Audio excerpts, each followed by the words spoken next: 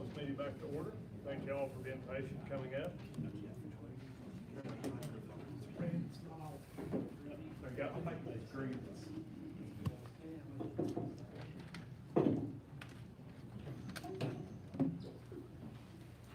All right.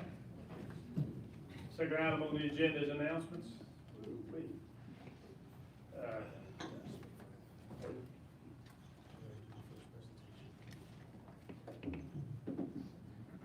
We'll do the announcements first.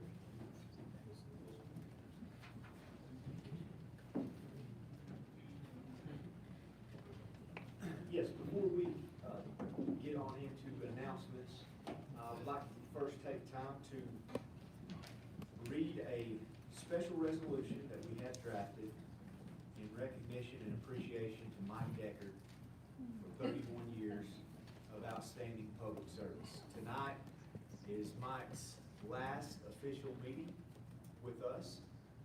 He's done an excellent job here. Had his retirement celebration last Friday, and wish Mike all the best in his retirement. Know that he's going to enjoy it, and can't thank Mike enough for everything he's done for Macon County in the time he's served here. So Mike, thank you. And Mr. Chairman, I would like to take a moment to read the resolution. A resolution of recognition and appreciation to Mike Decker for 31 years of outstanding public service. Whereas Mike Decker began his career with Macon County in the Planning Department as the Planning and Special Project Coordinator on April 17, 1992, serving in that role for 5 years, at which time he was promoted to the Director of Planning and Development and served for 1 year before leaving to serve the town of Franklin. Whereas Mike returned to Macon County and served as the Human Resources and Safety Director, Deputy Clerk to the Board of Commissioners from March 15, 2011 to June 19, 2023. And whereas the county experienced unprecedented growth and change during Mike's tenure, yet with his leadership, the Human Resources Department continued to maintain and even enhance the county's benefits, personnel practices, and services to the employees and the community. And whereas during Mike's tenure, the HR department coordinated several pay studies, implemented an insurance committee to review cost-effective benefits, implemented procedures during the COVID-19 pandemic to maintain staff health and safety, enhanced recruitment and hiring procedures, and provided support to over 600 employees throughout 26 county departments, all under Mike's steady supervision. And whereas Mike has attended approximately 283 Board of Commissioners meetings and scribed an unmeasurable amount of minutes and documents into the archives for the history of Macon County, and whereas Mike has delivered these services to the employees, board, and citizens of Macon County with the utmost care and concern, calmly listening to employee and citizen complaints, resolving differences, responding quickly to requests for assistance, and improving services where possible. And whereas Mike, with his calm, kind, patient demeanor, has earned the respect of his colleagues and staff, the trust of the county residents, and the recognition of a dedicated public servant by the Board of Commissioners in Macon County. And whereas throughout his 3-decade career, Mike has led by example, mentored his staff, instilled in them the values of commitment and teamwork, and provided excellent customer service to the employees and citizens. And whereas Mike will be retiring on June 19, 2023, now therefore be it resolved that the Macon County Board of Commissioners does hereby commend Mike Decker for his outstanding public service for the past 31 years and 9 months, and expresses its deepest gratitude and appreciation for his dedication to the community. Adopted this the 13th day of June 2023. Mr. Chairman, I think at this time it would be appropriate if you would want to present this to Mike. Maybe stand and get a photo op. Yeah. I know you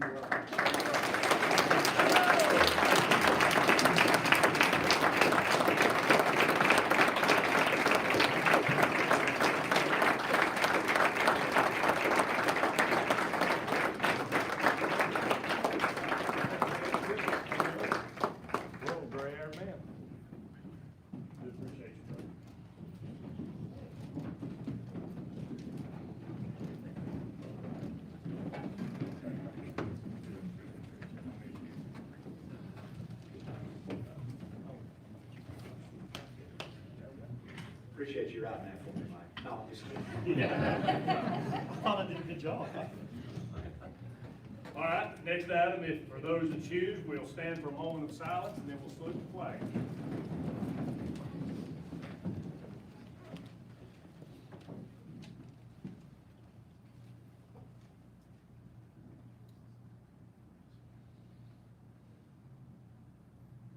Amen.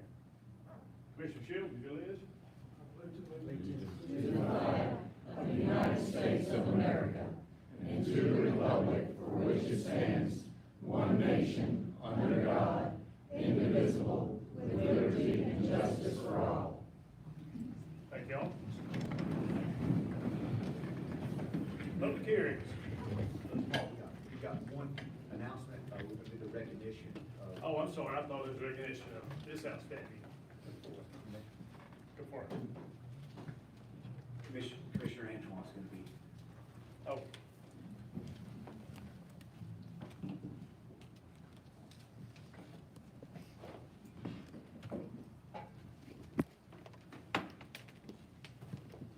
Good evening. My name is Bonnie Peggs. I happen to be, My name is Bonnie Peggs. I'm one of 3 volunteer chaplains with Danny Antoine and Davis Hooper. Davis would be here, but he just got out of the hospital after surgery. We do chaplaincy for the Franklin Fire Department, the Franklin Police Department, Macon County EMS, Macon County Dispatchers, Macon County Sheriff's Department, and the state troopers who serve Macon County. We do a number of things throughout the year. One of them is we do critical incident stress management, which is something that we do if there's a particularly horrific scene. We can go to the scene and do a 10-minute debrief, and then within 24 to 48 hours, we do a full debrief. What this does is it helps the first responders when they go back on duty, it helps them when they go home, it reduces burnout, it also reduces suicide rates. We also, 3 years ago, gave out devotionals for all of our law enforcement, including Highlands Police Department. This year, we're giving devotionals to Franklin Fire Department, to EMS, and to the dispatchers. Let me first say, it's an absolute honor for us to get to do this for all of these men and women. The job they do it's amazing. We also get to do ride-alongs with them, and within the ride-alongs, it's also an opportunity for, to decompress, if you will. And they all know that anything they speak to us about during that time, it stays very confidential with us, so it gives them an opportunity to be able to speak and not have to worry about any repercussions, with that. A couple of years ago, Ms. Bonnie came up with an awesome idea of doing an annual Christmas dinner, which Discover Church actually has been sponsoring for us. And during that dinner, we actually give them a gift to go home with, for each one of our first responders. And also, we started doing a pancake breakfast. Now, the pancake breakfast has been an amazing success, and it was just kind of done to kind of help bring about a lot more camaraderie with these guys and to give us an opportunity to get a lot closer to them as well. So every major holiday, even though most of us are off on those holidays, for all the men and women that are on shift as first responders, we go in to the Franklin Fire Department and we cook them an awesome pancake breakfast and have a good time with them. This year, we're adding 2 additional things. One is we're giving them pocket crosses to those who we do critical incident stress management to, and also when we do ride-alongs. Basically, a pocket cross is something they can keep in their pocket. When they feel it, they know that there are people who are praying for them, praying for their courage, praying for their strength, praying for their patience, and praying for their caring. Danny is giving one to each of you. It's just a symbol, again, for them to realize that we are there for them no matter what. The other thing we've added this year is we as the chaplains, we recognize what they do every day. So we've started a process where once a quarter, we're recognizing one person from each department who's gone above and beyond their normal above and beyond. So they'll be getting a plaque, they'll also be getting a $60 gift certificate from Hayward Smokehouse, and so we would like to recognize them now.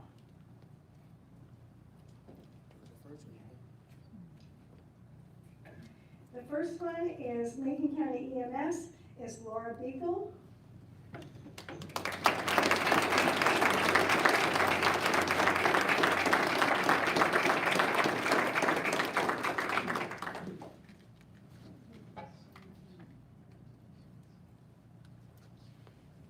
second EMS is Brianna Buchanan.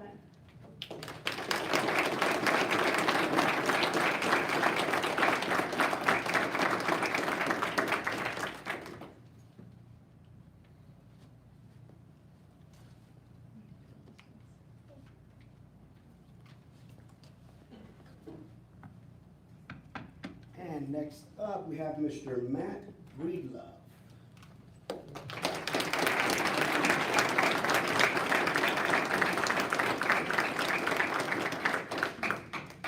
He is from the Sheriff's Department. I also want to take just a minute just to recognize Matt as well. Quite some time ago, he applied for his intermediate and his advanced law enforcement certificate, and we recently received those. One thing I took from my first line supervision class was reprimand in private and praise in public, and I can't praise Matt enough for the job that he's done for the sheriff's office to ensure the safety of our citizens. And Matt, there you go, buddy.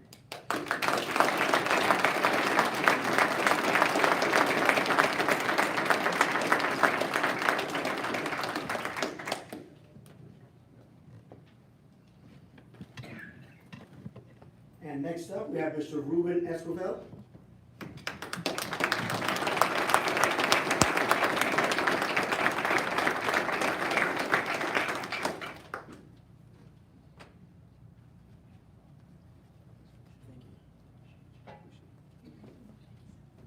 And then finally, we want to recognize our dispatchers. We know that so often dispatchers aren't recognized like they should be. They're actually the very first one for any of our first responders, so we want to recognize our dispatchers as well. And so next up, we have Heather Connor.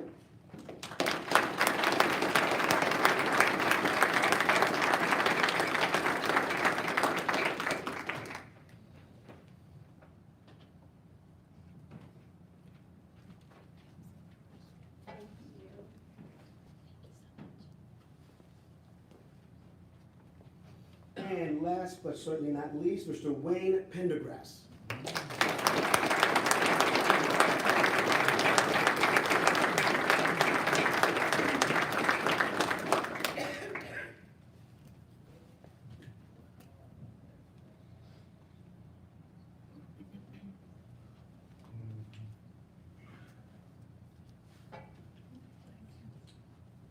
We thank you so much for allowing us to do this. We know how much our first responders mean to everybody in the community, and we just want to take the opportunity to recognize the gift that they give.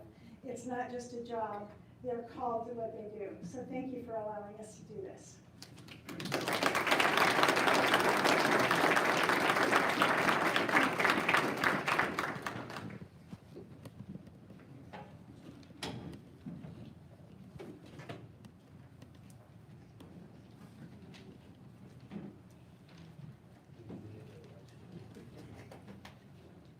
All right, public hearings. We have 3 public hearings tonight. The first one is to consider amendment of chapter 157 of the Macon County Code of Ordinances to include cryptocurrency mining facilities and/or similar server-based facilities. Planning Director, Mr. Joe Allen.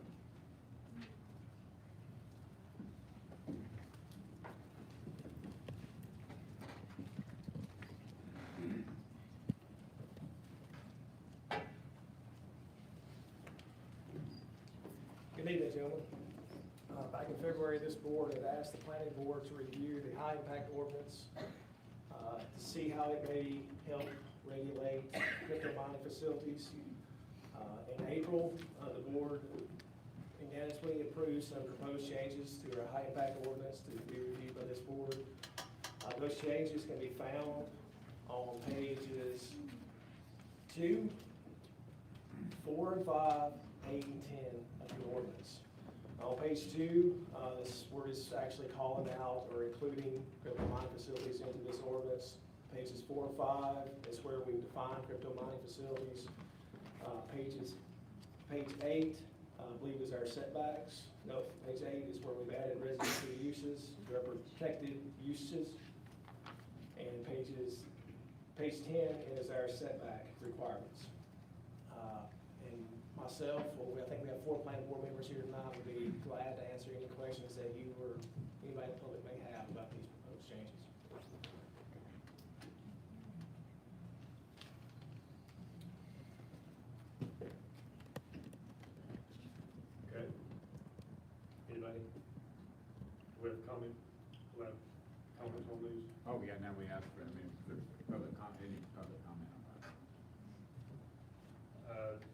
anybody sign up to speak? Let me get that list from Brett. Just a minute.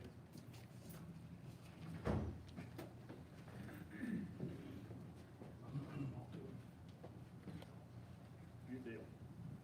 Thank you. Yes, sir. Okay, we have two people signed up. Sorry about that. Noel Kirkland.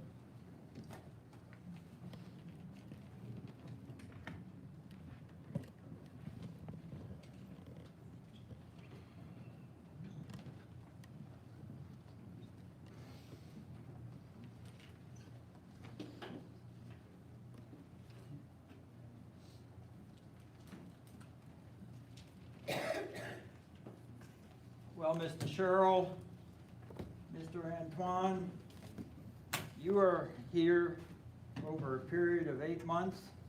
You have not yet experienced the Norrell Kirkland Dog and Pony Show. Tonight, the show commences. We all are hearing, regardless of your political position, about global warming. And certainly we've seen last week what happened up in our neighbor to the north. So I am proposing a new thing that Macon County would evolve, a manufacture of individual protective clothing. And all you have to do is put 2 armholes in here and something for your head, and boom, you've got a protective gear right at your side. Now, I know we don't have any large bodies of water, but you could dredge the Little Tennessee, widen it 50 yards, go all the way down to Tennessee and join the Mississippi, and we could have a manufacturing facility where we develop ships that do have an iron keel, but it's plexiglass on the hull. So you can see the whales and the fishes going by and even see icebergs as they approach. Now, if any of you are here willing to believe either of those idiotic claims that I just made, maybe you'll like my presentation of Cryptio, a new kind of coin where we have currencies that have just a cardboard surface,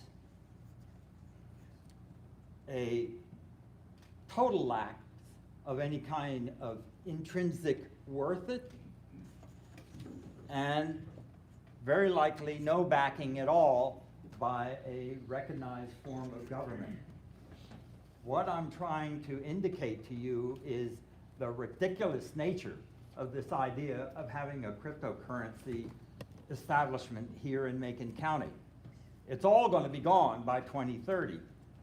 Just like your grandmothers wore ostrich plumes in their hats in the 1920s, it's a fad. It also consumes excess amounts of power that we could use in our homes. It's a 24-hour operation. I strongly recommend you deny any application to start this kind of business in Macon County. If it is desired by citizens, Canton has lost their main income source. They need a new facility. Let them go there. Do not let them stay in Macon County. Thank you.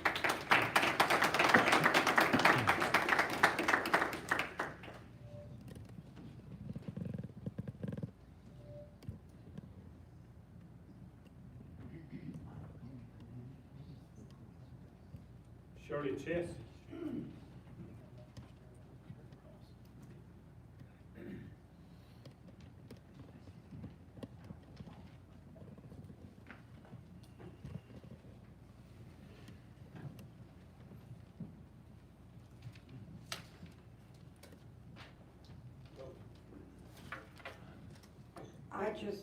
wanted to say that I have so enjoyed 32 years of living here in Macon County and enjoyed having been a city girl and a suburban girl, now being a country girl, and enjoying the peace and quiet of Macon County.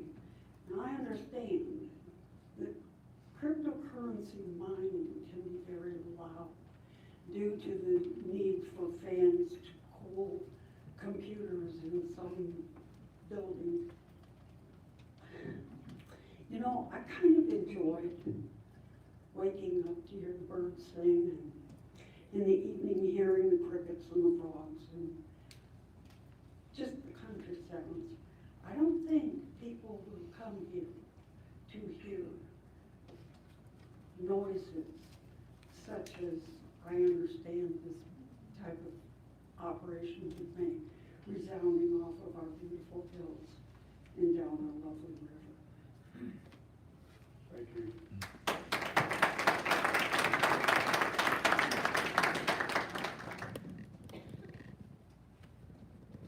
All right, gentlemen, great presentation by Mr. Allen. Anything else? Unless you guys have any questions. Pardon? Unless you guys have any questions. What's the pleasure of the board? Would you close the public hearing, please? We'll close the public hearing on the proposed amendments to Chapter 157 of the Macon County Code of Ordinances to include cryptocurrency mining facilities and/or similar server-based facilities. For clarification, this is to regulate them. Right now, they're currently unregulated. This is to add into the ordinances that they are regulated, that they comply with the time restraints and the noise requirements and the distance requirements that are not currently in our ordinance. So this would be to regulate them. Otherwise, they would be able to come in and regulate or operate unregulated. Endless hours, too. Correct. Chairman, as liaison to the planning board, I make a motion we adopt amendment to chapter 157 of the Code of Ordinances. Second. All right, gentlemen, a motion and a second on the floor. Further discussion? Thank you to the planning board, Lynn Hedden, and legal counsel Ed Ridenhour for your effort in this. Just trying to clip it in the bud. So a motion and a second. All in favor, please signify by saying aye and raise your right hand. Aye. Thank you, gentlemen. Thank you, presenters. Joe? Item number 2, to consider modification of Chapter 28 of the Macon County Code of Ordinances to prohibit camping along the Middle Tennessee River Greenway, presented by Sheriff Brent Holbrooks. Welcome, Sheriff. Thank you, sir. I really don't have much prepared. With that being said, I think John may have some ideas on how to regulate, or maybe either say yes or no to the camping along the Greenway, whether or not you agree to forbid camping along the Greenway. I think we need to prohibit camping not only on the Greenway, but all county-owned properties. With that being said, I mean, who's to say that folks, whether they're homeless or not homeless, and folks, by any stretch, I'm not targeting the homeless, through hikers, what's to say that they can't pop a tent at East Franklin School or Parker Meadows, or wherever the case may be? I think we need some sort of restrictions on the camping, on Macon County property. And if you do agree to allow them to camp on county property, I think they need to be required to register. What that looks like, I don't know. Maybe they can come over to the sheriff's office. I know I have a lady that sits up front that can register these folks. I think that would clear any liability on our end, if that was to pose an issue. And also, you know, we've got to be mindful of sanitary concerns. I think Joe can speak on that if he hasn't read off already. I know especially in the winter months and the colder months, what bathrooms we do offer, whether it's at some shelters throughout town or at the parks, they're typically locked. And there's only one place to go, and that's behind the bush. So that's definitely some concerns as well, so. It's up to y'all. Okay. Thank you, Sheriff. We have, two people. Or here's a note, I don't read Greenway. Marcia Denny, I know for sure, is Denny, Marcia? And the first person wrote in here, I support do not allow trash, violent encounters. No names, so is Denny here yet? Thank you. You. I'm one of the board members for Friends of the Greenway, and Friends of the Greenway has always had bylaws. And if anybody wants to know what the bylaws say, commissioners, we can always present that to you. And there is a prohibition of any kind of tent or any other structure on the Greenway. So it is already written down, and so the Franklin Police has worked with us very nicely in that whenever we do have homeless people come and want to camp out, and they want to do it behind structures, or they want to do it behind certain bushes, or they want to do it under the overpasses, then they are called in, and two, they do patrol that area as well, and from time to time, and so they are very well qualified, and they do have a lot of information about the different homeless people, and so they remove, their belongings. So the point is that Friends of the Greenway just doesn't allow any camping at all. Okay. I didn't know you had to sign up to speak. Can I beg your You forgiveness? don't speak? Yes, please. Come on up.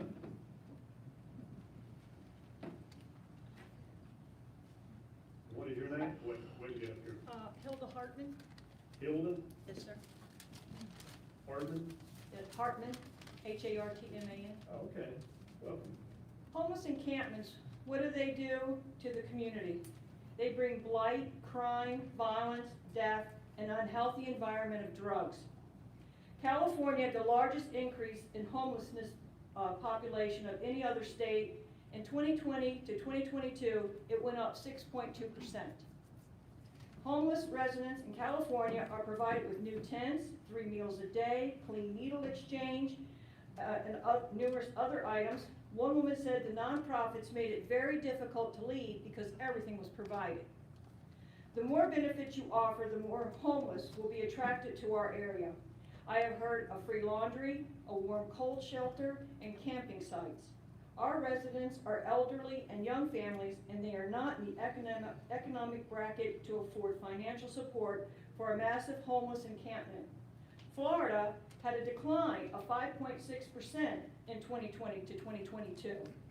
It is being said that home prices are causing homelessness, not drugs or mental illness. Florida is very expensive, so this isn't true. The solution I can think of is arrest any vagrants on the old vagrancy charges, test them for drugs or mental illness, get those who are in need of detox or mental medication for mental illness, and direct them to the correct facilities. If a person has completed the detox and reappears on our streets as a vagrant, then they should be sent to prison. This may sound harsh, but leaving a person to die outside, like the person who died behind the Gem and Mineral Museum, is not humane. In closing, may I request the commissioners please contact the appropriate department in Florida to see how they successfully handled the problem. There's a website, myflfamilies.com, and you just look on there. Thank you very much for your time and your Thank you.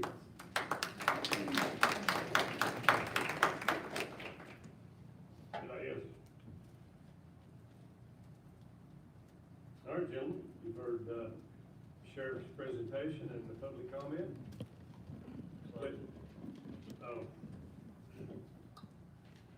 we'll close the public hearing.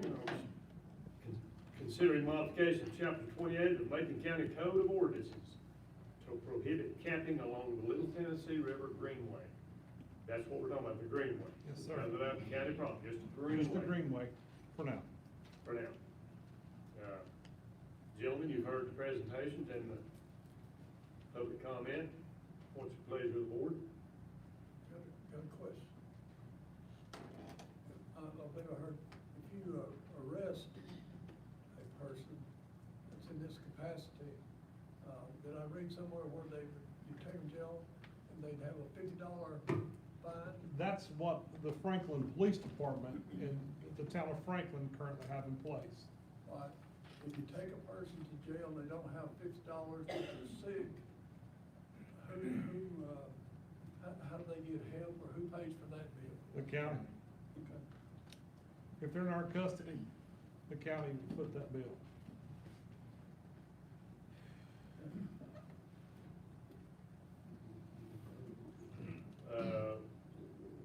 We need a motion or a second before further discussion. We've closed public comment. But we know everybody, we do it here when we want to. The proper protocol would be a motion second discussion, but if we don't have a motion or second, we'll do discussion first. Chairman, I'll make a motion. We modify chapter 28 of the Macon County Code of Ordinance to prohibit camping along the Little Tennessee River Greenway. Second. Got a motion second on the floor. Now, further discussion. If you don't mind, I'd like to discuss my motion. I don't want to restrict county property, and I don't want to, take away public lands, but I think the intent here is to keep the Greenway accessible to all walks of life, all people, and maybe we can entertain Parks and Rec Committee where we have designated camping areas. But right now, I feel like this is the way to keep our Greenway, patrollable, clean, and kind of mimics the Forest Service, in my opinion. Forest Service, you just can't camp anywhere. You have designated camping sites, and I think this will kind of go along with that. So that's the reason for my motion. Well, since the sheriff addressed me earlier, in my comments in the past about this, I didn't say that I thought it was okay for people just at will to go and camp wherever they want to.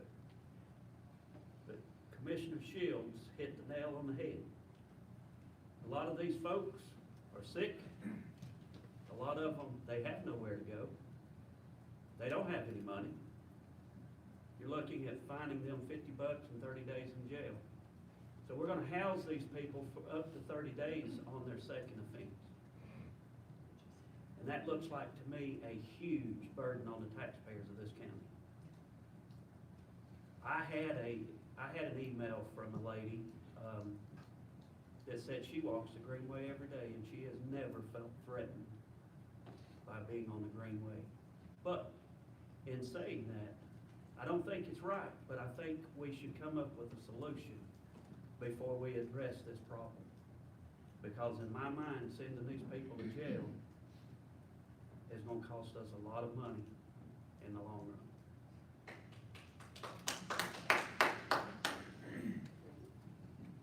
Is there in the medical piece there, is there a level there where it's over $500 or less, or is there such a boundary as that for medical purposes? I don't know, maybe Eric can touch on that. It don't necessarily have to be criminal or civil. It can be community service these folks have to.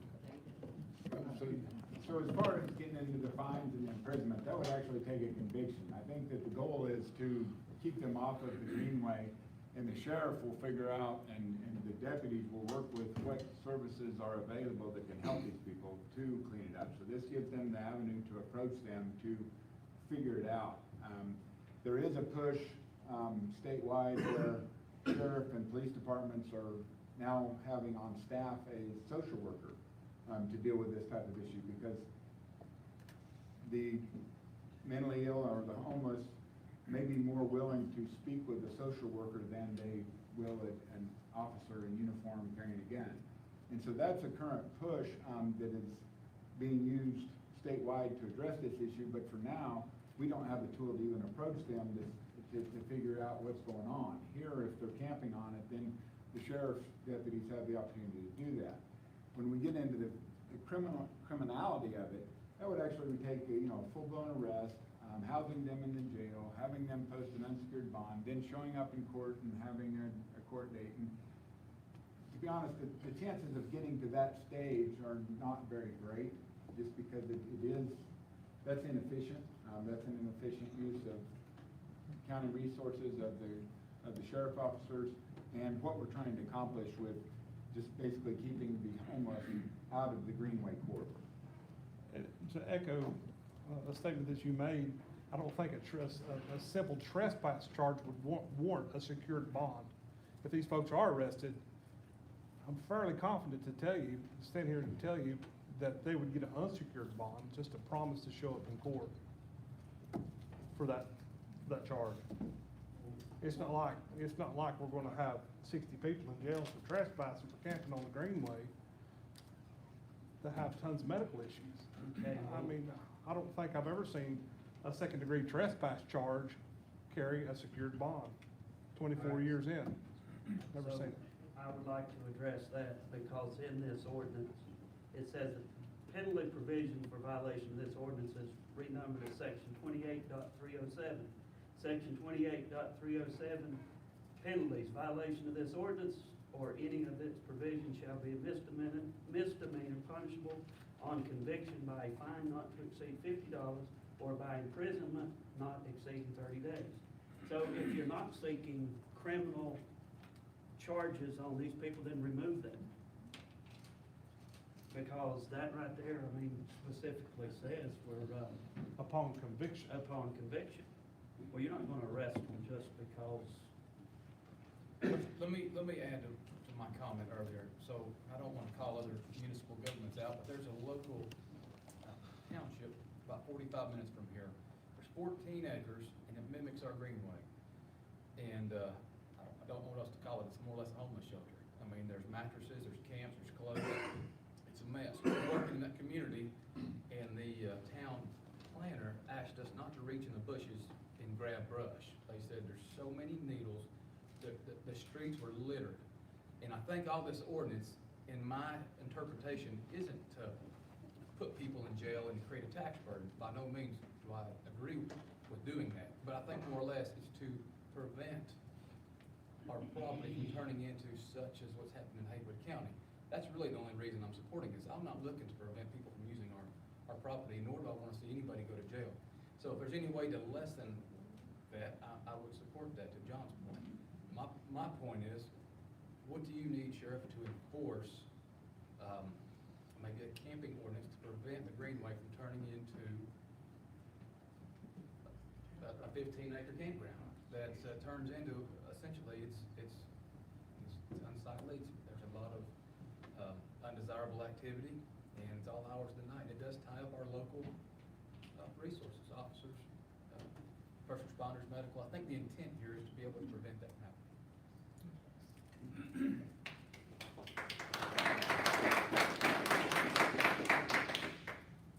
And Josh, I agree wholeheartedly. Macon County is home to all of us, and we want the best for our home. But this problem is happening all over this county. I mean, you go out to the rec park, I mean, there's people in there overdosed in the restrooms and everything else. And so this is a huge problem throughout this county with these needles. I worked on a piece of property not too long ago, and there was a huge bag full of used needles where they trashed up. So I understand, but my worry is if these people are camping on the Greenway, no, I don't think it's right. But there again, I think we need to have a solution before we come up with a move to restrict it. And where are we gonna put these people? Well, I agree with Josh in that. I mean, if you look at what's happening all across the country with different areas where they're allowing for this to take place, you know, it's turning in not just like a homeless shelter, but the crime and everything goes up with it. So I don't feel like this is in order to try to put people in jail, it's to prevent a serious situation for other Macon County residents that are here, especially when you have families and you have kids that are running around. And I do agree that we do have to have a solution to this, and I don't know what the solution is. But if I'm understanding this correctly, it's really to prevent us from getting to that place where the Greenway does not turn into a 15-acre homeless shelter, right? Yes, sir.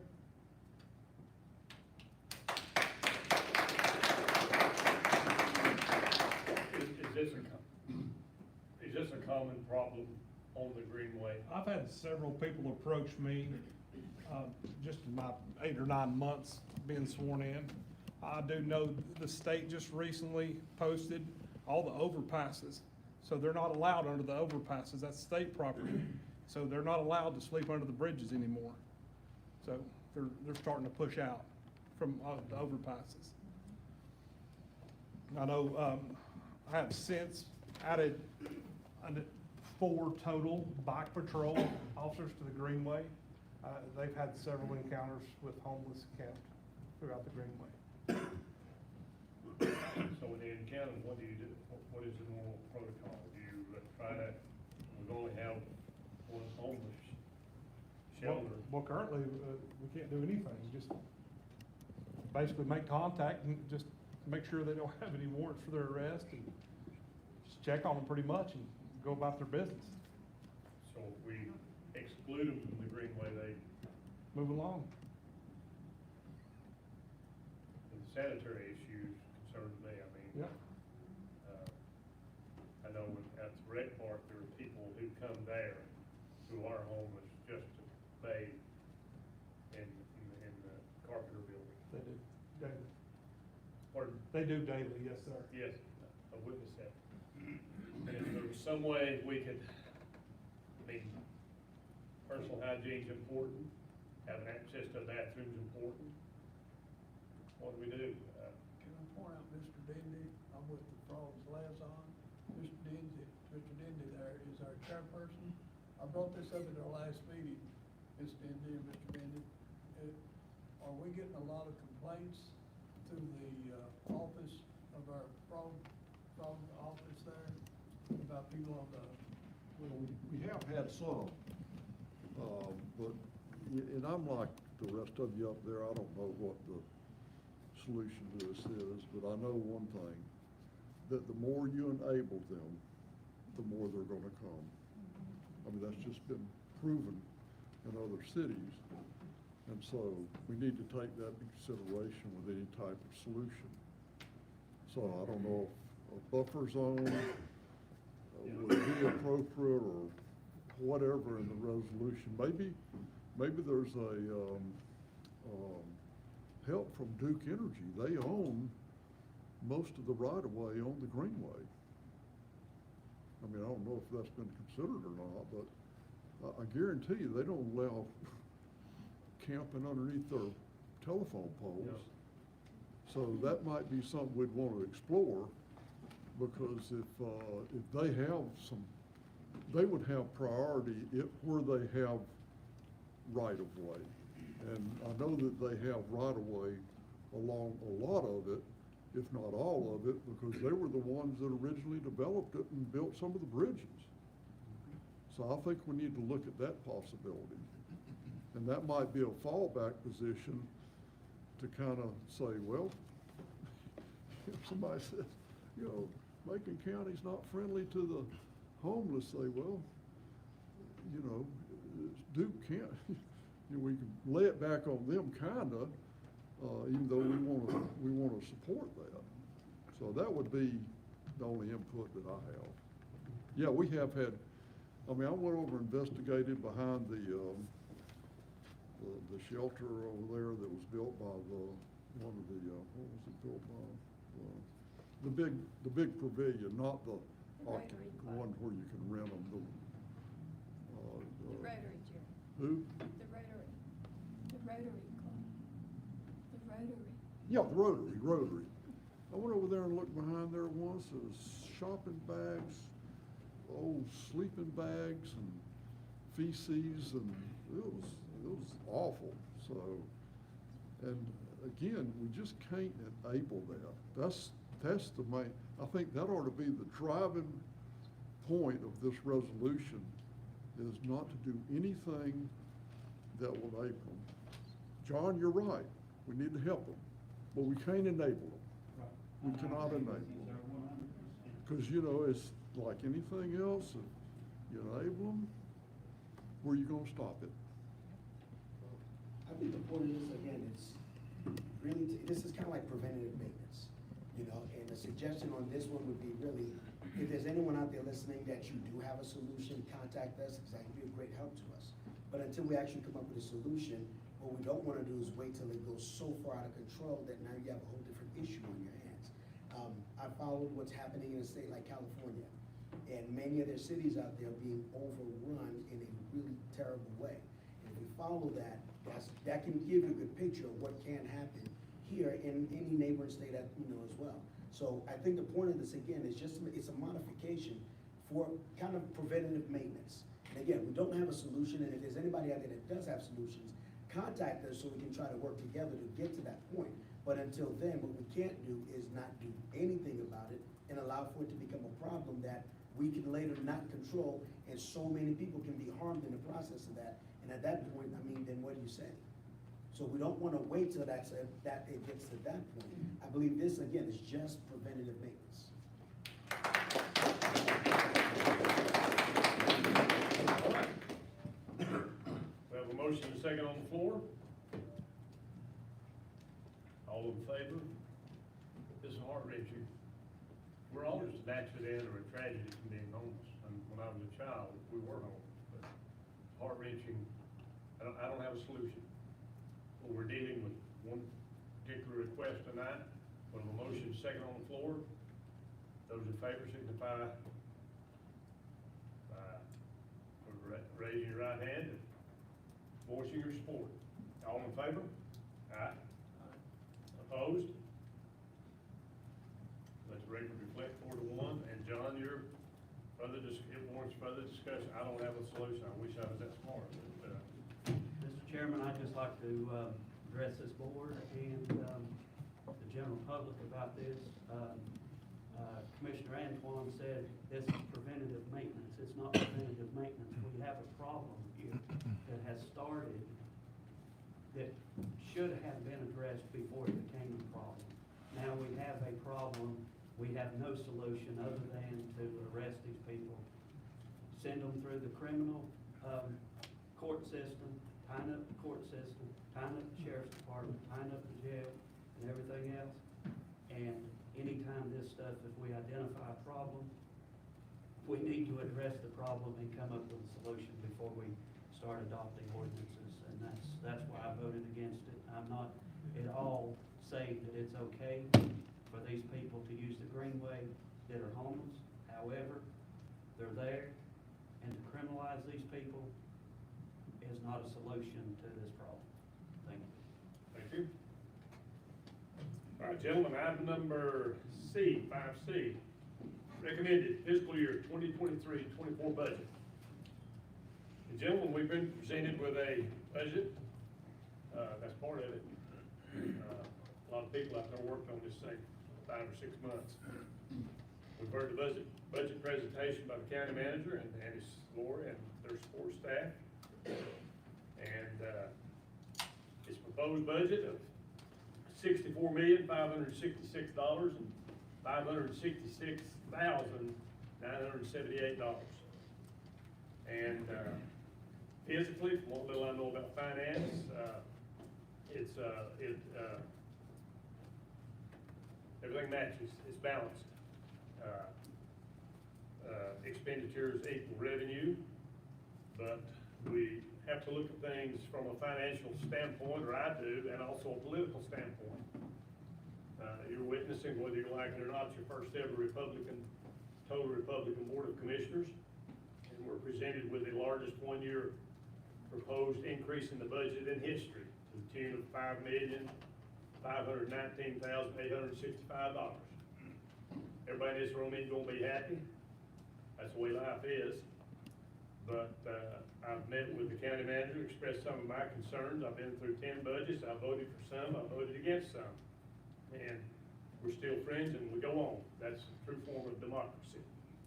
And, I hate that word, but that's the way it is, majority rules. So we've been presented with this, and I will reserve my thoughts until the end if there's discussion. Now, do you want to do this first before we have a discussion? Okay. We've got 3 people signed up, public comment on the budget, on the 2023-24 proposed budget. First is Jim Desterly. Pardon? We open, how do we do that? Don't anything? Public hearing's open. Come on, Jim. Hi. My name is Jim Osterly. I'm from the Highlands area. I'm originally from the north, so I hope you can understand me. I previously addressed you commissioners in March with regard to the Highlands school projects, particularly the pre-K. I'm not going to talk about that today. I understand it's being handled in its own way, and there's others more qualified than I am to speak about it.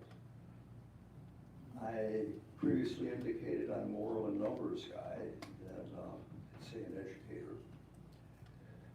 So, realizing, or with that perspective, after that meeting, I tried to dig in to the process of what I would call the budget. And I attended meetings, I did some reading, I talked to people, and I'm not sure I ever came to a conclusion. However, the common thread seemed to be, and this particularly pertains to capital budget, school budgets, and as I understand it now, even some county projects, it's not in the budget. And I didn't understand what that meant. I never had anybody explain to me what it meant. And the only thing that came, from my perspective, again, is the budget is designed to be revenue neutral, which it's not designed to really handle capital projects or large dollar projects.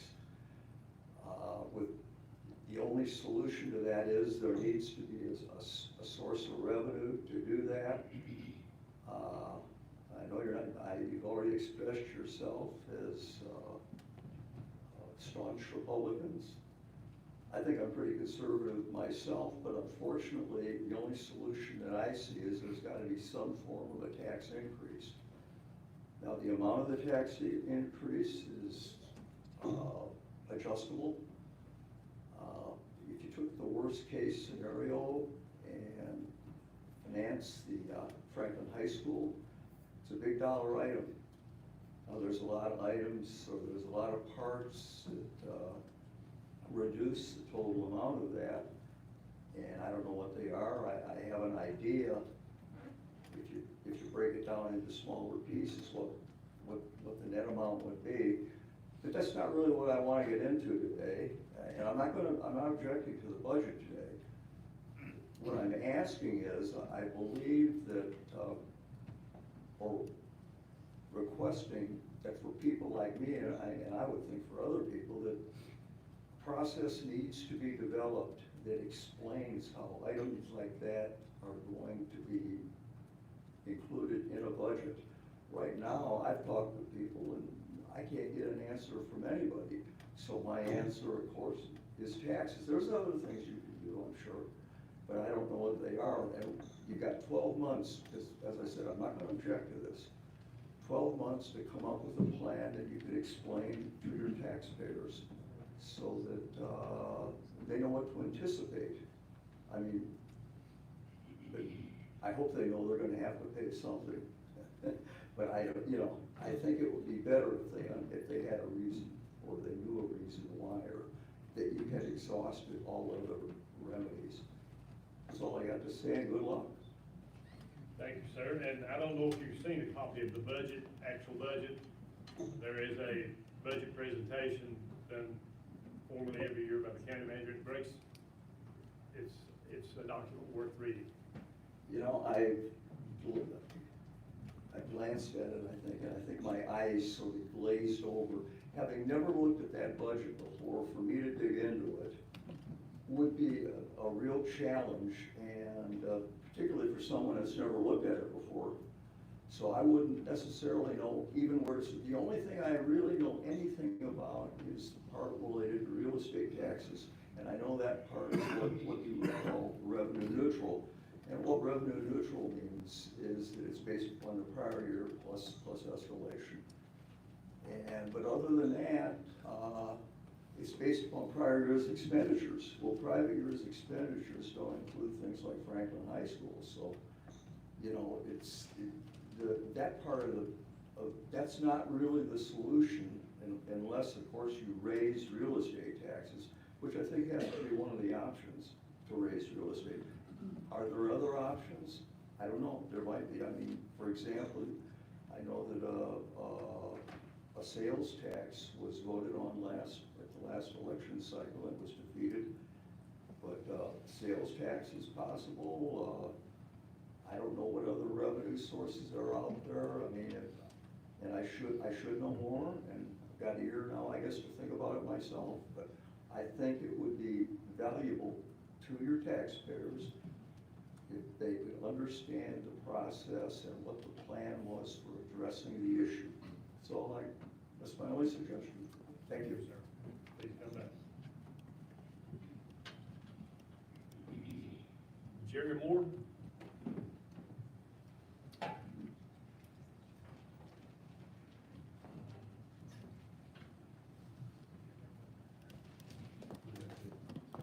Good evening, folks.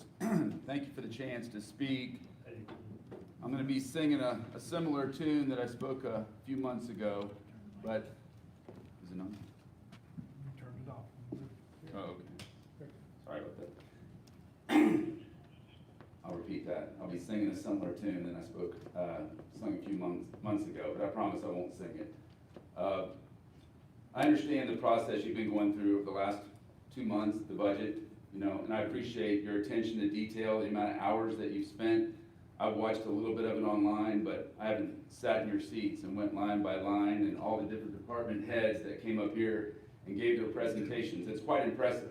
I mean, a $59-64 million county and all that goes into it, it is overwhelming, like Mr. Osterley said. And Lori, you do an amazing job navigating that. I do some bookkeeping, and I'm a treasurer of a foundation in our Rotary Club, but nowhere near what this young lady does when she puts this budget together for you guys. So I appreciate that hard work, and I appreciate your dedication to that. I have one specific area I want to talk about, and it won't surprise you. It's the Highland School project. As you're well aware, this was a budget amendment in this year's budget that was removed in December of 2022. It was no longer incorporated. So let me just start from the beginning. Why am I talking about that? What is the need? Well, we've got a waiting list of 50 kids in both child care and pre-K in the Highlands area. We need renovations to our media center to accommodate our kids, to enhance their learning facilities. We need renovations to the remote learning room where numerous classes have to be taken. When my kids went to Highland School, they couldn't take psychology because there would only be 2 kids in the class, or 3. If they took an advanced level course, an AP course, it couldn't always be offered in the classroom because there may only be a couple kids. So we have them in this room that's just, it's not acceptable. So that's part of the Highland School project, is to renovate that room and to make it more amenable to learning. Being a small school, we have to make those adjustments. We get it. We're not going to have 20 kids in the classroom to make it work. If we did a pre-K and we did these other projects, it would provide 36 spaces in Highland School. That's not going to fix the entire situation that we're in right now, but it will make a dent. What's the history on this? In 2018, AHEC was created, that's Advancing Highlands Education. It was a group of concerned citizens that came together and raised money to enhance learning facilities at Highlands School. They got smart boards, they got other equipment for the teachers to use.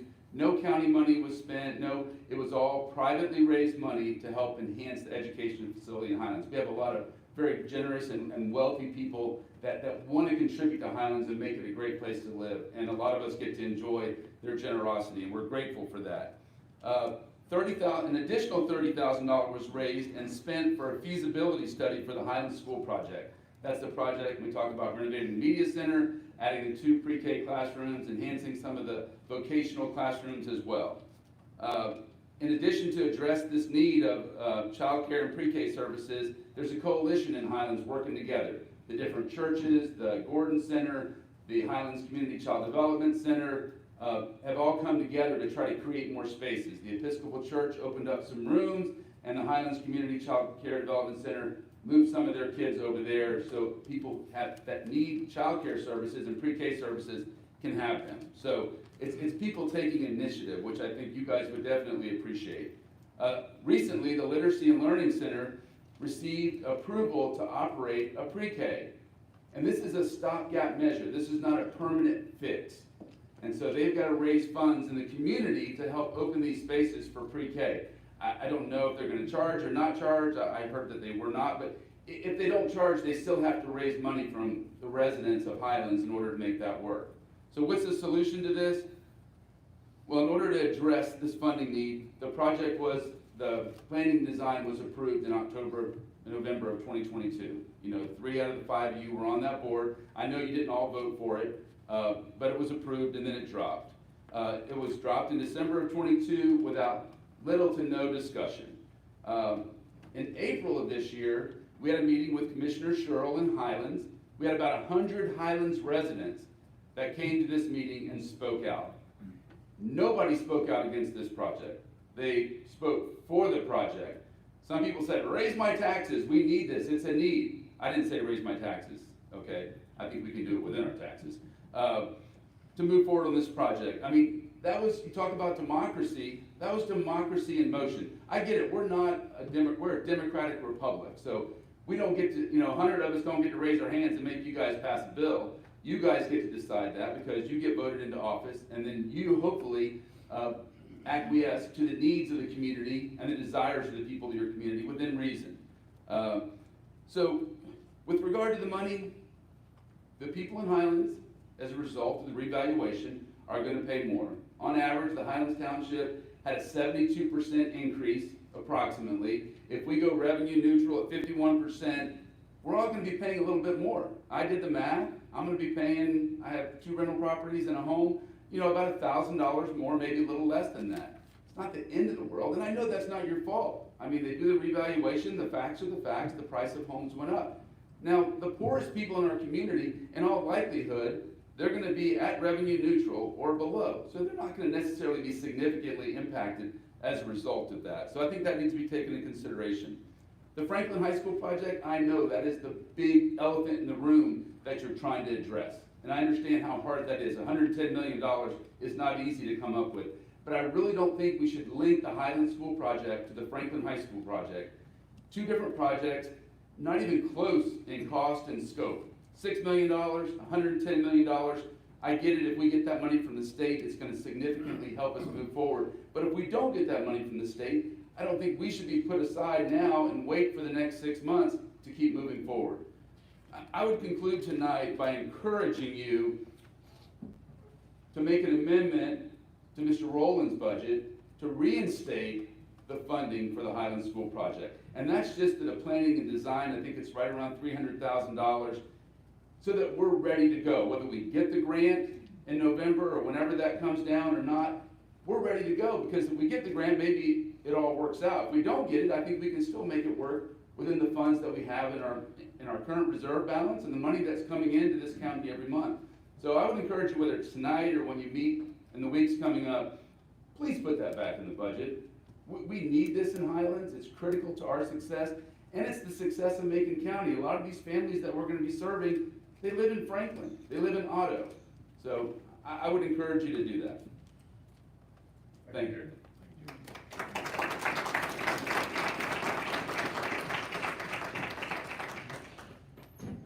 Jeff Wilson. Welcome, Jeff.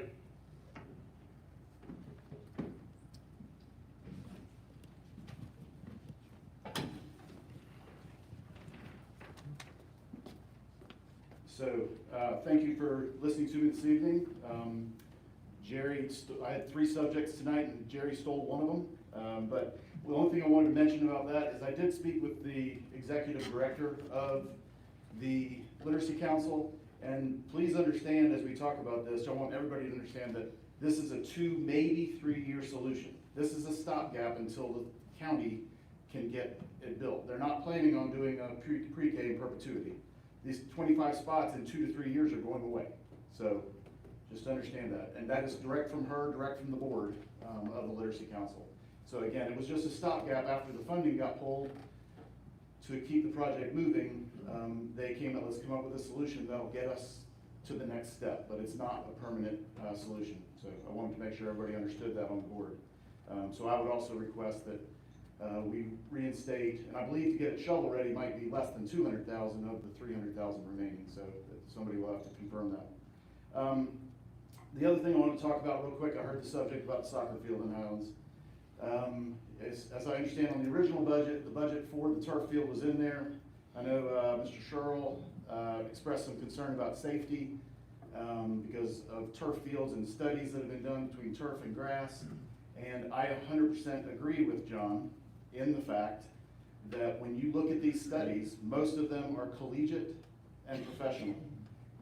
Professional soccer associations have come out against turf. They don't want it. But let's also understand, we're talking about middle school and high school in Western North Carolina, where 40% of our kids, 40% of our girls play on the girls' varsity soccer team in order to field the team. And I'm not belittling any of their abilities, but we are not talking about a future pro soccer player. We are not talking about that level. We're also not talking about a soccer field that is, when you do this study, if you compare a collegiate soccer field to turf field, I 100% agree that these studies are accurate and true. And it is safer to play on grass. And there is not a field in this county that is up to that level. So we're talking about apples and bananas, different shape completely. Turf field, in my opinion, as safe or more safe based on freezing conditions, excessive water conditions, etc. So I coached 14 years varsity girls soccer at Highland School. This is my first year I did not. And during that time, I would say now, at this stage of the game, we play at least 1/3 of our games on turf fields. Our players love it, our coaches love it, because it's very predictable. So with that said, I have spoken to administration at the school, I've spoken to coaches, I've spoken to our players, I've spoken to our athletic director, and I've spoken to our Highlands athletic trainer. He also feels that based on our field and the condition of many grass fields we play on, a turf field would be as safe or safer. So, and that came from a professional athletic trainer that follows our teams, boys, girls, middle school, high school. So I wanted to mention that. And I understand that the funding is kind of being discussed about being pulled because of the study that's going on. I completely understand that, but keep in mind, the study was supposed to be until early spring. The test holes were drilled during spring break. So if we pull it from the budget, I'm not sure, then you're talking about getting into the next budget. So then we're another year gone. We've already lost 1 year for the study. Now we're potentially talking about another year gone.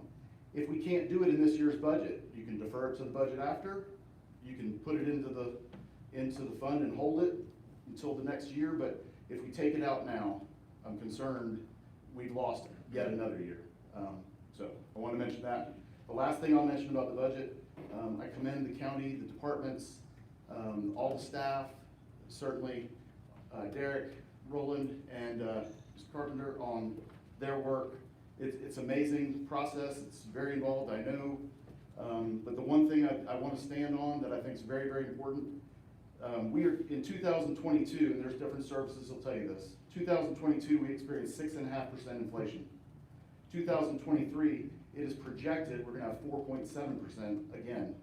And I hope that when it comes to pay increases for county employees, which are critical to the success of our county, that we follow this budget and don't reduce those increases for those people. Thank you. Thank you, Jim.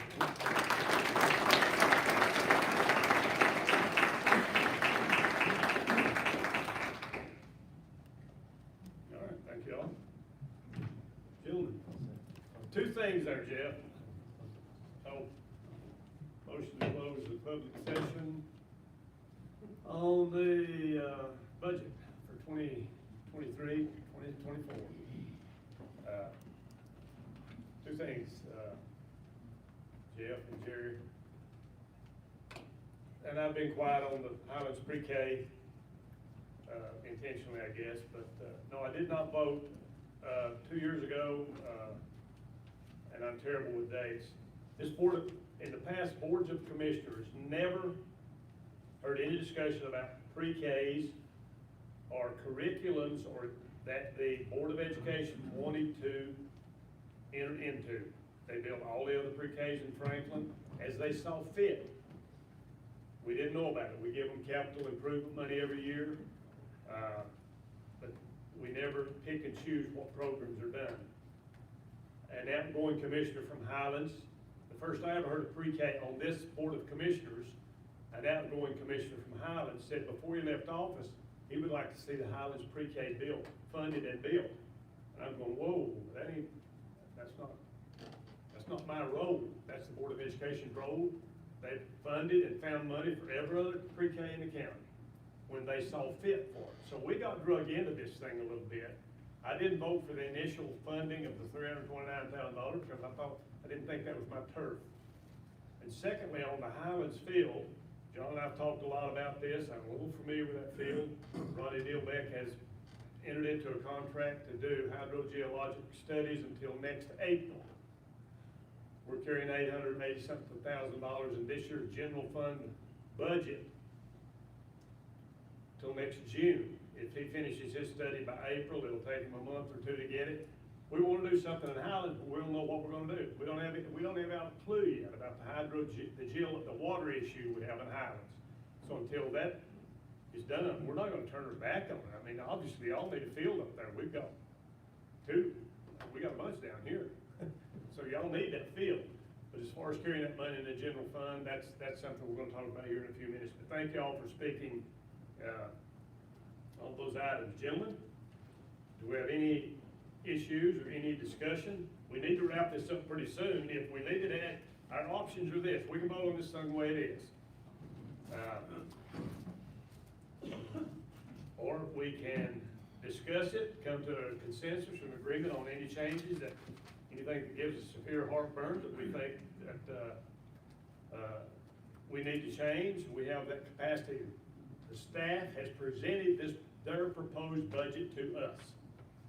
We have to act on it, fund it, and explain it to all of our constituents. That's tough sometimes to do. Like I say, some going to be happy, some going to be sad. But we're the elected people. Like it or not, we are in charge of explaining how we spend your money, everybody's money. So gentlemen, with that, if there's any particular items of discussion, I have some, but I'll reserve those until the end. So we'll start with Mr. Vice Chair, Josh Young. Appreciate that. Frank has his privileges. Well, I'll kick off a couple items on the budget here. One of them, we have a strong contingency that was recommended use for one-time purchases. Does anybody have a shovel-ready budget for the project in Highlands School project? Not necessarily through the full phase of construction, but to have a turnkey set of plans. Is there a number for that? When you say plans, do you mean through bidding or through construction documents? I would say through bidding. For bidding, 181,465. To get them through closeout, it'd be 294,080. That would be design development design, development, construction, documents, and bidding total to 181,465. If you add in construction admin, which means you've bid it out, you've awarded a contract, so for the architects to do the construction admin plus closeout of the project, that gets you up to the 294,080. Chairman, I'll just be honest. I was kind of anticipating, setting under new business after adjustments to the agenda, our fiscal year budget under 11B.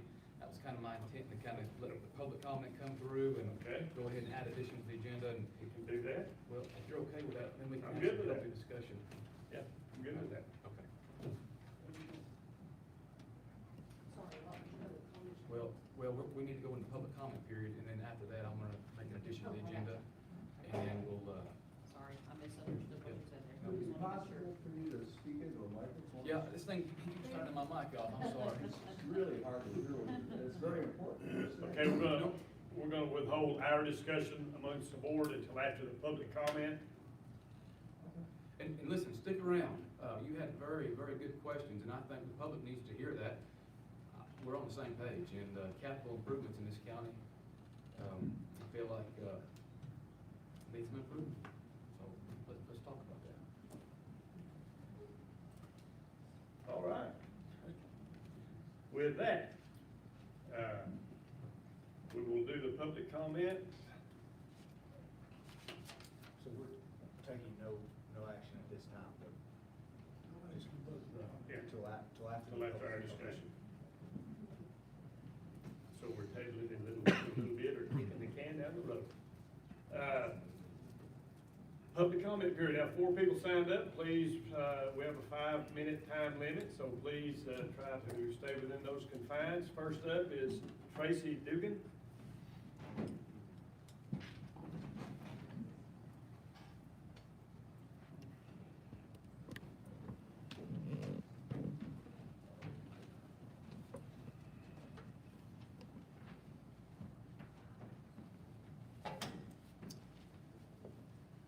Okay, I'm here, or I'm back to talk about, our animal control, department here in Macon County. They're doing a really poor job. I think that after talking to Burke County, which is Morganton, North Carolina, they have a much better, efficient structure to their animal control and services for the residents, because I have talked to lots of people who have either called animal control and didn't get any help from them, and a couple people here today are going to tell their stories of their interaction with animal control.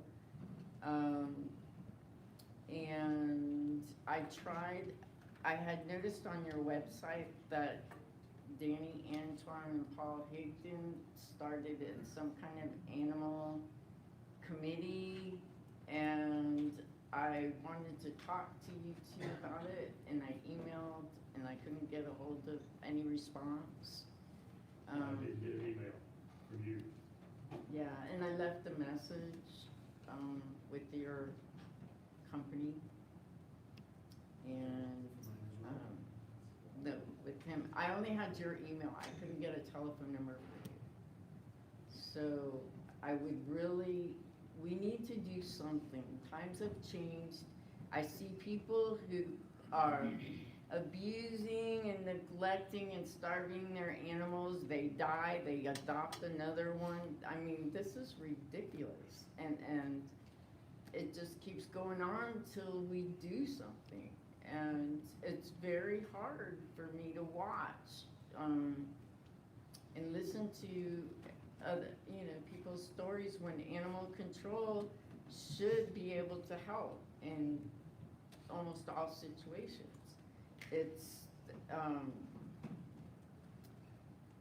and another thing I had addressed last year was the fact that people should be able to call in anonymously. Our laws and ordinance say that, because there's some rowdy people who are neglecting or abusing their animals and threaten neighbors, and they're afraid to give their names. I mean, it's, I just can't stop and do nothing. And I think our county, if we follow Burke County, we can set up a system where animal control has their own department. They can apply for funds, you know, not just from our county budgets, and but from all over, and federal government help, and we can get some help for these animals who can't help themselves. It's ridiculous. We domesticated the animals. We put them in cages. We can't, you know, they can't help themselves even if they wanted to. It's an atrocity, and I think something needs to be done about it. So, and that's it. And I would like to get some contact information to find out what's going on, like what your ideas or discussions on this. Is it Burke County that you're referencing?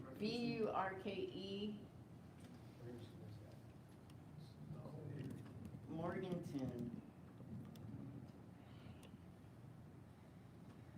And K Drawn, DRAUGN is very helpful, and she more or less spearheaded the whole structure of their animal control, and she's willing to help us. What is your name? Her name is K-A-Y, and her last name's Drawn. I believe she works in the county manager's office. And, in fact, I can give you her number, actually. We'll give you that. We'll give you the information. So you're passionate about it. Thank you. Yeah, I'll just give you her number.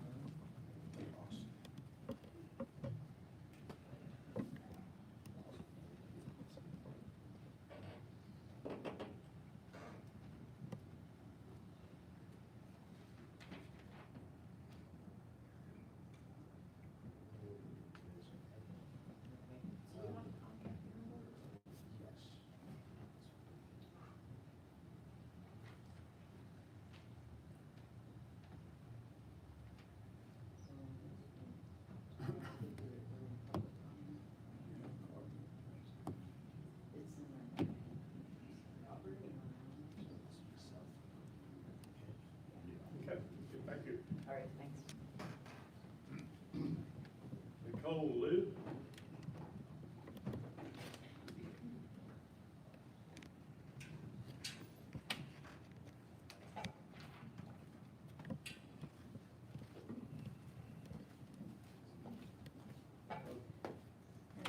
Good evening. I'd like to second what Tracy said about animal control. I've lived here for almost 10 years in August, and I have yet to have a good experience with them. My first experience was in December of 2015 when my friend let me know that there was a donkey on Bethel Church Road that was tied up to a trailer who did not have access to food, shelter, or water. Every time we called animal control, the owner was tipped off, and he would give him a couple flakes of hay, and then that was it. It would last him maybe a day. And then a couple of days later, he'd still be tied up to the trailer, to a tractor, to a truck in the yard, but yet this donkey was still tied up. And then one day, I don't know what happened, the donkey disappeared. Hopefully, there was a happy ending for that donkey, but I do not have hope. In October of 2022, my husband found a stray dog at Wesley's Park. It could have been dropped off, it could have been lost, it could have, there could have been any reasons. My husband called animal control, and it was after hours, no response, there's no emergency line. He called me concerned, and I called dispatch. And they said, we will have an animal controller caller call you back when they can. They called me back and said, exact words, "This is not an emergency." This was in October where it was 20 degrees without the wind chill, which with the wind chill in Franklin would be in the single digits. This dog could have survived or may not have survived those conditions, but animal control did not do anything. Now luckily we were able to house the dog temporarily until we can drop him off in the morning, but unfortunately some people, they can't do that. I was able to lock my dog up so I can bring that dog into our house. But I shouldn't have to have a dog, unknown dog in my house that could infect my dog. But we made that choice to help save this life. There are other instances in Macon County that I have noticed in the almost 10 years I've lived here, and they've all been the same response: we can't do anything. So these times have to change. Thank you. Thank you.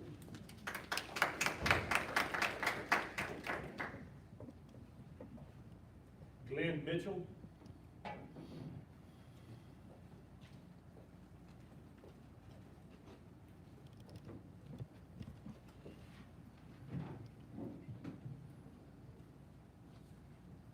Welcome, Glenn. Oh, how you doing, sir? The thing I was coming up with is, a neighbor of mine had a vicious dog at one time. It's since been gone, but it had attacked my dog and a neighbor's dog on multiple times. Animal control had been called 5 times about it, never did do anything about it. And then, another neighbor, that their dog had been attacked, that vicious dog had went up into their home where that neighbor's child was at, 5-year-old child, and attacked their dog again. While the father of that 5-year-old child wound up shooting the vicious dog because of this, because animal control did not do anything after 5 reported calls about this vicious dog. And then the gentleman had to wind up doing 30 days for animal cruelty. And I think that they should be a little bit more stricter and get more involved with different things around the county like this, where the animals can be taken care of where they should be. Thank you. Thank you, Glenn. Thank you for coming in. Have you talked with the health director? I didn't personally talk to anybody. The time that they got went after my dog, I was able to talk to the neighbor, and we resolved our problem.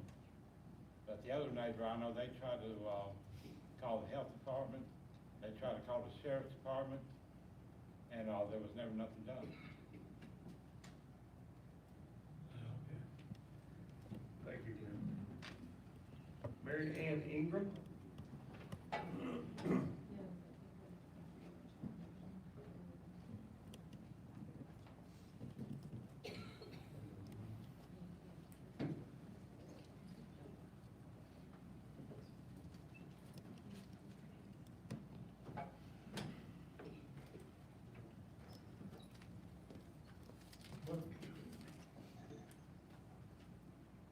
Good evening, y'all. Thank you for allowing me to speak. I've got two issues here, and the second one is real short. But the first one is about the animal control situation. And I have just become a foster for a dog this weekend. And I got to know Stephanie Price and talked with her quite a bit. And then today I called back and I spoke with Jason Brooks, who's the lead animal control guy. And then the director is Jimmy Williard.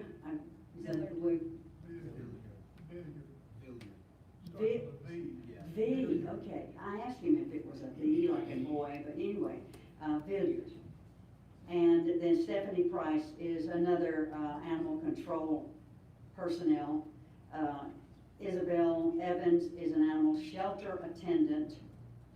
And Stephanie has been very busy putting on different events to try and get animals homes.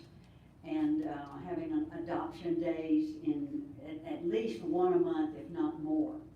And I think that's, you know, commendable on their part to try and get some help for the animals. They have also spoken about Buncombe County. And I was in Atlanta, and I was hauled into the courtroom twice over my dog that left home, chewed my fence down, and left during a rainstorm, thunderstorm. And I paid out the bucks to get my dog back. And Buncombe County seems to have a really good ordinance for animal control. And it involves, we who want to have animals must have a license to have that animal. And that means income for the county. And then when my dog causes an issue, I have to go to court, and I may have to pay another fine.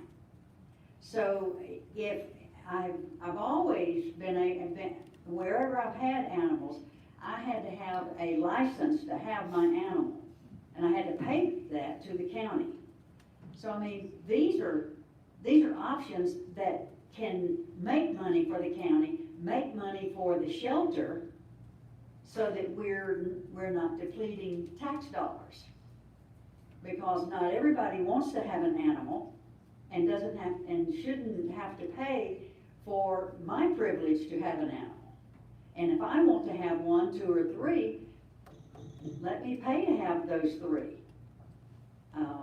That's just an opinion of mine that we could look at and see how the county could get some income to further their animal control. The last thing is, it's that time again. The pool is open. We need 7 swim shirts for the new lifeguards that are there and for sunscreen. Anybody want to ante up? I got 50 bucks here. Last year, hey, y'all were great to help out. Okay, thank you, sir. Mr. Sherrill, you helped me out last year. Okay, I'm counting on you. Thank y'all.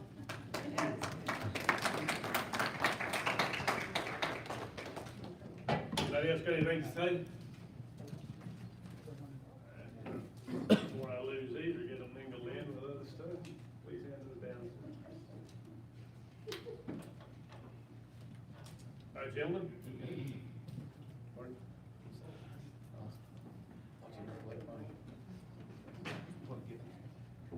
Any additions to the agenda? Yes, sir, Chairman. If it's okay, I'd like to add an item 11B under new business. And I would like to, it's called fiscal year 23-24 budget.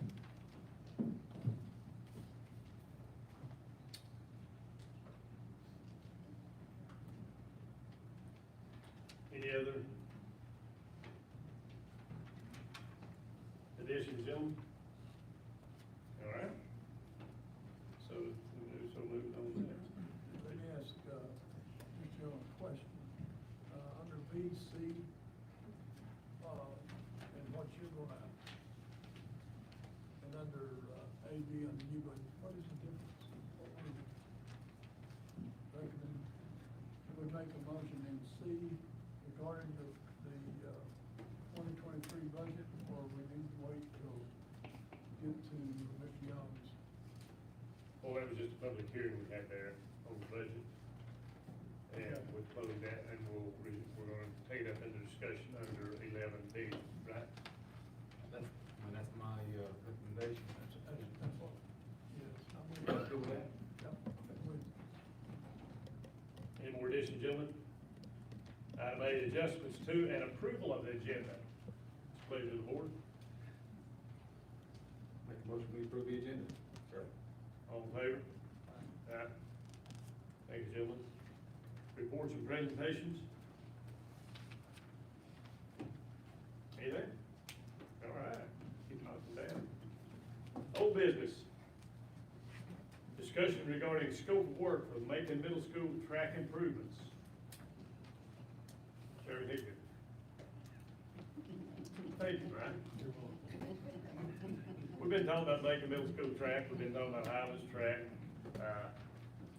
We have to have these tracks, we gotta have them in top shape. I made, at one point, while I was on the board, I voted without any background information or understanding to make improvements to a failing or a unsatisfactory track at Franklin High School where they cut out sections and tried to take some bolts out. It lasted,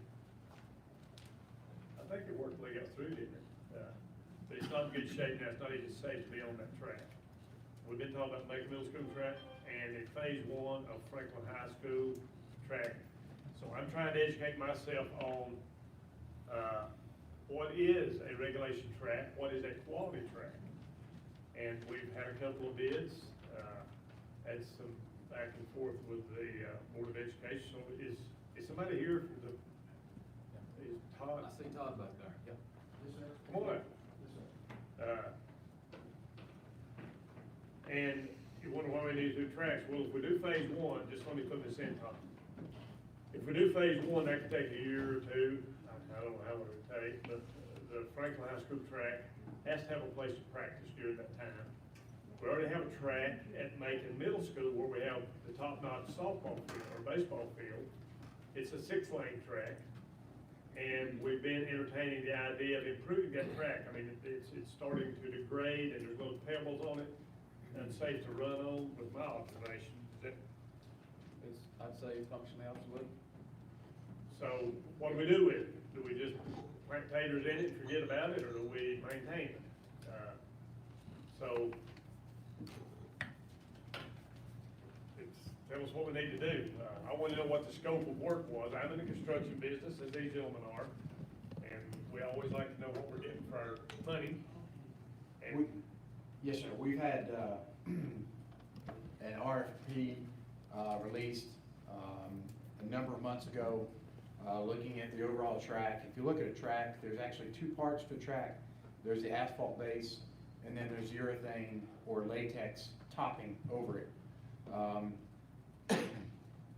Both of those will need to be addressed at the Macon Middle School track to bring it up to par. The people who've had a look at it agree that an 8-lane track could fit in the current area without adding it to the inside. It would be an 8-lane track, which is regulation for state and regional meets. You can run a conference meet or an invitational meet on a 6-lane track, if you so choose. Of course, there's cost differences in 6 or 8-lane track. We currently have an RFP for repair, refurbish, replace of the asphalt base of the middle school track. That RFP will terminate June 16th, which is Friday. And hopefully we'll have some bids on just asphalt, on the asphalt base. Help me out a minute, Tom. Yes, sir. I feel like we were presented, last month, what's a turnkey track gonna cost? And I don't want that to expire if that's a suitable bid. I feel like there needs to be action taken on that. All I'm looking for is a suitable, 6-lane track. I met with Commissioner Shields, Mr. Baldwin, the middle school athletic director, and I do anticipate having a full-size 8-lane track at Franklin High School. This is a 6-lane track that suited this community well. I just want to see a nice new track with a warranty that will replace whatever needs to be replaced to warranty the track. Is that what you have in your bid? Well, I don't want to say anything about that until we see if there are any other asphalt refurbish repair bidders at the end of this RFP. So what expires, right? The RFP for just asphalt refurbish, just the asphalt part. So that's when they're due, That's when they're due. That's when they're turned in. That's when the bids are due, yes, sir. Okay. Thank you for the clarification. That's where I was hung up. Yes, sir. All right. The bids are due, and then we can look and compare, bids on the asphalt repair. I'm good with that. And some of the initial, the only documents I've seen on it, it was broken down. First, it was talking about resurfacing, a bid to resurface. And then all of a sudden, we've got to have another bid for subwork. The Yes, sir. grading, the gravel. Who determines what we need on that track? I mean, there's a big difference. It's $500-some-thousand, I think, to do the grading, the gravel, compaction, asphalt, and then surface it, then put the finish on it. Whoever is the asphalt contractor and the latex urethane topping contractor will talk between each other and discuss how far that asphalt needs to be taken down. It could just be topped possibly, and you don't know until you take the current rubber off, where it may have to go all the way down if it's cracked all the way down. Should we have an independent, I mean, that's kind of like, drilling a well, instead of you hit water 100 feet, he's gonna force it. I'm not saying anybody does that, but there's money to be made in the sub-base, the base of that. So how do we determine that we absolutely need the full base all the way down to bare ground and build it back? Or could we just skim, could we coat that thing, Well, resurface it? Again, I think that would be up to the topping contractor. If they look at the base after the current rubber is taken off, and the cracks in the asphalt go all the way down to the gravel subsurface, then you're gonna have to take that whole asphalt off.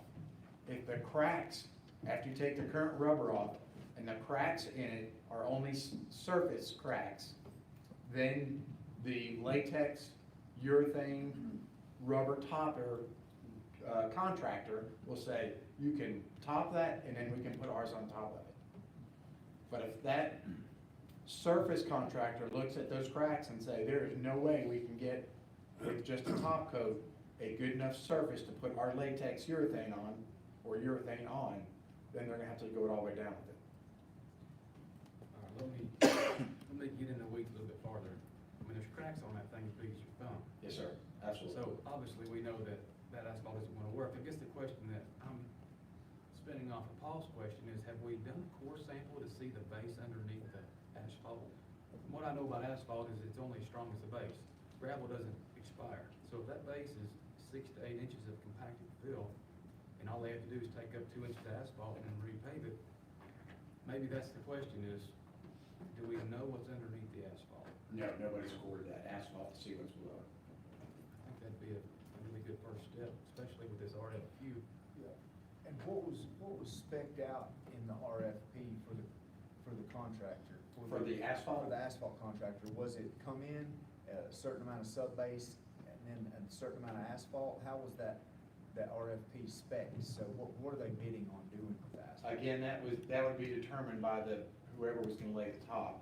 That determines how much asphalt you're gonna put on it, is what I understand. So each asphalt company, before responding to the RFP, is going to have to contact a top surface contractor.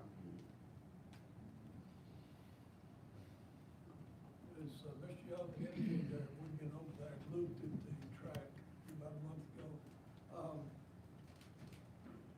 If you look at an 8-lane versus a 6-lane, if you put in an 8-lane, you're gonna be in left field. It has to move to the right, and you've got a lot of power, metal power poles and stuff, that lights for the fields and stuff, that would have to be reworked, replaced. If you've looked at that, I have a map here of the 8 lanes, and when you get down there close to the left field fence, you're gonna be sitting in somebody's lap. You're gonna be competing for territory. I just think if you could focus on a 6-lane wrap up, it would be more appropriate for the middle school if you're gonna put one in the high school, 8-lane. Josh, isn't that what we talked about that day? Yes, sir. What about the equipment movement Well, that you were looking at? Personally, I'd like to see ADA seating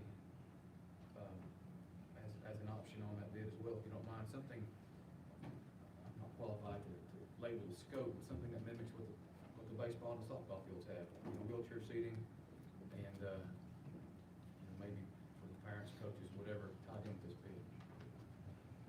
Or maybe an additional bid, supplement.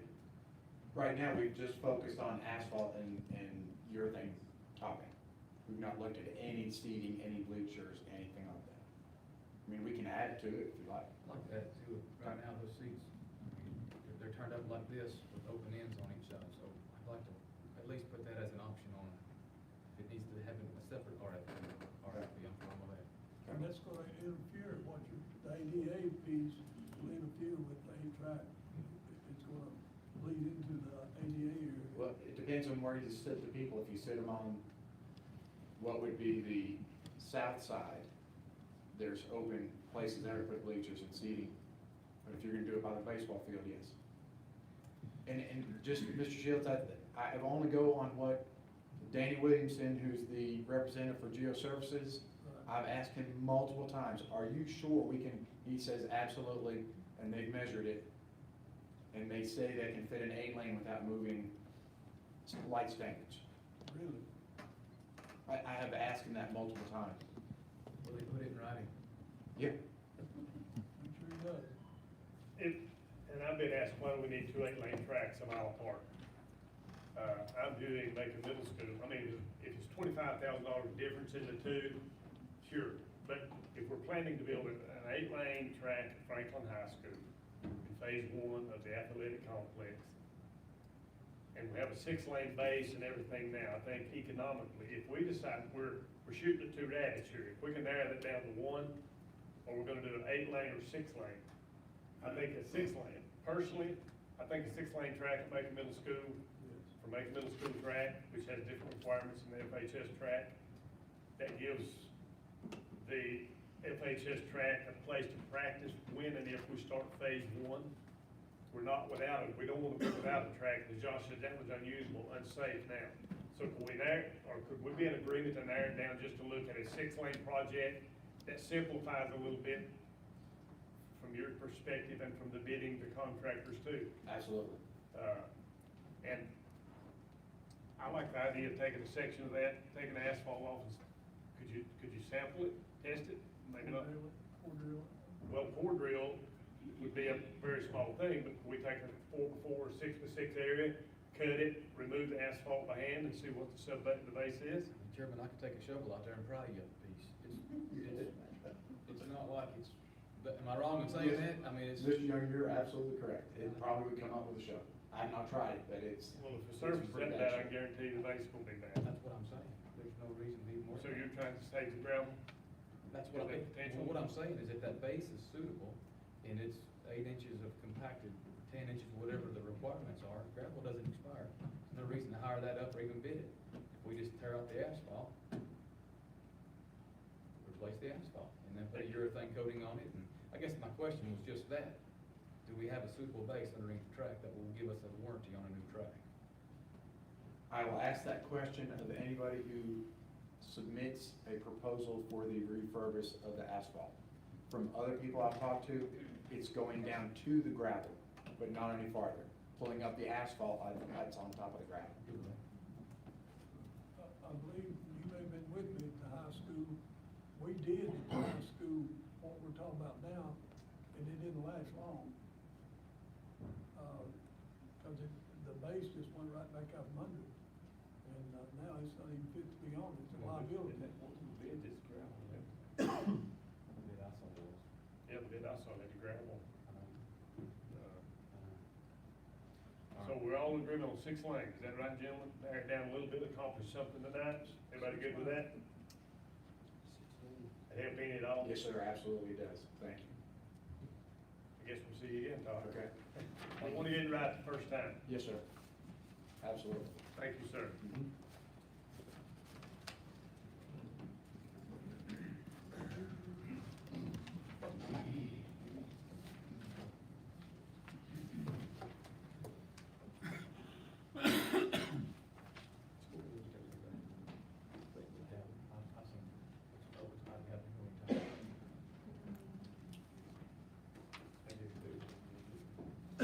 discussion regarding memorandum of understanding, MOU, between Macon County and the Macon County Board of Education. Mr. Young. I'm gonna defer here to Mr. Shields for just a minute, let him go over some of this, and I'll fill in. I'd like to make a motion, for the Franklin High School project referendum, to be addressed by, Mr. Rowland here. We talked about it earlier today, to read the part that's in the MOU from the school board to the commissioners. Read this into the record? Yeah. You got the whole MOU, that's basic, that's, Just this check, okay. Mr. Chairman, would you just like me to read the resolution into the record? Is that a copy of that in here? Yes. How long is the whole resolution? It's about a page. Yes. So give it to you. it's in here, Mr. Chairman. This memorandum of understanding is made and entered as of this 22nd day of May, 2023 by and between Macon, the County of Macon, North Carolina, a body, politic, and corporate of the state of North Carolina, and the Macon County Board of Education, a body, corporate, and legal entity for the Macon County Schools. Whereas the parties have cooperated over a period of years to examine the capital and building needs of the parties' public schools, whereas this cooperation has included, among other things, the board's May 2021 resolution requesting that the county engage an architectural firm to examine the feasibility of constructing a new Franklin High School building upon the existing Franklin High School property, and the county's subsequent selection of architecture firm LS3P as the party's architect of record for such purposes, whereas the parties recognize the need for the project to, among other things, provide a safer replacement for the current aging multi-building FHS campus, whereas the parties have cooperated and engaged with LS3P to study the project through the production and preliminary approval of schematic design documents produced by LS3P, whereas the parties have invested local funds and resources heavily into the project's design, including committing over $1 million to LS3P's services through the schematic design and design development phases of designing the project. Whereas the board has previously offered conveyance of the FHS property to the county for purposes of financing and constructing the project. Whereas the parties anticipate that the project will cost well in excess of grant funds available, having obtained estimates of more than $100 million. And whereas the parties have jointly applied to the North Carolina General Assembly for funding through the General Assembly, which proposes to include in the upcoming biennial budget as much as $60 million in grant funding for construction of a high school through the Education Lottery Needs-Based Public School Capital Fund.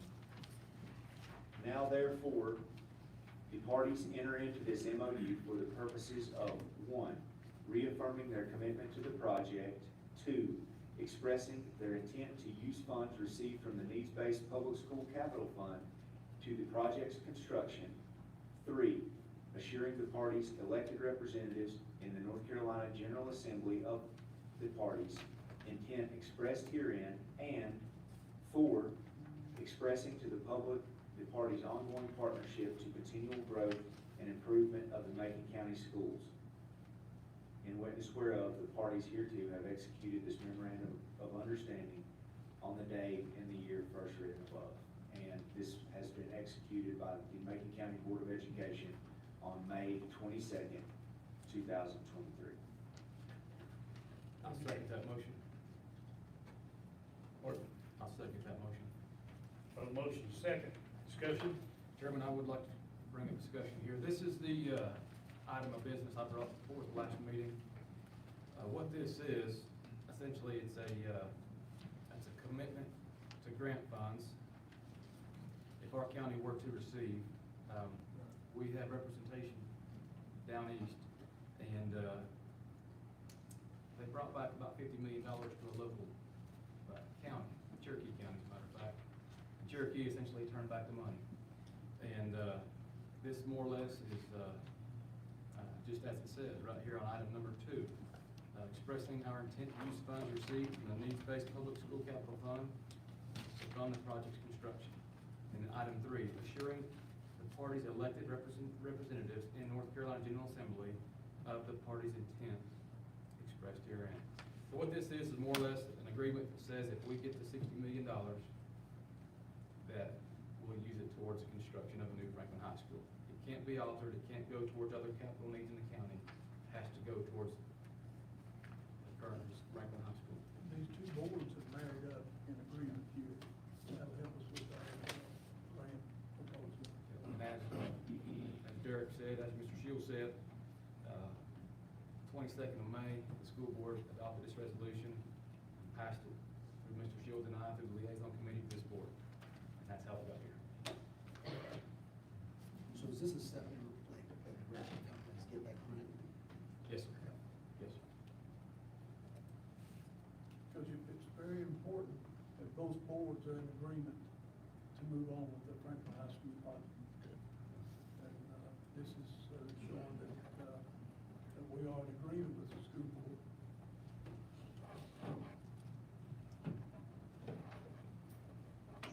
This MOU indicates that both boards, school board and the county board, are in agreement of moving on with Franklin High School project. And also, we feel this will be an asset, the marriage of the two boards in agreement will be an asset to our grant proposal that we hope we get into the form of maybe $50–60 million. And we want to do everything we can for the bank winners to understand that both boards are in sync with this proposal.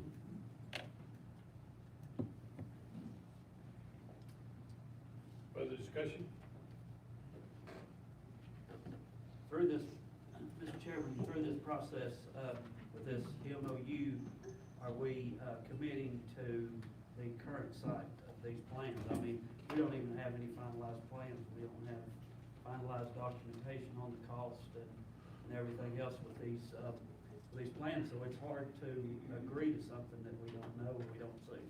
I'm still having a terrible time thinking that we're gonna tear down 7 perfectly sound structures for this new school project. I'm not saying that we don't need a new school. However, we still don't have phase 1 design and stuff, and the issues that we've come across with phase 1 design. I mean, how far are we away from the having phase 2 and phase 3? Understanding what we're doing.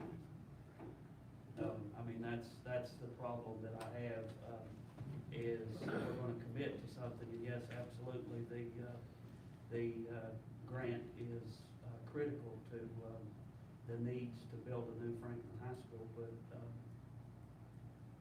we don't have finalized plans to commit to. No disrespect, but the 7 schools you're talking about are terrible. And they can't, not safe, the campus is not safe as it is now. Also, our ADA students, it's all 7 buildings are in need of repair and upgrading.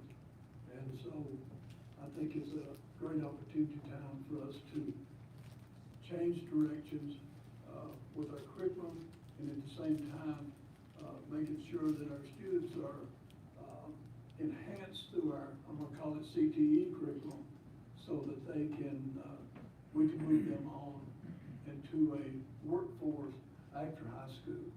But I think you sat in with me when we went over the booklet pertaining to those 7 buildings.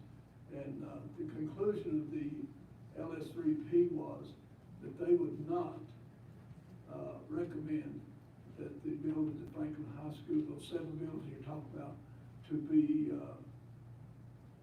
reconstructed or renovated somewhere like that, that it would need a new building. And it's in their writing, I mean, in their recommendation at the end of it. Well, Mr. Shields, I'm not disputing the fact about the new Franklin High School.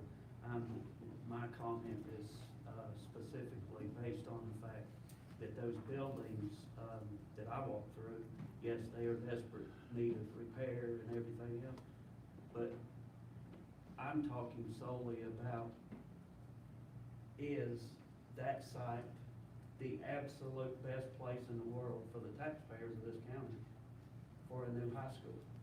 And When we're sharing athletic facilities at the middle school and everything else,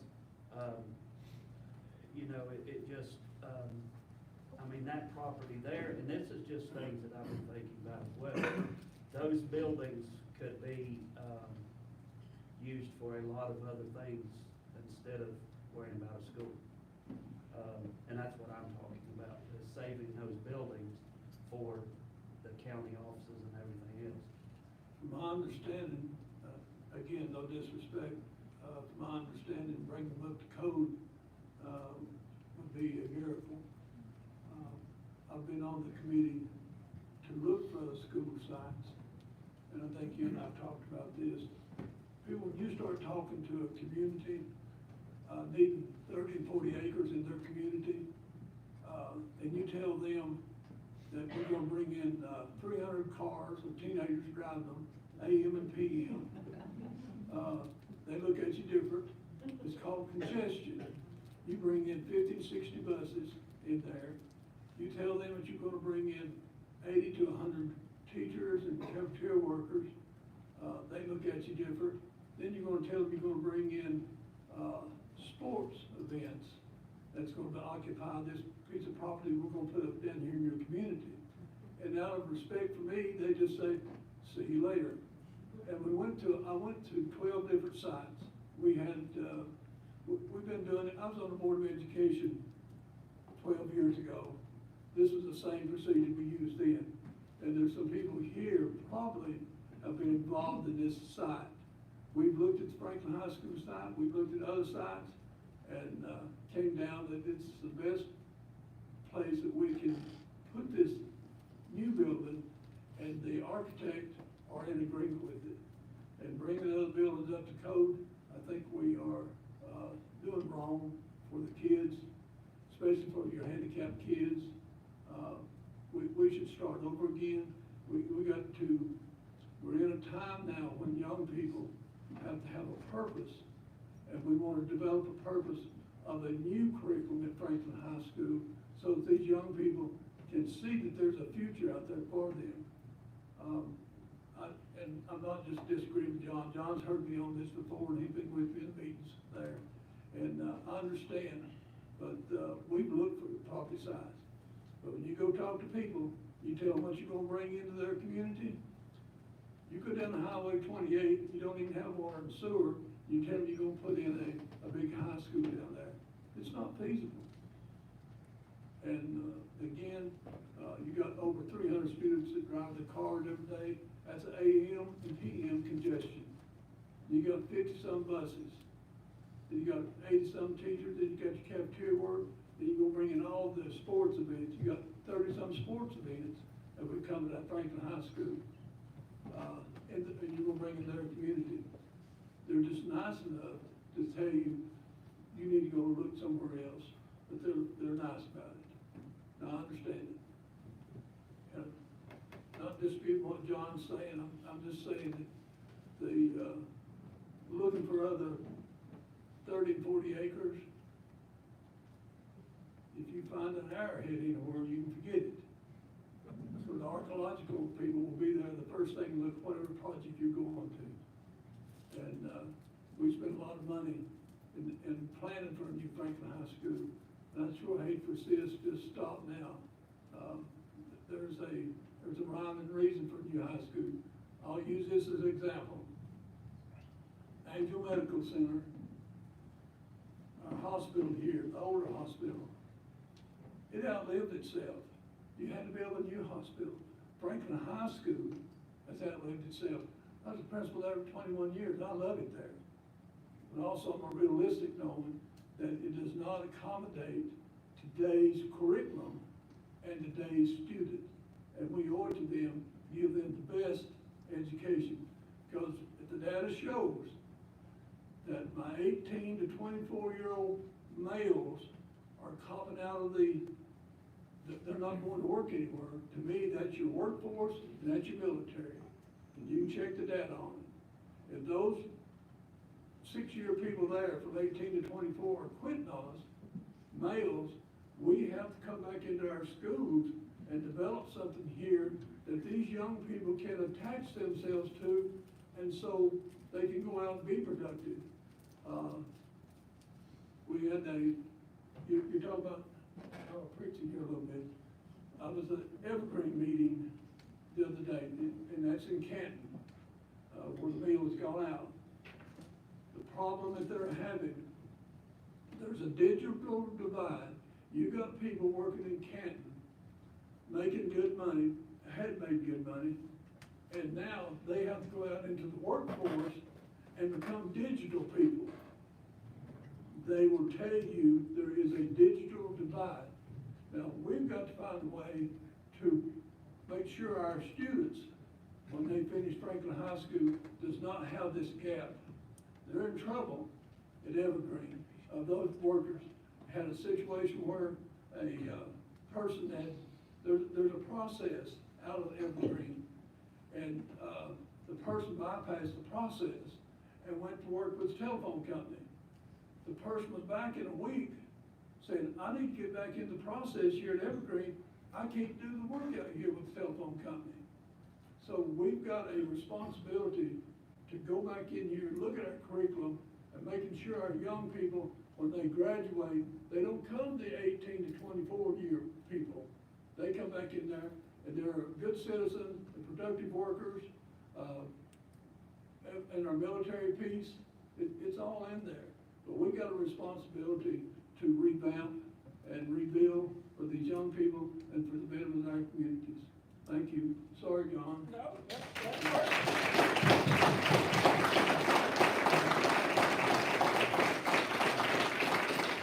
Mr. Shields, I'm not disputing the fact that the high school does not need to be replaced. Love you, John. Say that loud. I'll take that role. I'm not disputing that at all. But the county owns 50 acres out at Siler Road, don't it? And that design of that building is a 3-story, 80,000 square foot rectangular box that can be put in any flat piece of property. So it's not like that is a expense that we've endured that is a wasted money. These are just questions that I have. I have not sat through the 1.5 years, 2 years of meetings that you and Josh have. I came on this board and trying to make sense of all this stuff. So I understand the ADA, and I understand that the school has outgrown the old buildings and everything else. I understand that. But the question is, does it make perfect sense to tear down 20-year-old buildings? There's one. That's the English building. Okay, and then there are 30-year-old buildings. 40, 50, 60, and 70. Right. Year-old buildings. Yeah. People, that's not working. You can't transition. It's like the Angel Medical Hospital here, trying to transition that hospital into what you need in a new hospital today is not feasible. It can't be done. We're in that situation, and I just think we owe it to the young people to give them the best education they can, and I respect what you're saying. Thank you, sir. I have a question. For that, the field that you, the property you just mentioned, is that something you're saying should we consider? That 50 acres out there at Siler Road? Well, when I was on the planning boards, that's what we talked about, was that, and the problem was down in, next to the river, it was in the floodway and our floodplain, and all that stuff. At the, on side of the road. You got a red light by the sign? So, I mean, that's just, let me, and listen, I want to say thank you for the comments. There's no, I respect and appreciate your opinion. A couple of things that I want to address, and I'll keep it really quick, Chairman. Do I think, John, you asked if I think this is the best piece of property in Macon County for a school. I mean, the direct answer is no, obviously. You know, what I initially wanted to do, and I had a special called meeting back in February 2 years ago, I wanted to kind of mimic Rayburn County they have 265 acres, and they have pretty much pre-K through 12th grade on one campus. They all share facilities, they all share, they share everything, janitorial, clerical, they mow all the grass. It's actually really nice, 265 acres. Fact is, we have all these elementary schools that are brand new, spread out throughout the county. Highlands has their state piece up there. Like, it really was more or less a plan. We didn't gain support, and it's okay. So we kind of backed up, we punted, we have looked at many pieces of property. Sitting on the Region A Transportation Authority meeting, I understand that we're probably 10 plus years out on getting a recommendation to the state for traffic, and it's all based on traffic count. If you look at all the traffic construction, it's highway, or Interstate 40, Highway 441, Highway 74, it's all about traffic count. You know, I've made some strong recommendations to construct a sidewalk between the schools and even a little ramp at the, below Walmart there, but we don't have the traffic count. So moving back to the high school, you know, I hear you talk about moving county offices there. Well, we have a gym that's 60 years old, and then we have 14 buildings that all have independent heating and air systems, independent water systems, independent electrical systems, that if we're going to use them for county offices, we still have to bring them up to code, which is going to cost an exorbitant amount of money, and we have a field there. So, you know, then we have to go buy a piece of property because now we displace the students and we have to build. It keeps cascading, and I've thought about this for years and years, and plus you kind of lose that anchoring point in the heart of Franklin. So the bottom line, I don't want to tear down any of the buildings either, all right? The old Franklin High School main campus, when it was built in the 50s, it encompassed a library, a cafeteria, the gym was outside, and that was a school, the old main building. Well, then they added a careers building. Then they added a cafeteria. They outgrew the cafeteria in the main building. And this community came together and they built that school piece by piece as they saw fit. And in its time, it was state of the art. It was, look at that gym and go back in the 50s and imagine that gym being around here in the 50s. The problem is, you start weighing the options of buying a new site, worrying about the state, worrying about the archaeological findings. That's part of the reason we looked into buying this Higdon property. And to touch on that, and it's coming up, Rayburn County, again, I'll call them out there, they have kids on GPS farm tractors during school hours farming. They have kids down there doing indoor vertical growing, hydroponics, aeroponics. I feel like I'm very competitive, and I think they're beating us. So that's a nice little farm that we could kind of have a nice ag facility. They could use that old house as a hospitality room, just like some of our hospitality in Highlands, Old Edwards Club. Kids could take that farm produce and the farming, and they could take it inside, and they could, you know, have culinary training and quilting and learn hospitality traits. So I'm kind of gearing this thing more towards a career-based curriculum. As far as the buildings go, I don't want to tear them down. The fact is, you have 14 different buildings on that site, and they're functionally obsolete, even if we were to allocate that for county buildings. The plan is, and I went back and forth with the architect, to take a hammer mill on site and grind all the glass, grind all the brick, all the concrete, put it in Frogtown, kind of build that footprint out. We don't have to fill the landfill up with all that stuff, and we increase the footprint the best we can. Do I think it's the best? No. Will it work? Will it be state-of-the-art? Yes. And furthermore, if we get the $60 million grant, we have $42 million in our fund balance. Okay, $42 million. We could allocate $22 million right away. That school's projected to come in between $90 and $100 million. So if we add our fund balance, which we've been saving up for, the $60 million, we're on the hook potentially for $8 to $15 million, and that's the burden on the taxpayer. So I just don't want you to think I've been irresponsible. There's been a lot of thought put into this over the years. Do I think it's the best? No. But it's more or less a compromise. The infrastructure is already in place. The traffic count is already accounted for. The traffic count won't change, and the infrastructure is already in place. So that's why I do support this. That's why I've been a part of this the whole time, and that's why I support Shield's motion. Let me say one other thing that can help you out. Correct me if Mr. Overman. MaconNC.org. That's our county website. It's on there. It's on there. Go there and look at the matrix they have a matrix. And the gym matrix, I call it the red and white matrix. Red, yellow, and green. The gym at Franklin High School is 100% red. That means it's not safe. There's no buildings that's on the go green. Look at your matrix. That'll tell you the story of those buildings on the Franklin High School campus. MaconNC.org. And you can see it there. It'll show you the matrix.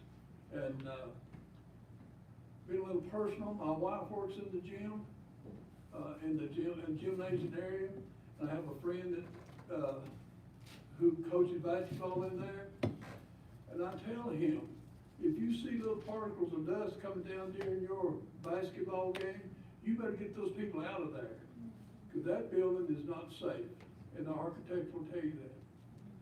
Back there in the 70s when I went there one time, or if 70 years old, it was back there in the 60s when I went there. And so it served its time, and we need to do something for our citizens, for our young people. And let me say, Jared Moore, you still here? I'm still. Jared, thank you. Jared has been 100% for a new school at Franklin High School. And the people from Highlands have been very, very supportive of a new Franklin High School. Right, Jeff? Absolutely. No one has sent me an email and told me to get lost. It's always been encouraging that we need this Franklin High School. And we all know, you've heard the thing, how important it is for an economic boost too. The first thing your professional people want to do when they come into town, your doctors and things like that, they want to see your schools. And if you're taking them around and you're bypassing Franklin High School and taking them to Rayburn Gap, what are you saying? That's right. So this is our chance, people. And there's a plan. Yeah, it's a slow plan, but the Franklin High School stadium, it is a liability. We talked about the track, the stadium is a liability. And we need to take it to the ground level and build it back, and build something back for another 70 years. And where we never have to deal with it again. Thanks for letting me preach a little bit. I hope we build something for $1 million. I think we can do better than 70 years, and I'm not a proponent of a new building out of that, or a new school, because I've asked a lot of people, said, well, it's not ADA compliant. All of our schools are not ADA compliant. A lot of those buildings, yes, Gary, they're in need of work, and it being in the construction business, I see the value of trying to repurpose, reuse those buildings. But that being aside, you got Highland School, Nantahala School, East Franklin, these are functioning schools. Alternative School, Union Academy, all those buildings are older than Franklin High. Well, they're older than Franklin High School. So we've got to give attention to them at some point. And we've had a little discussion about Highland School here. So, you know, if we're tearing down a building because it's 70 years old, we got a bunch of buildings in the county to tear down. We can't use that as our sole purpose. ADA compliance can be accomplished for a whole lot less than $100 million. And I'm over that hump. If they'll send us $60 million of our taxpayer money back to us, this ain't free money. If they send it back to us, then you got my attention on the new school. I will concede the fact that, okay, let's do the school. And that's the purpose of this MOU, I think, is just to say, us and the school board are together. If we get the money, we'll use it towards the schools, what that paper says. Yeah. if we get the pass. You've either got the option of using the money or giving it back. That's what it is. This is not, they're only gonna shoot us, this is just simply an agreement. And with that, I'm fairly comfortable. I'm not like, but we've crossed that out of the problem. So we have a motion, we have a second, correct? Well, before we do anything, I'd just like to say, honestly, I feel like this is the closest, from what I've understood of the history of this whole situation, this is the closest that we've ever been to really getting into high school. Personally, if you ask me, just my personal opinion, I think it's gonna happen. That's just my personal opinion. For this high school, I've beat this thing up as much as I possibly can with these gentlemen to try to figure out like yay or nay, what's possible, what's not possible. And to me, the truth of the matter is, we gotta work on moving Macon County forward, okay? There are too many things that have been stagnant, but we cannot just think of just moving one part and say, forget it about the rest. It's, you know, it's a whole county, and it's something that's gotta be beneficial to everyone. When I look at even at the budget, you know, I spend a lot of time talking to people out there, and 95% of what people bring up to me, I'll be honest, I'm not hearing any of it being discussed in the budget. And I'm for what people are actually saying, because it's your tax-paying dollars. You know, it's not just mine, and we don't get to just make decisions based on just how we feel. It's not just our money, this is your tax-paying dollars. So based on what people have talked to me about, that's a large part of my decisions are based on that, sitting on this board. For the Franklin High School, I work with kids all the time. I mean, and I work extensively with kids and the school system. We need a new high school. You know, bottom line, I mean, we can kick this can all over the place, but it's gonna come back to the fact that we need a new high school for these kids. Not because we need a new building, so to speak, only, but what we need to do is figure out, how do we set these kids up for their future? And then how do we stop losing them to other counties and keep them here? That CTE program is perfect for that. When a suggestion was made for the purchase of the Higdon property, it still bewilders me how that got turned into a circus instead of understanding that was for the kids. Everything that's being done right now when it comes to that high school has got to benefit these kids. They're the ones attending, not you and I. You and I, we graduated, we're done. They're not. And we got a gang of kids coming up behind them that need the same thing. We've got to set these kids up. Building that high school, as far as, in just my opinion, that's part of how we're gonna do that. But building it in a way that's actually gonna benefit them. Not to just build a building for the sake of having a monument that says, cool, we got a new building. We don't need that. What we need to do is set these kids up. And to me, building this high school is a big part of it. Building is part of that, but curriculum is the 99% of it. If we don't change our curriculum and desire, if we're having kids now that are not making it, don't throw in $100 million building, does that automatically ensure that they're gonna make it? No. And that's why I supported the Higdon property. But anyway, any more discussion on that, gentlemen? Let me just agree with you 100%. Today, when you're building schools, you set up your curriculum, then you build your schools around your curriculum. I was in it for 37 years. We messed around with other places I've been. We built a brick and mortar first, then we brought in programs to put in it that didn't fit, but they went in there anyway. So now if you get this curriculum piece in there, then you build your schools up around that. You're exactly right, that's what you do. Curriculum first, then you build your buildings around your curriculum. But building does not educate a child. No, but that curriculum does. And that's what you get established first, then you look at that curriculum, then you build your school around that curriculum. That's just what you said, I think, and I agree with you 100%. Getting into philosophy, and I failed that in college. All right, gentlemen, I have a motion second, any more discussion? All in favor of supporting the MOU that we wore out in discussions here, please signify by raising your right hand. May the record reflect as unanimous. Thank you, gentlemen. Thank you all for your patience. Chairman.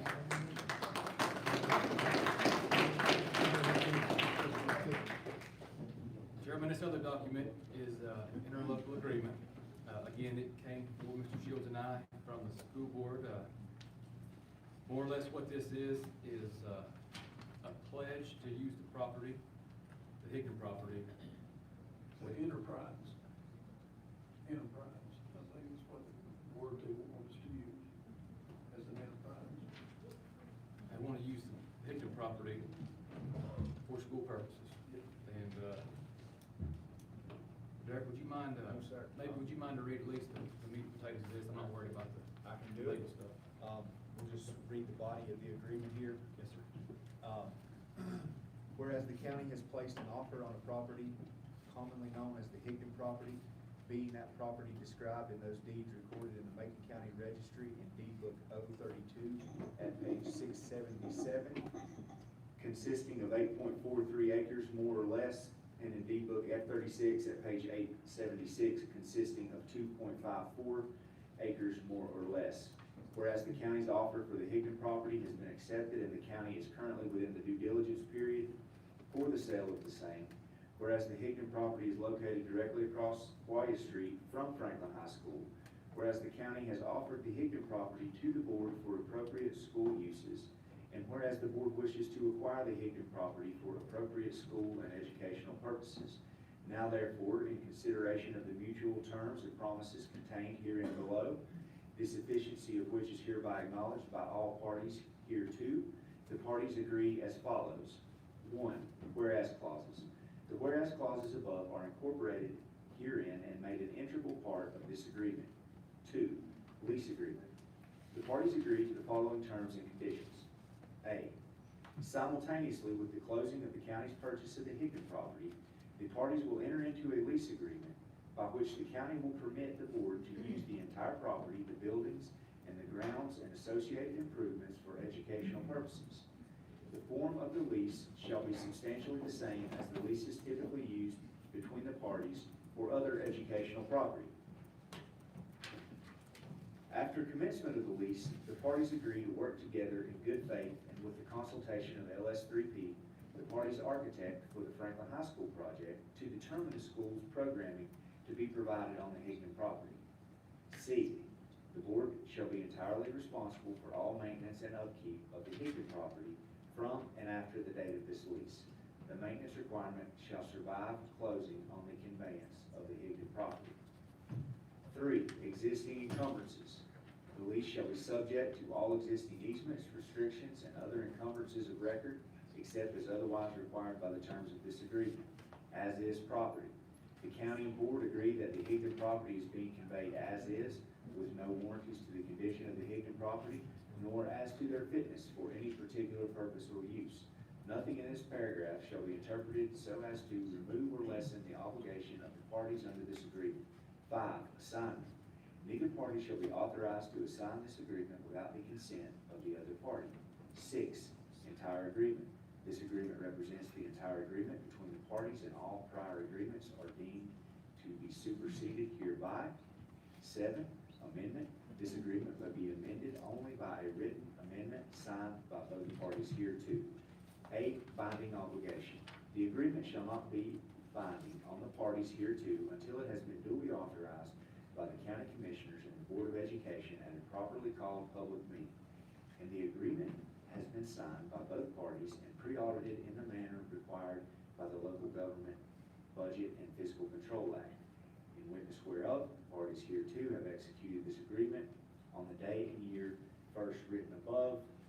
This has been executed by the Macon County Board of Education and pre-audited on May the 4th, 2023. Thank you, Derek. I just want to read that into the record.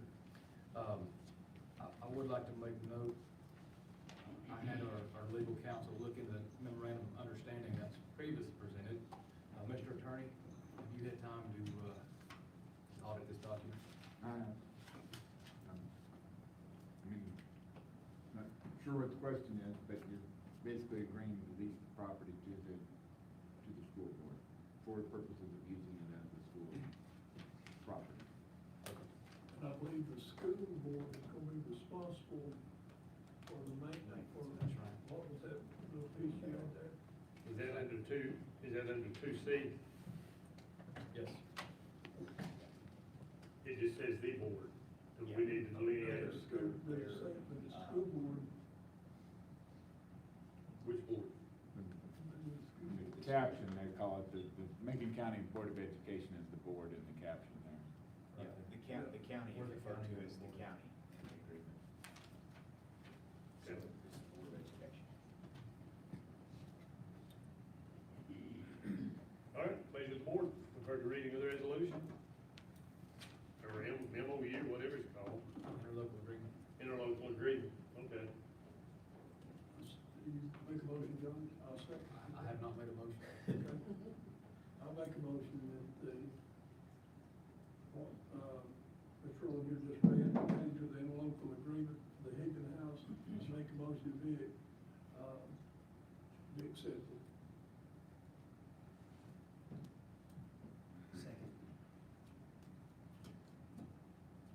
motion and a second. Further discussion?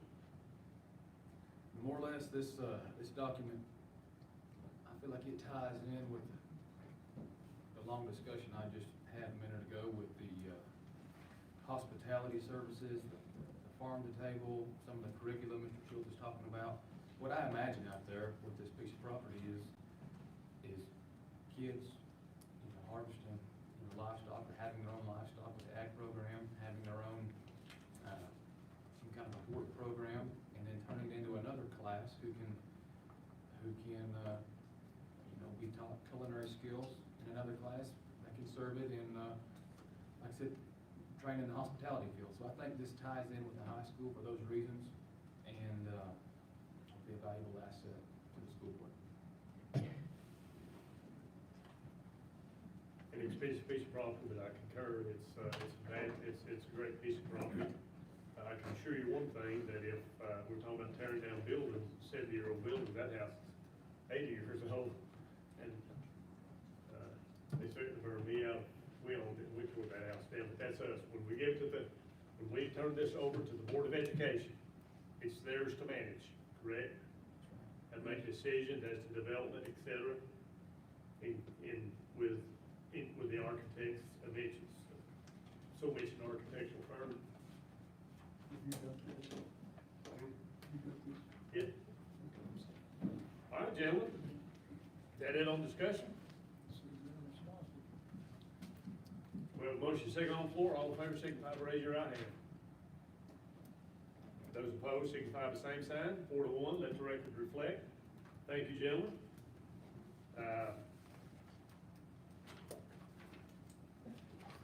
By the end of the meeting, you accumulate a lot of paper up here. All right, gentlemen, this is under old business, under new business.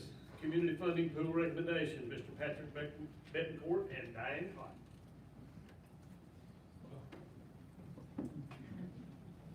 I think Diane is signaling that I want my own on this one. All right. Thank you, gentlemen. Did have a 5-slide deck presentation I was going to offer. That's down in the other room. We'll save that for another time. Just some quick background. The Macon County Community Funding Pool was established to help Macon County Board of Commissioners allocate tax-generated funds to local nonprofits in a fair and efficient manner. CFP committee is composed of citizens chosen by the commissioners to consider applications and make recommendations to the Board of Commissioners, who make the final funding decision. And this part's important because it gets pretty confusing. The Community Funding Pool is a separate entity from the Macon County Community Foundation. So what we're going to be talking about tonight is the $75,000 that the Board of Commissioners allocated this current fiscal year, and the Community Funding Pool's recommendations on which nonprofits to fund and at what level. Again, it is only a recommendation. You commissioners have the final say-so. Nonprofits working in one or more of the areas of arts, culture, education, health, or human services may submit applications for funding not to exceed $10,000. Organizations applying for community funding pool funds must complete applications in which they're asked to describe the intent of the funding allocation using SMART goals, formatting, and to provide financial statements such as budgets, federal tax exemption reports, organizational goals and objectives, and program or service descriptions. Groups not incorporated as nonprofits may enlist an established nonprofit to serve as their fiscal agent, and the county encourages collaboration agency proposals to leverage limited funds and to share the resources. So this year we had 11 organizations apply for a total requested amount of $81,500. Each application was scored on 7 different criteria, including service need validity, whether or not the service directly and meaningfully benefited Macon County residents, whether or not the application served diverse segments of Macon County, the organization's ability to deliver those services, Again, we look for SMART goal formatting, SMART being an acronym for specific, measurable, attainable, realistic, and timely. And we ask that those goals directly relate to the program or project that they're asking or seeking funding for.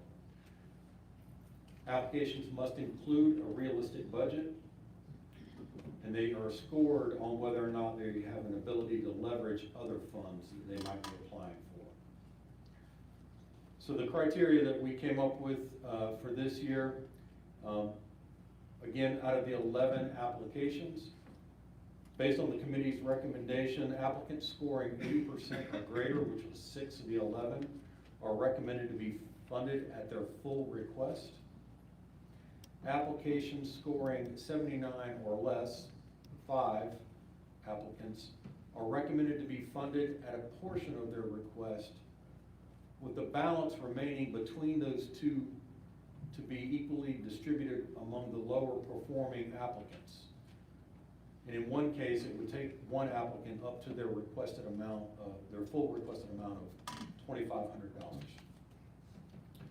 You have you have a document at your chair of the 11 organizations that applied and the recommended funding amount based on scoring that we're presenting tonight. The total amount requested, or the total amount awarded, comes to exactly $75,000. And it took a little bit of tricky math to get there, but we made it happen. I'm open to any questions at this time and happy to discuss any of the process with you.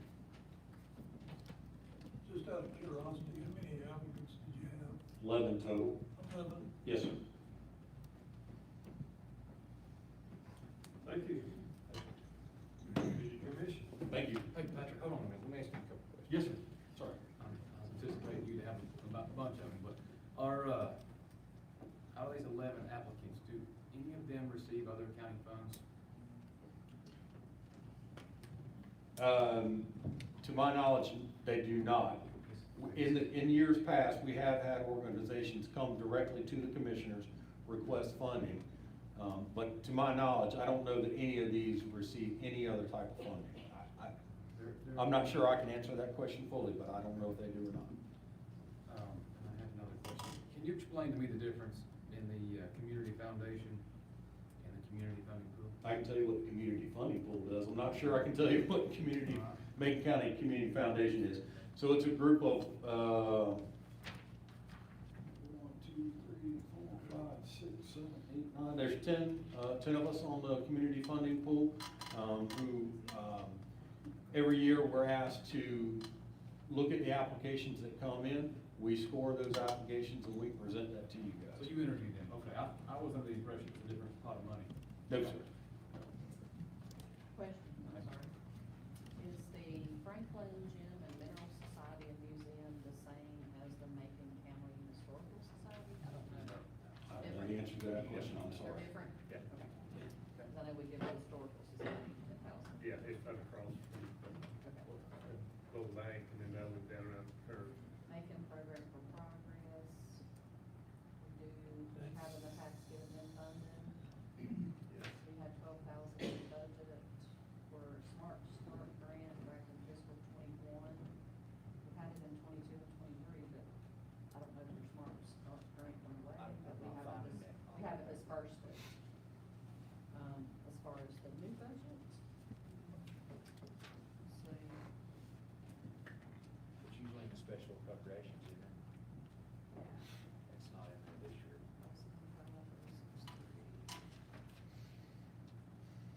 It's my understanding the town of Franklin, they used to have a, 12,000. Yes, sir. It's my understanding they used to have a similar process by which they would allocate a much smaller pool of money to. they stopped that and also the town of Highlands, is that correct? You know about that, Jim? I'm not sure if that town hall. But like I said, we haven't given it to them. Community foundation, and scholarship. We had it in '22. Did they have a community funding pool or funding pool up there, Patrick? And Highlands? I'm not sure if they do or not. John? Mr. Chairman, I'm. And they stopped. And then stopped it.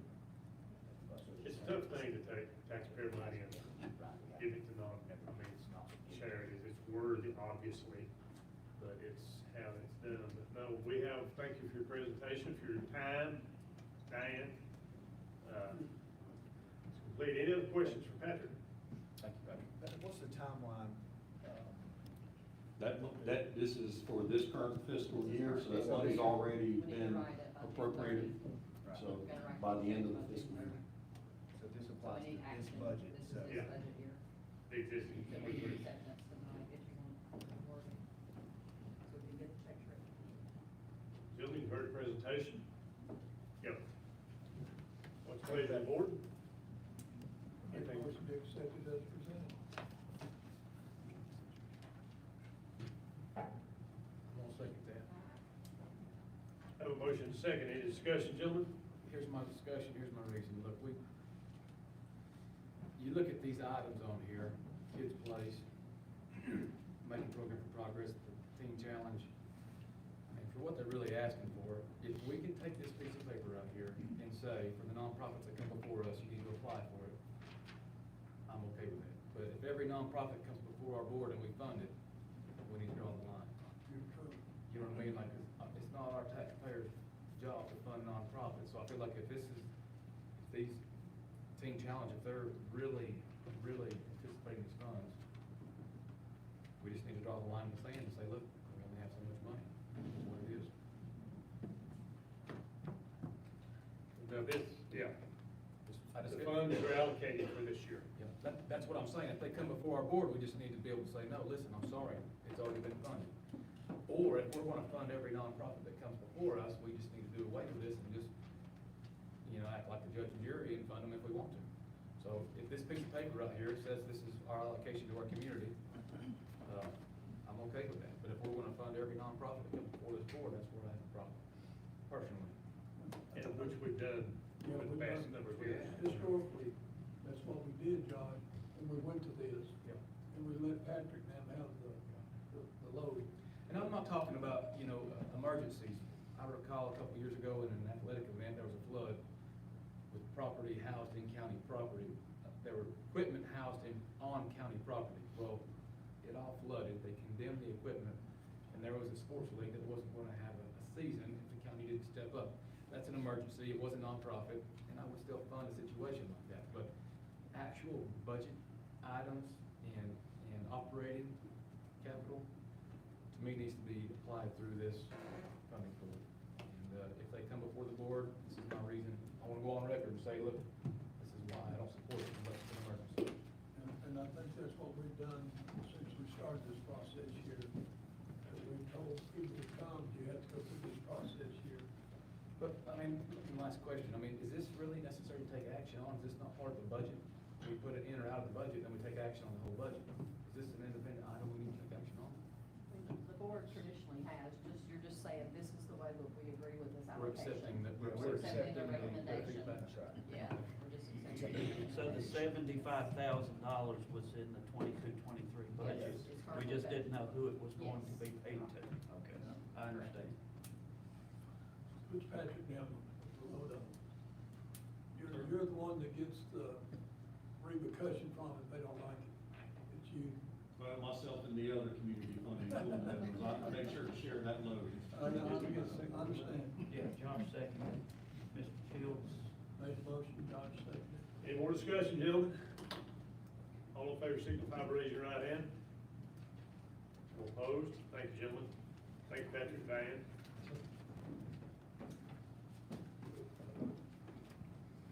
It's in here 3 hours. Does anyone need to take a brief? Mr. Decker does. What about the closed session? We're gonna have a closed session. Can we go ahead and get this Macon County Library out of the way? That'd be the last item. We're not gonna have a closed session. Well, we're gonna have to go down through the consent agenda first, aren't we? Yeah, we've got the budget discussion. Yeah, we got the Budget and. Budget discussion and then consent. Yeah, I like that. But I need to take a bathroom break right now. 5 minutes. It won't be 10 minutes. 5 minutes, gentlemen. Excuse. Gentlemen?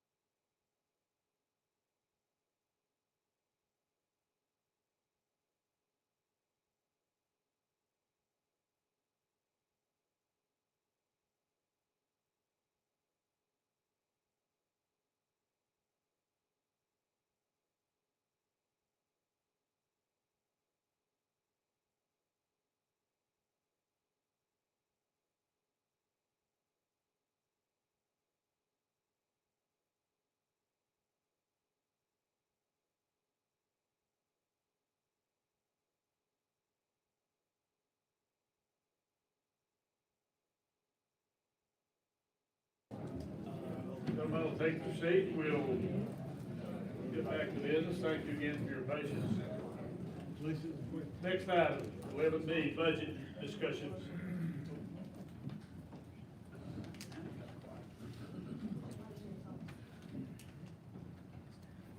All right, gentlemen, as I mentioned earlier, we've been presented with a proposed budget by staff.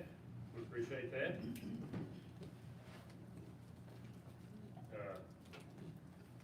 Anyone have any comment?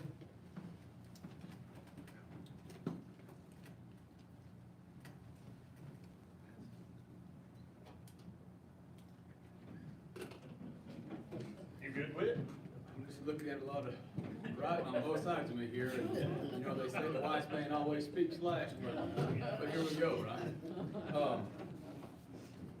Budget, so a couple items, you know, the molar roller was something that we talked about. It was kind of a heated, not heated, but a conversation that I wanted to further investigate. My opinion on the molar roller, if it's worthy of being here the past 20 years, at this point in time, the state is willing to give us essentially 65 cents on the dollar. I did call a local dentist today and asked about the services molar roller provided. And he did tell me that they were very, very needed, and it would be a huge hole in the community if they didn't have it. So, looking at this from a capital standpoint, that molar roller right now is 20 years old.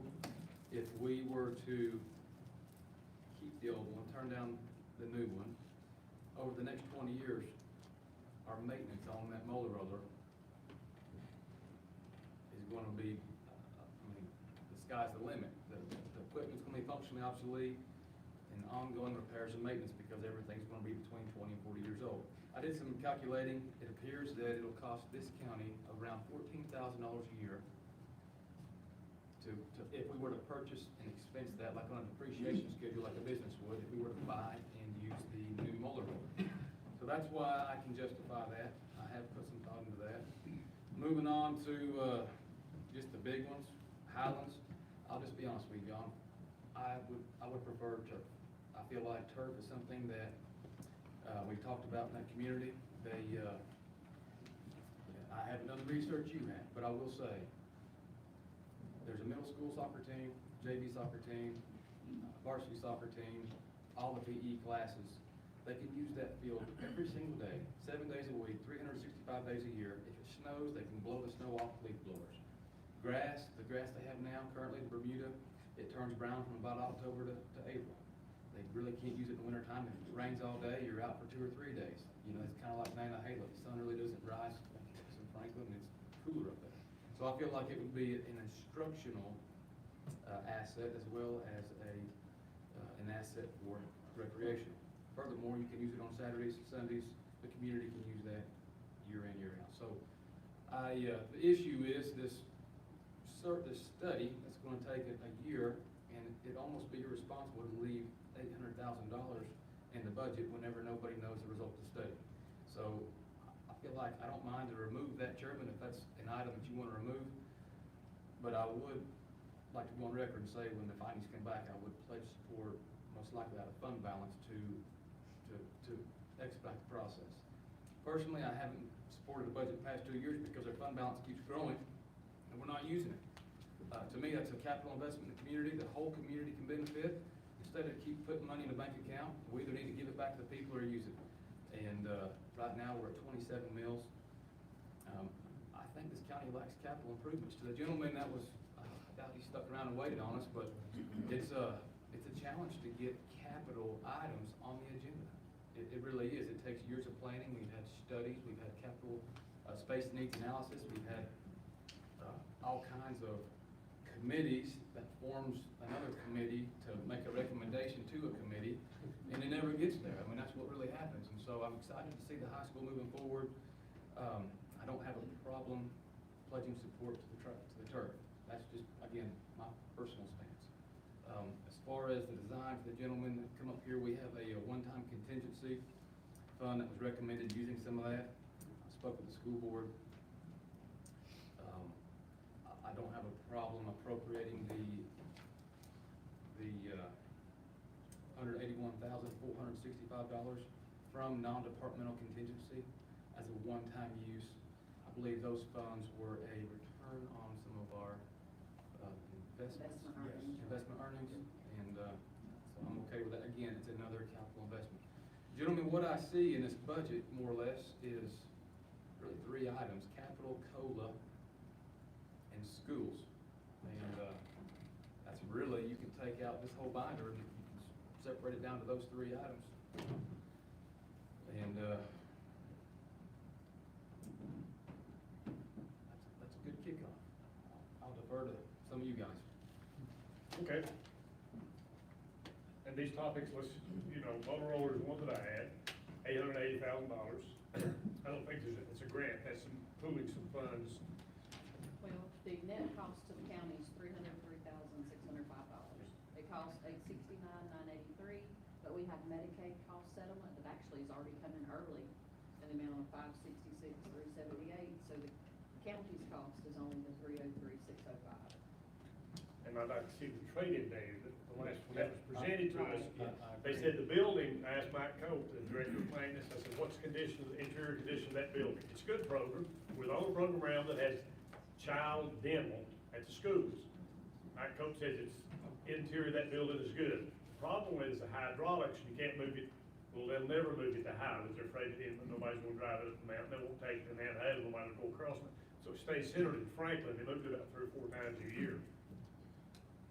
I'd like to add, I see Ms. McGahan back there. You know, I think I asked the question about, can all kids, thank you for answering this, can all kids use the molar roller, or all kids that need the molar roller be provided the service? And I feel like I had some friction from the community, saying, well, no. Can you elaborate on that statement? Is this available to all kids? Is it just Medicare kids? Is it kids with or without insurance?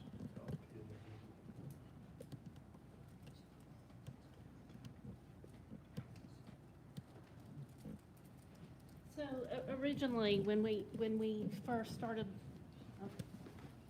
looking at the program, and we were focused on uninsured and underinsured, which is basically Medicaid insured individuals.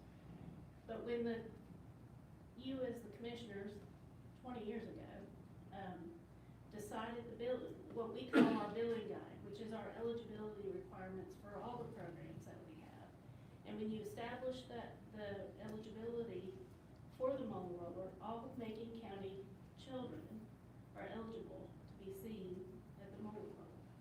There are some procedures that can't be done there. So there's times that they have to be referred to a specialist, or maybe they need to be put to sleep for their procedure.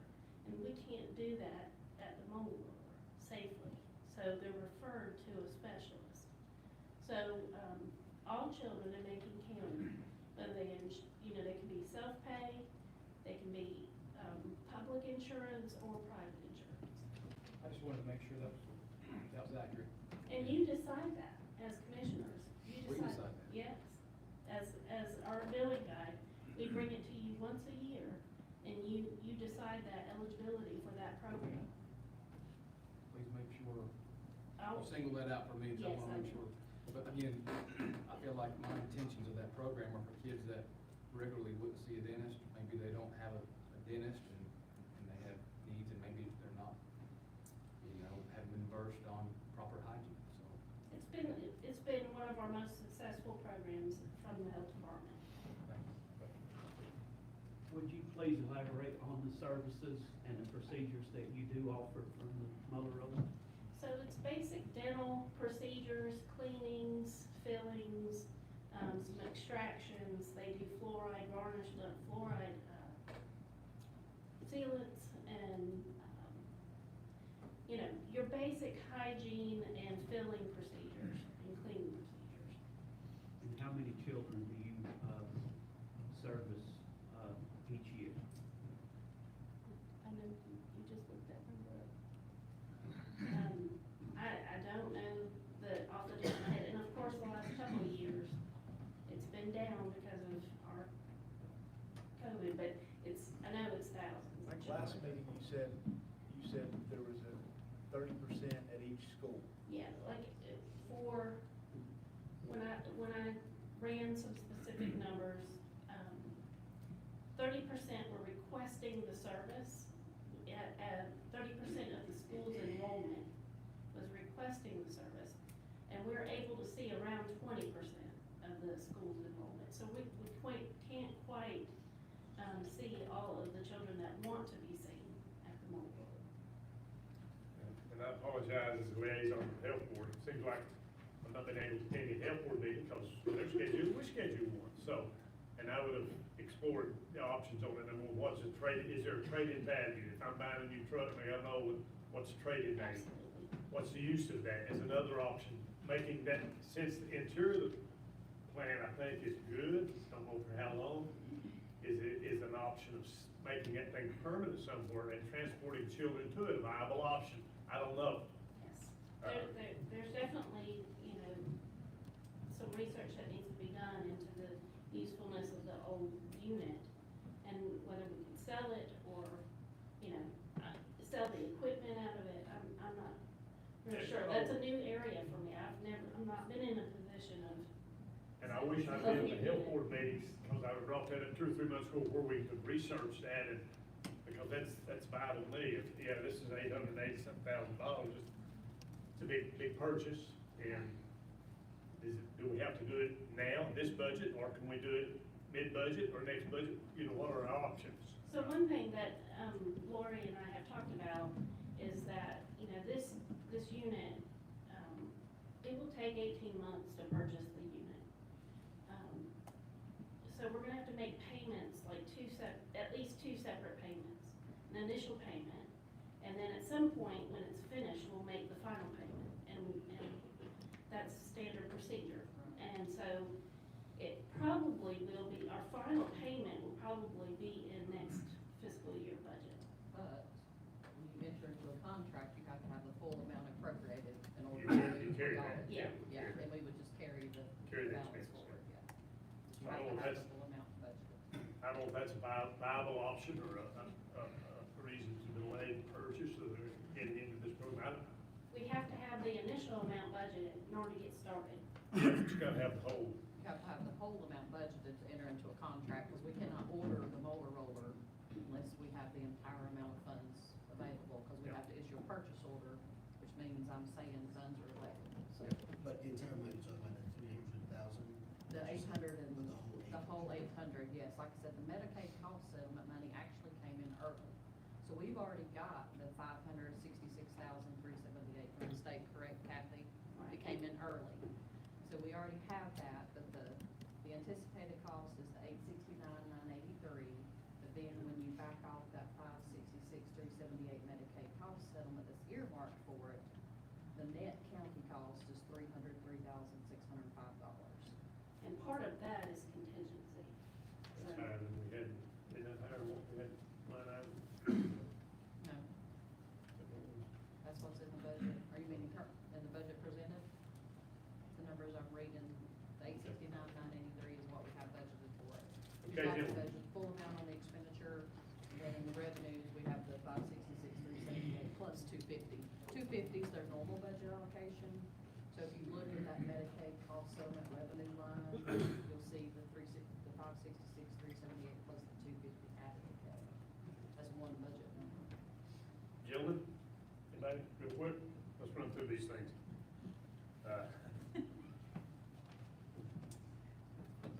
Highlands Track, I agree with you on that. I'm committed, at least we'll be here for the next budget cycle. Keep the 2 positions up next year for election. This board will be here next year. They've been carrying $880-something thousand all year. 873,658. 872. 873,658. Okay. And Ronnie Dillbeck will be doing that, he'll be through it next April. It'll take him until May to get his report out. June, here we go again, and I'm, whatever's best, I like turf, I understand the logic of, but I've seen sod field over at Franklin, when it comes to rain, they can't use that field for weeks or for days, so we'll get into that discussion next year. We don't even want the plan is, what's best, so I'm saying take off the 880 or whatever for this year, so we don't carry it on the books all year. Anybody got anything else, Josh? I'm sure we'll build a little bit, I'll let you guys. Okay. Let you guys. I'll just, when we get to it, I've got a list here, I'll just go down and I'll say consensus, leave it on, take it out, guys. John, you want to hit? Anybody? Eddie, you got anything? Not yet. Not yet. Well, we have mentioned the fact of the Highland School expansion. I brought that up the last meeting that we had. It's my understanding through LS3P that he can go through phase 2 and phase 3, which is approximately $160,000 to get as far as he needs to go in that funding. Now, if that's incorrect, maybe I misunderstood him, but my folks in Highlands, that's what they were asking for, was phase 2 and phase 3 in that meeting that we had. So I'd like to see that funding in this budget. And that's what you mentioned, all right, Josh? Yeah. We took it a step further. Yeah, so. Yeah, we got 181,465 as my note It's- from Josh. right, it's Which very- gives you design, development, construction documents, and bidding. Right, So that's and there. it's very important that everybody knows that the $329,000 that was originally, the cost was through LS3P for the entire construction from the schematic design all the way through the final phase of construction. So phase 2 and phase 3 will, it's my understanding, get us to the point of shovel ready. The folks in Highland said that they were looking to get grants and private funding possibly for this process and this construction. So I would like to see that funding in there. I would also like to see some funding for the building at Zachary Park. It's in desperate need of some major, not major repairs, but and also the dugout. And I would like to see some funding for minor construction on the property that the county owns beyond the gravel parking lot, just so the youth soccer teams can at least have a place to practice and stuff. And I'm talking about a dozer going in there and grading some of that out and flattening out and seeding it so that they can get off the town baseball field or the softball field. And then we talked about the soccer field at Zachary Park. My biggie is, we're not on unlimited funds, and if we could, Highlands, that soccer field was built in 2011, 2010. We played on a grass field up there for all these years. The problem is with the water, the drainage is not working, and so if drainage is correctly done, it rains, a few hours later, the water's gone from that field. But my goal there is to, if we can save money on the soccer field and give them a nice soccer field there, then maybe we can use this $600,000 that we're gonna save to help do the Highland School expansion. That is my thought process there. I'm not against the turf field. I mean, I'm trying to think of ways we can do more projects, give a good product that will work for years, but yet be able to do more projects at the same time.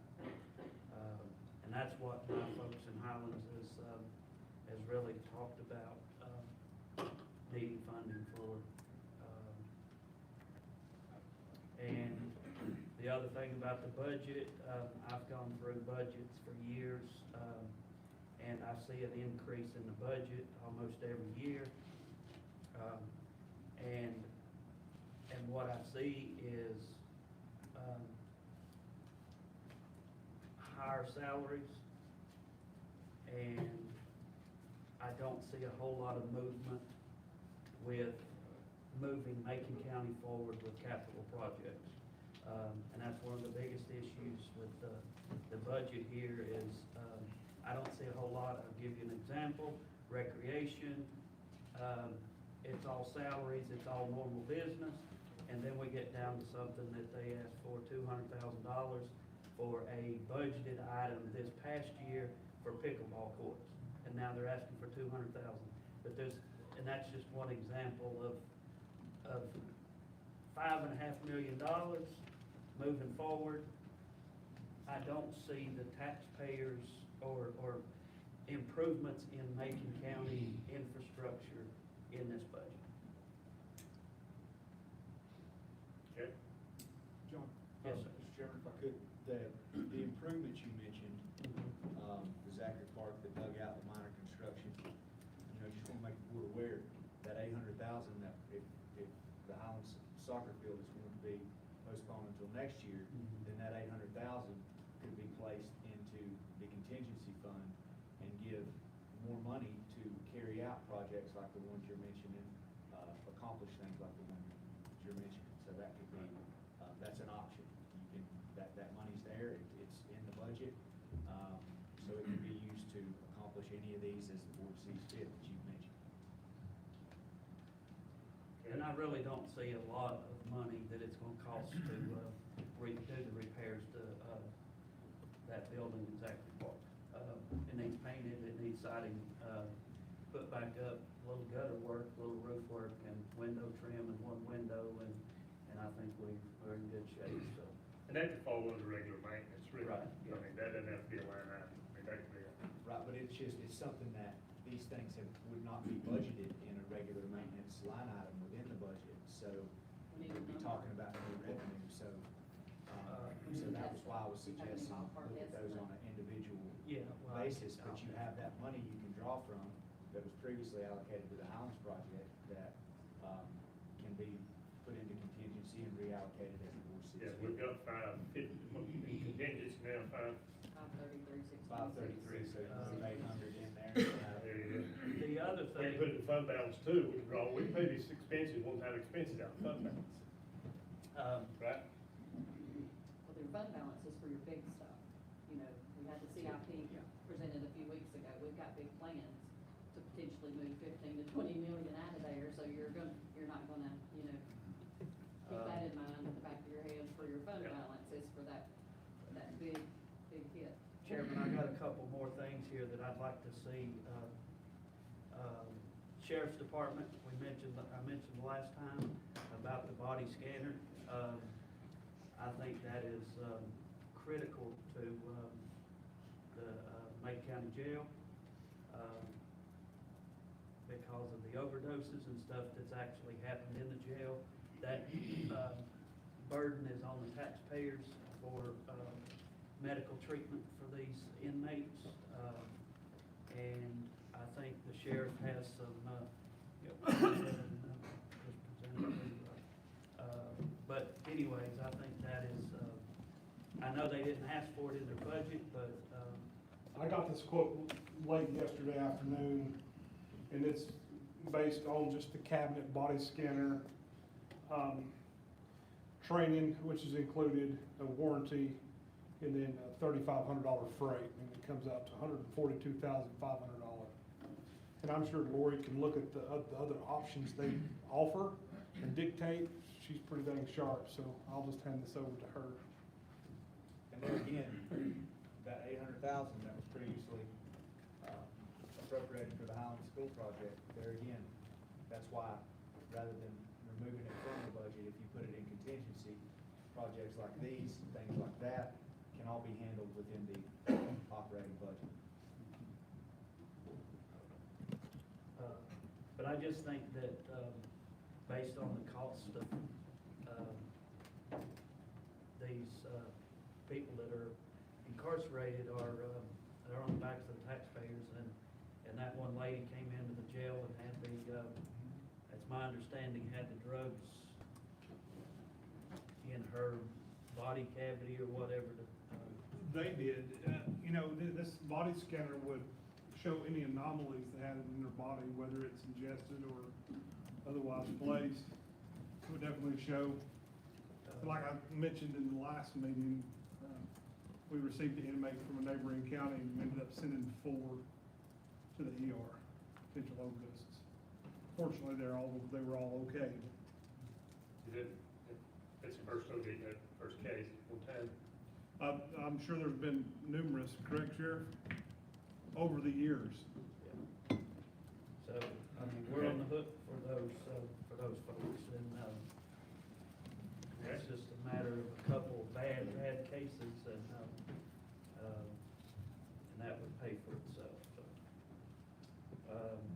Just as an add to what Brent just handed me, this first time I'm seeing it, the 142.5 is just the standard and shipping. There's options totaling $54,175. I know nothing about this piece of equipment. So just FYI, it could potentially be $196,675 if all the options were selected. And of course, this is something we'd have to bid out because it's over $90,000 in this equipment. Well, Lori, I think that's the only option we have, height constraints in the jail. Okay.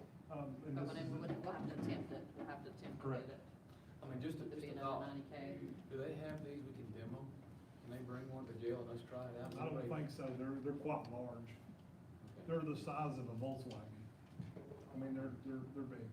I'm sure you've flown before, Josh, it's just like TSA, you walk in, it's a huge box, And I understand, Yeah. I understand the manager, we need more information. If that money's in the contingency fund, then we. Right, then you can gather that Then we can gather that information and move. Do it as you see fit. Uh, Yeah, but it's contingency, and when we get a good quote and come back, Jared comes back with a number. Right. Or on these Zachary Park improvements, we get actual bid numbers, and you can move it from contingency to the Zachary Park or to the sheriff's or, whatever other projects y'all have that are kind of capital in nature. And I noticed, manager, in your budget, you have requested funds for garage doors at the National Guard Armory. Yes. Is that the only thing that we, as the county, needs to fund at that property? Well, right now, as you and I have discussed before, we're waiting, the game plan all along is the county has set aside money to go toward matching, $1.4 million bond money they received back in 2016. And we moved the site. We were originally going to locate the new fire safety training complex on Silo Road. During the course of that, we moved sites out to the National Guard Armory, entered into that lease, and the plan all along, as all parties are aware of, is that the first step to be accomplished is they're going to construct the fire safety training modular unit, and then we're going to come in, and first we got to see, as part of that, how much money of what we appropriated it's going to cost to finish that project. Then once that is done, we're going to renovate the National Guard Armory. That's been the game plan all along. Southwestern Community College has still not received approval from the State Construction Office on the modular burn building, so that continues to be on hold. No, that is not the only, and so with that renovation, it's going to entail many things, and we have quotes on that to go with that project when it is time to go. But for now, this was a need at the National Guard Armory that is pressing for the public safety training class out there, getting that door replaced, and it is something that is not going to be impacted by a renovation. So, in confirming both those things, that was what was needed at this time most for SEC at that building. Yep, that's all I got, so go ahead. Good. Thank you. All right, here I'm gonna, remember they're gonna do this every year. I say, here's why I can't vote for something, here's why I can't vote for something. And I had that discussion with Derek, I'm gonna hit these items.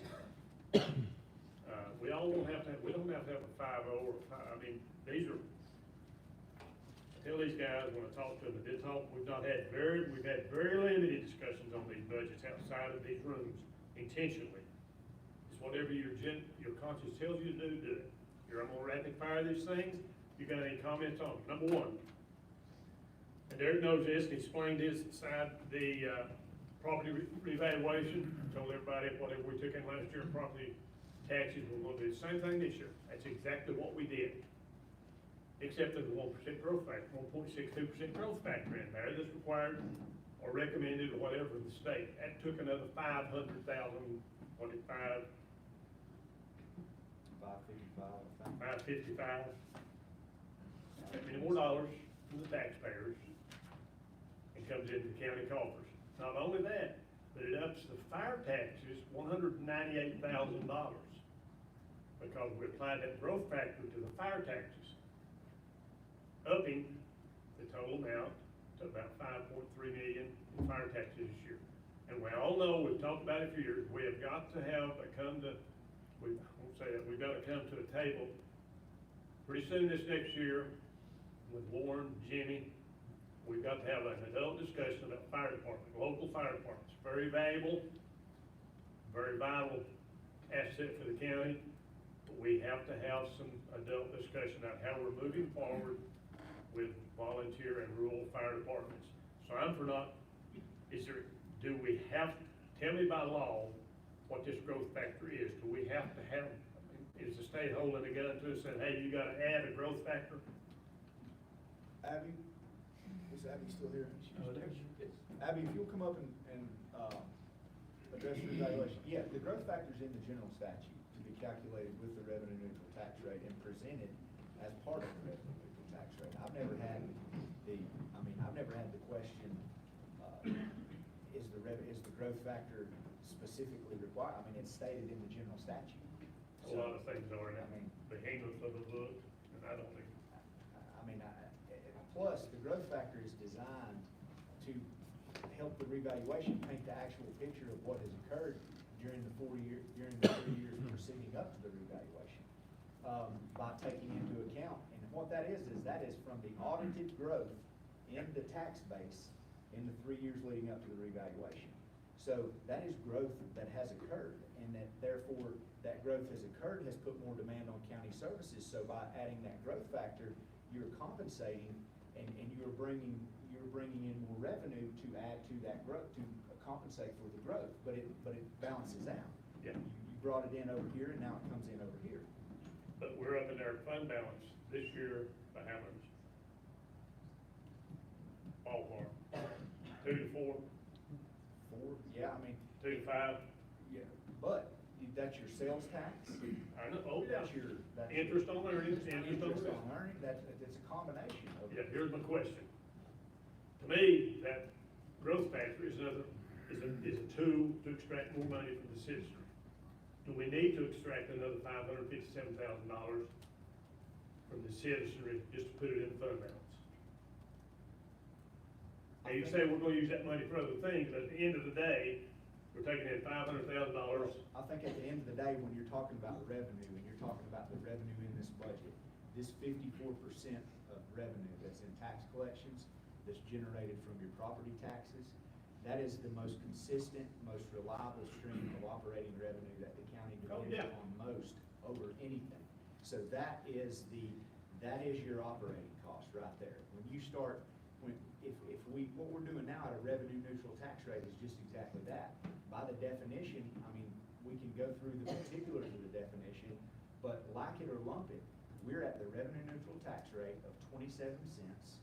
That is, again, and I know I've said it many times, but that's the lowest tax rate in the state of North Carolina. That's 13 cents less than the tax rate was last year. And what that rate is designed to do at that revenue neutral level, the growth that is in the budget is purely natural growth. And again, it is growth that has occurred. We budgeted no additional growth for ad valorem tax collections revenue on into fiscal year 24. The bulk of that came from your 255 houses or structures that were built and added onto that tax base in 2022. The growth factor of 555,000 applies to those 3 years preceding, where on average, the county's audited tax base grew by 1.63% on average each year. So the whole story of that is that all of the growth that is reflected in this budget is not due to a tax increase, but it's due to natural growth. And sales tax, things that happen. Sales tax, astronomical. Travel and tourism, astronomical. But what is the statute on? So. Do they say you must charge this? I don't find the statute for the revenue neutral. I got it right here. It's, 15911. That's part of the financial. Everybody good with the Well, I have a question on, 15911E. and maybe it'll go to, what you're talking about. I guess the question that I would have is, Macon County needs $65 million in revenue, or $64 million in revenue. Because the revenue neutral and that factor, we had a $59 million budget this year. We're projected to put $4.5 million in the fund balance, which in my mind would have been $6 million had there not been money for the Higdon property. But last year it was $6 million, the year before that it was $6 million, the year before that it was $6 million. And so we're on a pattern here of the last 3 or 4 budget cycles that we're increasing the fund balance of this county by $4 to $6 million. And that's not just us, though. That's every county across the state. That's the state of North Carolina. Ever since the COVID pandemic, you had money flowing in from the federal government that offset operating expenses in our budget. We put those operating expenses into fund balance. Meanwhile, and I've said before, you had sales tax growth that preceding COVID was 5% a year on average. Well, following COVID is 20% a year on average. So there's things like, I mean, who would have thought that we would have saw home prices and real estate values and property being divided and homes being built at the rate that it was during and following the COVID-19 pandemic, which all those things combined during that 3-year time period you're referring to is why Macon County's fund balance is increasing. It's why Jackson County's fund balance is increasing. It's why every other county in the state is fund balance is increasing, and the same exact thing is going on with the state of North Carolina's budget. Their fund balance is increasing. But would it not be fair to say that in this proposed budget, that we're gonna have $6 million to go in fund balance at the end of 2020? I don't know that, because there again, when you look at trends, I mean, we don't have a crystal ball. So we have to go on the trends that we go upon. And we budgeted, you can't budget revenues more conservatively than these revenues are budgeted, because here's the deal. 14.1 million, that's what we're expected to end this year collecting in sales taxes. The sales tax budget that we have for next year is 14.1 million. We budgeted no growth. Same thing, going back to the ad valorem taxes, that 800,000, which is the majority of that, aside from the growth factor, that 800,000 is due to growth in the property tax base in the year 2022, period, alone. So that would have happened independent of the revaluation or not. You'd have had an $800,000 increase in your tax collection revenue. And he's right. I mean, with the new construction coming up and all the building that's happening, that's your growth in your tax base every year. And my question would be, you got numbers? No.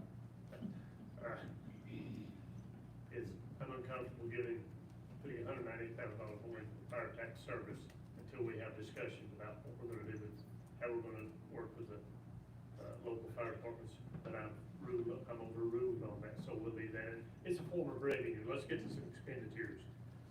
General fund contingencies at 500 something, generally it's 1 to 200. What I'm trying to do is lower the number on this thing, the big number. And you and I disagree, Lauren and I disagrees on that. We're not gonna do it, I don't think tonight, but there's a couple of things that keep spending. Just because you make $5.5 million more on revenue doesn't mean you have to spend $5.5 million. That is my philosophy, I'm old school. General funding contingency, it's 500 something, that's usually 1 to 200. In an effort to cut the overall size of the budget, and I've said, hey, let's drop that to 1 or 2. Anybody got any opinion on that? Okay. I'm not happy with the $5.5 million increase. I would just say, John, with your 300,000. Like John's mentioned $500,000 worth of stuff that contingency could be used for. So we gotta keep in mind all these other projects. If we put that away, then that's not that. Let me run through the ideas, Library and card, then the full body scanner. we'll go from here. You're in. Salaries and benefits. 3 years ago, we did a salary study. We had an recurring cost of $2.3 million, I think, to fund the salary study. Is that right there? Yeah. 2.3 million, recurring cost. This year, we're Proposed budget is recommending a 4.5% increase in salaries and benefits. That's 3% COLA, one step, averaging 4.5%. Me personally, that's too much. That's 1.8. 1.196,638 Pardon? cost. The cost of that is 1,196,638. It is reflected though in the. Your salaries and benefits are gonna increase more than that because you had some positions coming in. Yeah, new like your positions, just the new COLA and positions the in step, yeah. PSS, new positions in sheriff, but the COLA and step alone was 1.1. Yeah. What'd you say that amount was? 1,196,638 is the COLA and step component. And, you know, I'm good with 2%, but that's me. You gentlemen, where do we stand on that? 3%, whatever. I'm just bringing it up for discussion. Is everybody happy with 4.5%? And 4.5%. Happy? Happy? My personal opinion on that is everybody in the government, all right, anybody that's in law enforcement, EMS, Parks Rec, if your family's involved, you fully support it. If you're in the private sector, you're adamantly against it. That's the divide. But this board, our job is to kind of find the middle ground. To Jeff's point earlier, I also increased inflation, and I think I came up with 4.1. I think the 5% March and March. so Google said 4, but anyways, but I look at the consumer price index. You know, all these factors are, if we justified their budgets last year, their wages last year, and inflation cost them 4 plus 5%. Last fiscal year, inflation was what, 8 or 9? Yeah, you're looking at a. And we only cumulative- gave 4.5 cumulative last 2-year. year, so our employees are behind. My point is, Private sector I don't behind take it, too. I don't take it lightly. Like this is. And just a little, Problems. if I could just show, from an organizational standpoint, and this is, I will say that this is probably the most critical piece of this budget, is because it has been such a struggle ever since the COVID-19 pandemic. Again, I hate to keep bringing it up, but it's just the facts, especially in some of these high pressure positions. We have our EMS, our sheriff's department sitting in the room right now. I think for the average deputy that is currently making about $17 and change an hour, I think it equates to about an 85 cent per hour increase all in for the deputy with this proposal. I think when we look around, there's not only counties surrounding us, Jackson County has proposed, who just implemented a pay study as well, has also proposed a 3% cost of living adjustment and step increases just as we have, the exact same proposal. You look, I think, the town of Highlands, 5% has been proposed there. When you look, as I cited in the budget message, there was a Western North Carolina, or the League of Municipalities, released a survey for the fiscal year 24 anticipated cost of living adjustments for all municipalities and counties across the state of North Carolina. There were 266 respondents to that survey. 90% of those were planning to provide COLA and or merit increases. The average planned COLA for the western region was 4.7%, and the merit increases were 1.5 to 6% according to the survey results. The Southwestern Commission, which is narrowing that down, our 7 western counties, did the same thing, produced a survey for fiscal year 24. Their COLA and merit increases for counties and municipalities averaged at 3% and 1.8% respectively.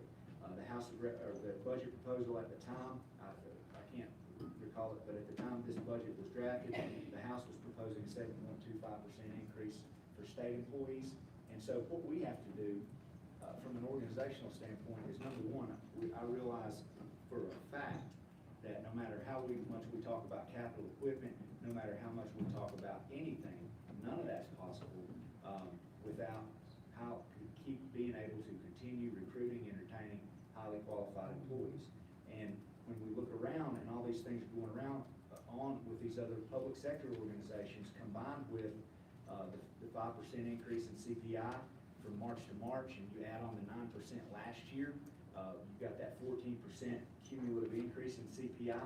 The 3% COLA and 1.5% step increase while doing, while taking great steps to keep us in line with these other organizations and to somewhat offset that CPI, still does not do that, but it still allows us to remain competitive and continue to compete in what we're seeing is a very competitive time. I mean, for instance, you have somebody that can go, I think, go and work at a fast food restaurant for $15 to $17 an hour. Currently, under the current salary, you have like a tax technician that takes in all of the $34 million in processes and interacts with the customers that we take in for our taxes, makes $14.78 an hour. So I think at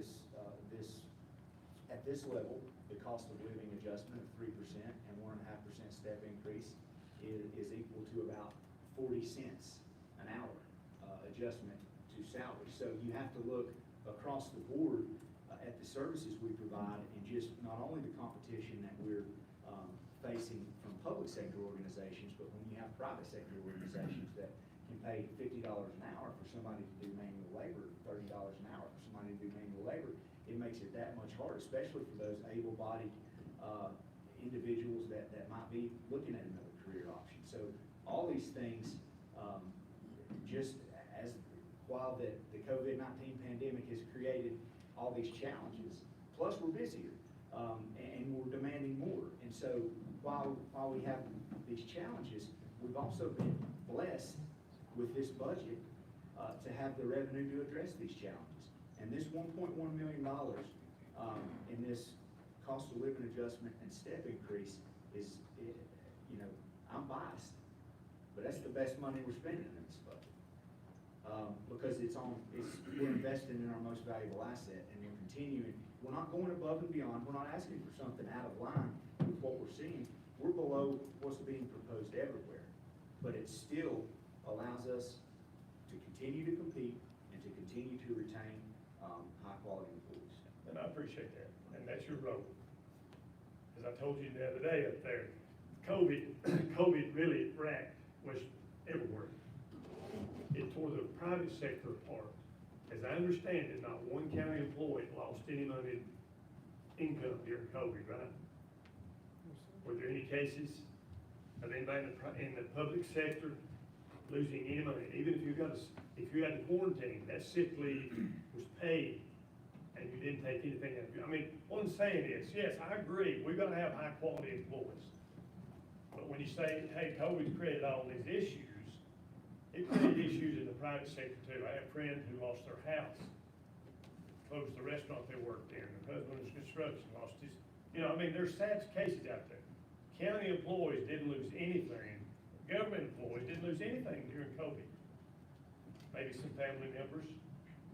All right, go ahead, throw in here something. We're having a discussion. We're having an adult discussion. I'm the clerk of the board. I'm not supposed to join this. But as the HR director, our employees were here all the time during COVID doing our jobs.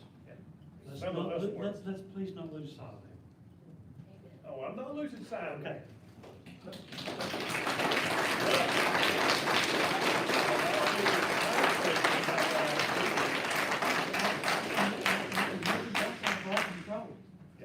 You're doing our jobs.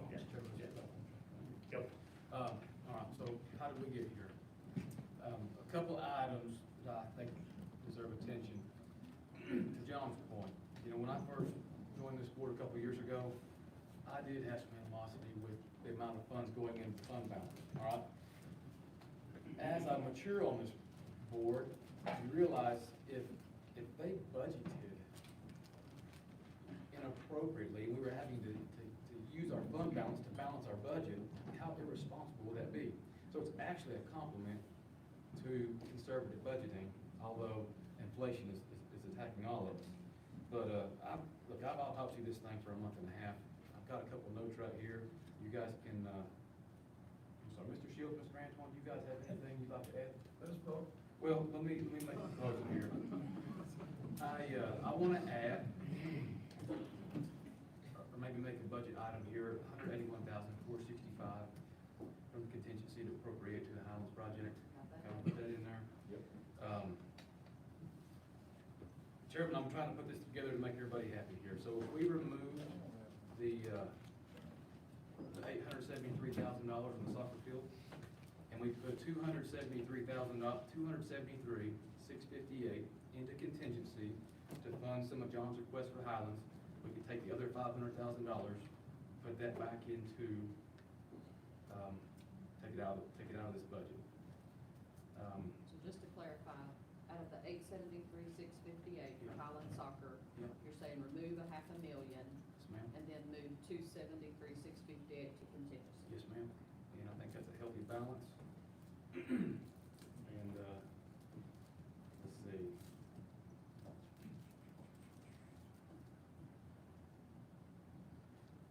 I'd like to make a motion, approve the budget I just recommended. Do what? I'd like to make a motion to approve the budget I just recommended. Okay, we have a motion on the floor. Let's see now. What the motion does with the controller? It's in. It's in. Well, if he's making a motion to approve the budget as it is, Amen. There were some With those adjustments. changes. There were some light adjustments. There's the changes that Josh recommended, just to recap, to make sure everybody's on the same page. The $873,658 for Highland Soccer Field, we're gonna completely remove $500,000 of that from the budget. And then the other the other 373, it's a long night. The other $373,658 would be moved into contingency along with the other amount, because of course, John has brought up several projects like the potential 200,000 full body scanner at the jail, you know, the Highlands pre-K, getting it up to shovel ready, et cetera. So that would allow, you know, at the pleasure of the board, it's in contingency, when those items come up, you can appropriate funds, you know, as you choose. Sounds good, I'll second it. a motion second, further discussion. This is my first budget, obviously, with you guys, and my question might be, you know, a little premature or whatever, but for the budget as it is, what is in this budget for capital improvements that goes towards bettering what the citizens of this county are wanting and needing? Right. We talk a lot about this being a retirement community. Well, does that mean we just forget about families and kids in this community right now that are paying taxes here as well? We have nothing in this community, hardly anything for kids whatsoever, okay? What are we doing to bring anything into this county budget, within the budget, that's gonna help benefit that? We talk about a drug problem all the time with these kids, and what are we doing to actually help alleviate that by bringing in programs that's gonna help that? What's in this particular budget towards any of that? Towards those improvements? Well, towards helping your kids, I mean, we have the mower roller that will be refurbished to provide your dental services. You have, of course, the ongoing funding of the school nurses at the schools, the school resource officers at the schools that this budget funds, not to mention the operating appropriation to education that the budget funds.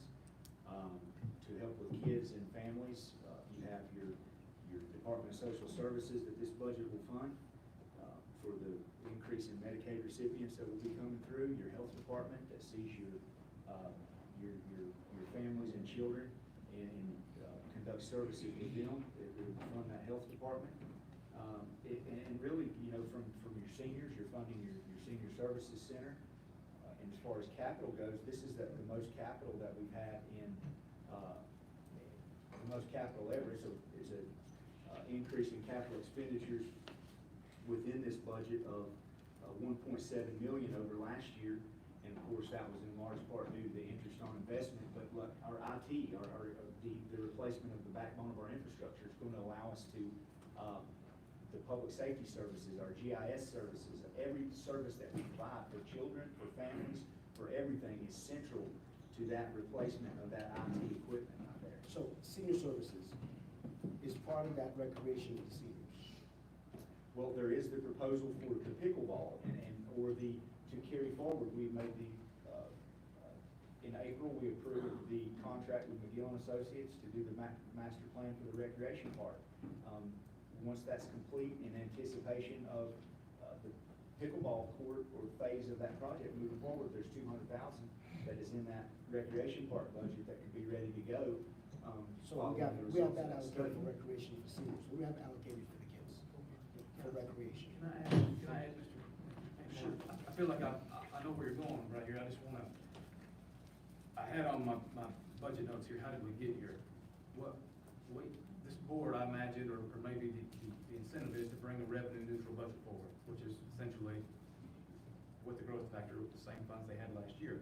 So Derek went through every single department in Lori and went through their needs and wish list, wants, and kind of ironed out each and every department before they brought it to us.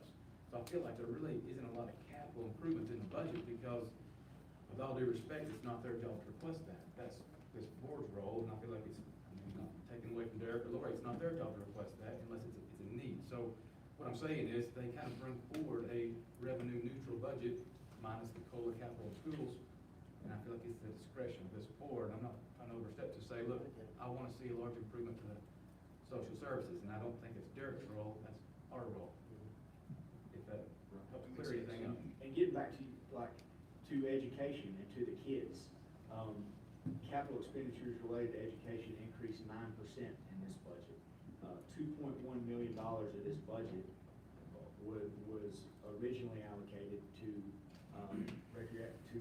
improvements for capital improvements in the Macon County school system. There's $1,150,000 of that goes towards making sure that all the children have the iPads and the things they need to do their school. To technology continues to be replaced so they can continue to learn, as we've heard tonight, in an ever-changing environment. With the recreation park budget, that is everything that keeps the recreation parks open and going for the kids in the summertime. The pool, all that is funded in this budget. So that is kind of, in a roundabout way, how this budget addresses that. Chairman, just so, I didn't come tonight prepared for this because I knew there was going to be questions and concerns by the other board members. And I still, there's something else on this budget that I don't agree with. And the landfill additional charges for the Highland Transfer Station, I don't agree with that. We're already paying more money on the tipping fees in Highlands. We're going to be paying more ad valorem taxes from Highlands taxpayers. And so I think the landfill is doing well just to take more funds from with people in Highlands is I don't agree with those additional fees for Highlands Transfer. And all five of us will probably never agree on a final budget. Right. So that gives us, you have the luxury of voting for or against. Right. But now, what was your purpose, what was your lead up there? Well, what my statement was the fact that we were gonna have a budget discussion, hash this stuff out, digest it, and then come back to this process. I understand that Josh has made a motion. Motion Commissioner on the Shields has floor. seconded, so at that point, that's my discussion on this motion on the floor. We have a motion, second on the floor. Any more discussion? Mr. Chairman, if I may, Yes. Mr. Antoine had asked about Franklin Fire District at our last meeting. So I emailed Amy Owens, the town manager, gave her some additional information concerning their fire tax. She replied back to me that based on the additional information I provided, that they, would not need an additional fire tax. Further discussion, gentlemen? John, is there anything I can do here that will make you happy? Well, it's just. We have to convince him about it. I feel like I'm asking a question. I mean, had I been prepared for this, it may be different, but there are things that I'm working on internally in this budget process. I'm trying to think about the new truck for animal control and the new dog box. I mean, $65,000, $75,000, and you know, there's just some growth factors there that I'm a little concerned about, and that's, other than that, that's kind of question. Yeah. All right, gentlemen. All in favor, signify by raising your right hand, saying aye. Opposed, raise your right hand, say aye. 3-2.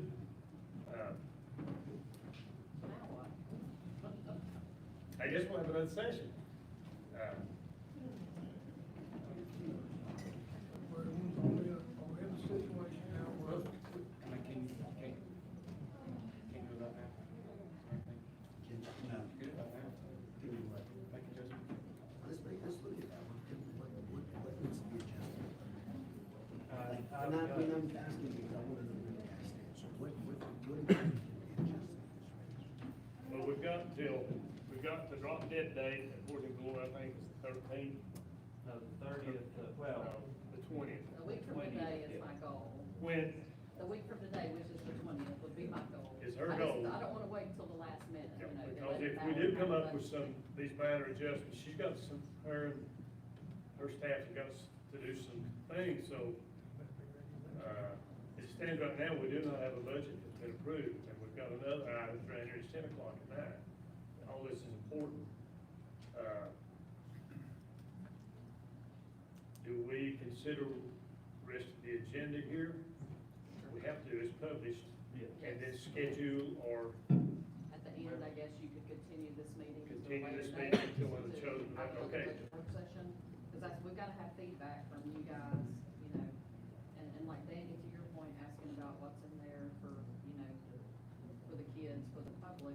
We've got 200,000 for pickleball courts, and I apologize if this was said earlier, but, you know, that could be used for any recreation purpose, you know. We're in the midst of that master plan, because of course we budgeted pickleball courts this year, but we, you know, decided to pause and spend some of that money for the master recreation plan. You know, so if you guys, you know, say, hey, you know, we wanna do this master plan and make all these improvements, you know, act on that at a later date, you know. That's something I think, kinda like Josh alluded to earlier, Eric and I, we don't have those numbers yet, you know, that master recreation plan's not finished. And that's a major capital project that you guys as a board would direct us that, hey, we want this, we wanna do this and spend this amount of money, can we do it, how can we do it, you know? So, You know, that's a good point, because, you know, what are we doing as a county to grow the private sector? You know, we keep talking about the private sector, and we talk about the public sector. I can tell you right now, I can pay my employees $40 an hour, and they still would not be compensated as well as the public sector with benefits. It's absolutely the truth. I was paying $2,000 a month for health insurance, and it was garbage. So I know what these things are, and I agree 100%. The county staff should be compensated, but the government is not in business to make a profit. Private sector is in business to make a profit. If we could run this government for exactly and extract the tax money from the taxpayers of this county to run an effective and efficient government, then we've got something. We see revenue of $5.6, $5.8 million, and in the minds of the general public and the taxpayers, I understand, Mr. Manager, that you have revenue numbers that this is gonna create, and you figured out a way to spend this revenue. But in my mind, what are we doing with this additional funds to grow this county? We need a convention center, we need all these things in this county. And the funds are keep building over and over and over. We have 68% in the fund balance, soon to be 72%. That is the taxpayers' money, and in my mind, give them either, let's show them what we're doing with this money instead of putting it in the county's savings account. I understand conservative budgeting, you do a great job, or we wouldn't have $6 million at the end of the year. But to put that money in an undesignated fund balance and not do anything for the taxpayers other than provide the services that they expect. We're growing salaries, we're growing the government, and the private sector is shrinking. We're number 7 in the state of North Carolina for people on a fixed income. They produced the information the other day that we've got 35% of our population that's on Medicaid. That is private sector people. That is not government employees. We cannot keep doing and growing, and I've heard Chairman Higdon say it before. We need to figure out how we do more with less. Okay, well then, from this board, I'd like to know from you guys, what kind of capital improvements would y'all like to see for the citizens of this county? Well, I'd like that survey for the citizens to at the same time, we have a budget presented with, I mean, we're looking at this budget and the growth factor and everything else, and we compare the salaries to McDonald's. Well, those people out there at McDonald's they're not getting benefits, they don't have a career, they don't have a retirement, they don't have health insurance, they don't have all this stuff. So comparing that is not comparable. They have all that. Oh, do they? McDonald's employees do? Yes, they do, they absolutely do. So, but at the same time, my employees don't. That's their choice. No, it's my client's choice, because they either pay me for that service, they have a choice. Taxpayers don't have a choice. We tell them what we're gonna collect from them, and they have no say. If I'm going out there in the private sector, and I give somebody a bid in the private sector, they have a choice whether to hire me or not. And there is a maximum amount of money that I can extract from my clients, or they'll get somebody else. That's the way the private sector works. Now, am I grateful for the job that you paramedics do? Absolutely. I'm grateful for the work that you guys do, and I think you ought to be compensated. But there's another side of this scenario, and it's these people out here that's struggling to survive right now. That's right. That's the taxpayers of this county. Those are the people that we depend on to run this county. And if we lose those people, we're all screwed. It's that simple. I know, I did not go into and appeal any of my taxes. And I'll give you, now that we're talking about that, the taxpayers of this county spent $400,000 for a program to help the tax office so that they wouldn't have boots on the ground, but they still have the same boots in the office. They did not lose an employee in the tax office. It was prevented though. But we They didn't kept have from to gaining add- three. They didn't have Okay, to add well- positions, that was the point and the intention. But at the same time, it happened, and they don't have to have the boots on the ground. We subcontracted that. The big picture in the room is we're still doing everything. We had 16 employees before we got this. 27 cents. Drop it to 24, and we've got something going on. Why, does that just feel good? No, that's what it's 27 cents is what it's gonna take to run this county next year. Remove the 4.5%, or the $4.5 million that went in the fund balance, and we can drop it down to 24. Only You're never gonna build a high Fund balance is one time, fund balance is one time. We revenue. You can't balance an operating budget by reducing your fund balance. We tax the people for the money that's needed right now, and we're not building a We new didn't high know we school. were gonna get 20% more in sales tax again this year. I We didn't know understand. we were gonna get $800,000 growth in '22. So give it back to the people How? that we extracted it from. You cut their millage rate. What's gonna happen when we do that, and then everything tanks in next year, and then we're Well, setting then, our then teeth in we're, our mouth. we're all in the same boat. We're gonna go down together, aren't we? I don't wanna go down. But I don't either. Just be responsible. But I'm tired of seeing other people going down. All right, let's continue this discussion. I'm good. Can I address that, please? Oh, I'm sorry. I'm sorry, I'd like to address that. Yes. So yes, we had our tax system for 32 years. Yes. 32 years with an old tax system. Green screen, couldn't pull reports.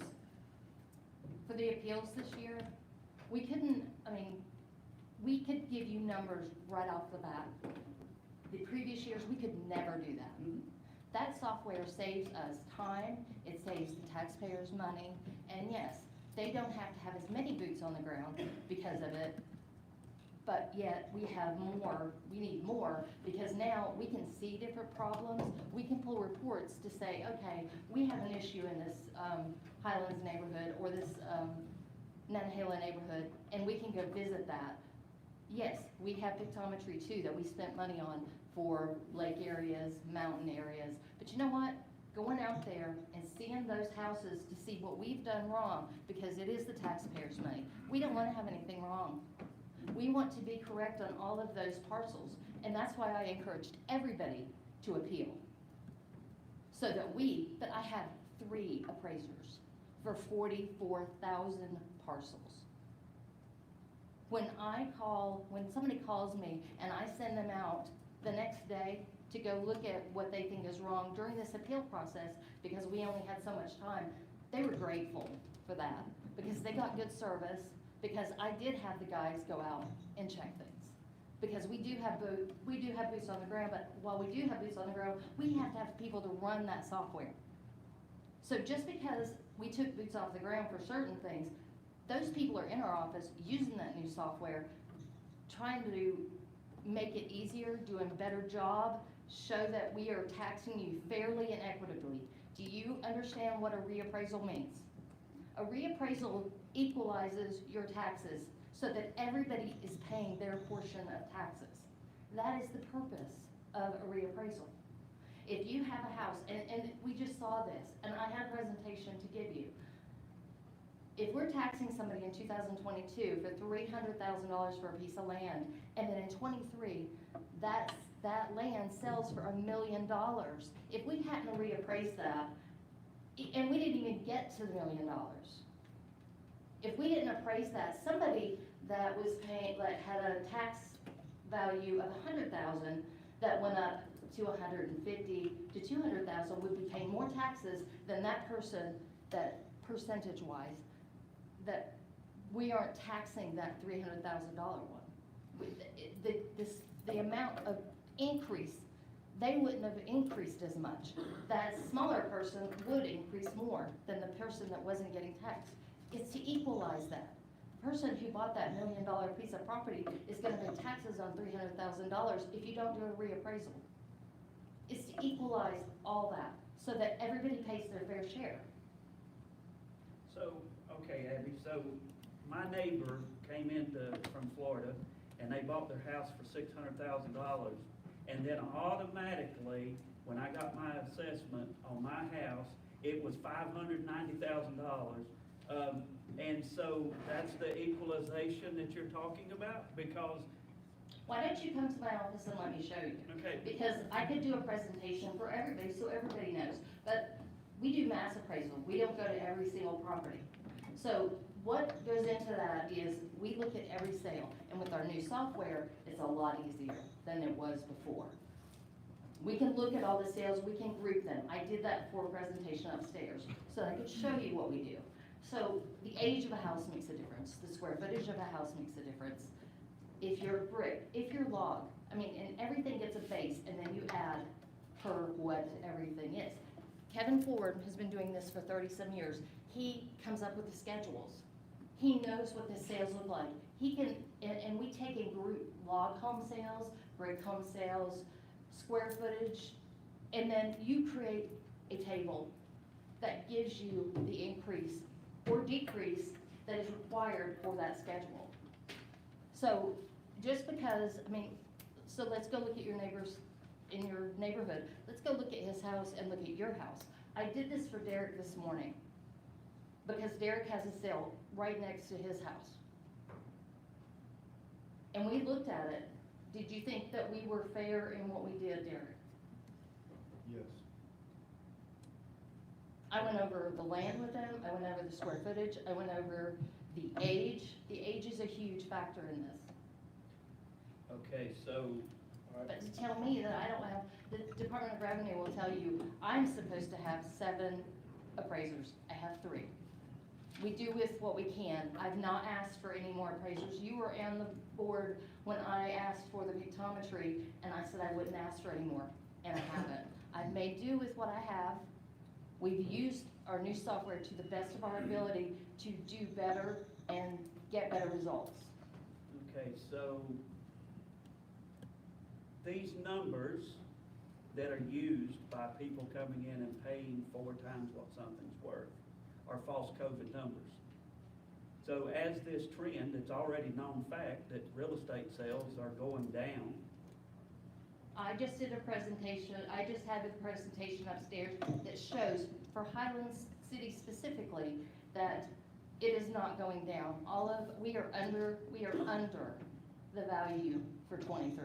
We are already backing up. The sales haven't gone, the values haven't gone down. The sales may have gone down. Right. The number of sales, Oh, absolutely. the value hasn't gone down. That's correct. That's right. That will be called in 4 years, right? Well, okay, so, yes, I mean, So the values are coming down. When they come down, we still pay taxes on but the this high values aren't value. coming down now. So And that's not the way, I mean, that's the whole we problem. don't change the values until the reappraisal in 4 Right. years. So- So the tax rate stays low unless you decide to raise it, and everybody pays the same taxes on the values. So say it's 590,000, well then all of a sudden, my house is worth 300,000 in the market. Per state statute, I mean, that's what we do. I mean, and it will tell you in the statute, of which I have my book there, it tells you, the economic is not a reason to you cannot change it based on the economics. You can only change things if you make a change to your house. So if you add or detract from your house, then we can go out there. That's caught in new construction. And in new construction, I can't have people sit in the office and do that. They actually have to go out and measure all the new additions or take away whatever was taken away. Okay, I have one more question. What is the taxpayer's gain by a reevaluation? Equalization. If we're revenue neutral, and we had a budget of $59 million last year. It's and all we're- about equalization. The taxpayers want equalization, because if it wasn't equalized, those people that don't have the big houses, that theirs would be unequal to the people who are gaining value in their property. They would be paying a lower amount, and the smaller people would be paying a larger amount of those taxes. So we're through this reevaluation. Yes, we The are. next will be in 4 years. Yes. Again, we can continue this discussion. And I had heard that, why did we have to have a reappraisal? So, because we were on a 4-year schedule. So then it becomes, we did it in 11. We were supposed to have one 11, we kept it till 15. The reason then was because there wasn't enough sales. That would have been our office saying, I think it's worth this, because there wasn't enough sales to value it. We didn't know what it was worth because it was either a foreclosure, a auction, a bank sale, something of that sort. Well, the state says you can't use that. Are you sure that went 8 years without a reval because of that? Or was it because in 2008 we had a down economy and we had a real estate disaster and the values went way down? How do you want me to value your house on what I think it's worth? Because that's what we would have been doing. Right. And in that process, you have to go to the state and you have to say, we want to put off our reevaluation for another 4 years. The state has to agree to that. Y'all have to agree to that. And if you were gonna do that, you should have done that like 6 months before December and had me say, we want to not go through a reval. We want you to go and do the application to the state and say, Well, I a probably would resolution. have recommended that had I been on the board, but I wasn't on the board. So But anyway, are you okay with that person that had a $300,000 piece of land that's only gonna pay taxes on $300,000 when you have another taxpayer that's not increasing? I mean, we didn't increase theirs, but their value went down, because we do have some values that went down. Yeah, all yeah, I But understand. if that person, he's gonna be paying more taxes on that property that went down than the person whose property went up $1 million. But he paid taxes on that the year before the same amount, so. But that's my point. Yeah, I understand, I understand. But then, I don't know what, Yeah, I understand. okay? All right, I'm good. Thank you for the explanation. Thank you. I'll come and see you. And thank you for what you do. All right, gentlemen, Thank you. consent agenda, item number 12. You see A through T. We can do this as one, or if anybody wants to pull one out, please signify. Consent agenda.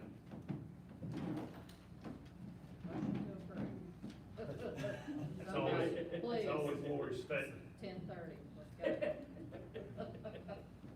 Pleasure of the board, gentlemen.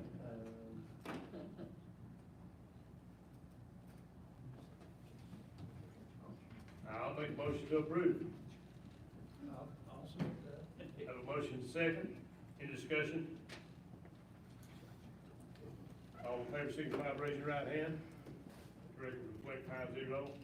Number item 13, appointments, Macon County Library Board of Trustees. 3 seats. Council? All right, so we have a grand total of 17 applicants for the 3 board members that need to be appointed to the Macon County Library Board. Because we've got 17 and we've only got 5 commissioners, technically everybody could get 1 vote and we haven't got anywhere. So we're gonna divide this into, we're gonna narrow it down to 7, or at least the top 7 applicants. If we have a tie, then we'll push on those, and we'll take a second vote to narrow it down. This is a public vote, so you do need to write your name at the top of your ballot. Circle the 3 members that you want, and then we'll tally those. Mike and I will tally those, knock it down to 7, and we'll vote again. And again, your vote is public as far as that goes. And so we'll make those announcements after when we tally the first time, and then when we tally the second time. Do you have the extra? Oh, I have lots of them. I need one.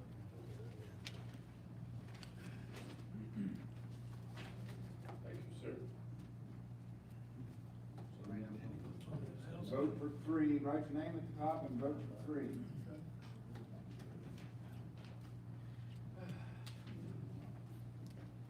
3 that are voting, are we saying 1, 2, and 3, when you do first choice, second choice, third choice? Now, just vote for 3 people. We've got 3 board member positions up, and so we're going for 3.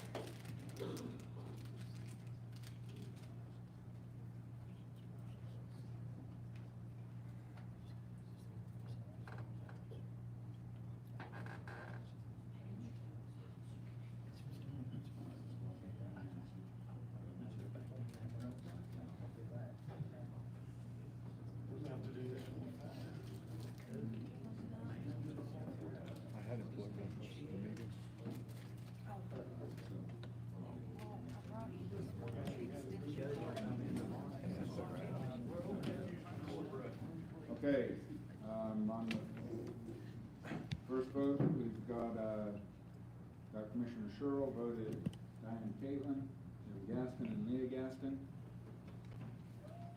On Danny Antoine, we have Bert Dean Bateman Jr., Diane Caitlin, and Tim McQuitty. On Josh Young, we have Justin Bonner, Janet Jacobs Green, and Lisa Welch. Higdon, we have Bonner, Caitlin, and McQuitty. And Mr. Shields, we have Janet Jacobs Green, Marianne Ingram, and Brooke Reel. So we have a grand total of 10 that got votes. So we're gonna re-vote with those 10. We'll black out the names of the 7 that are eliminated.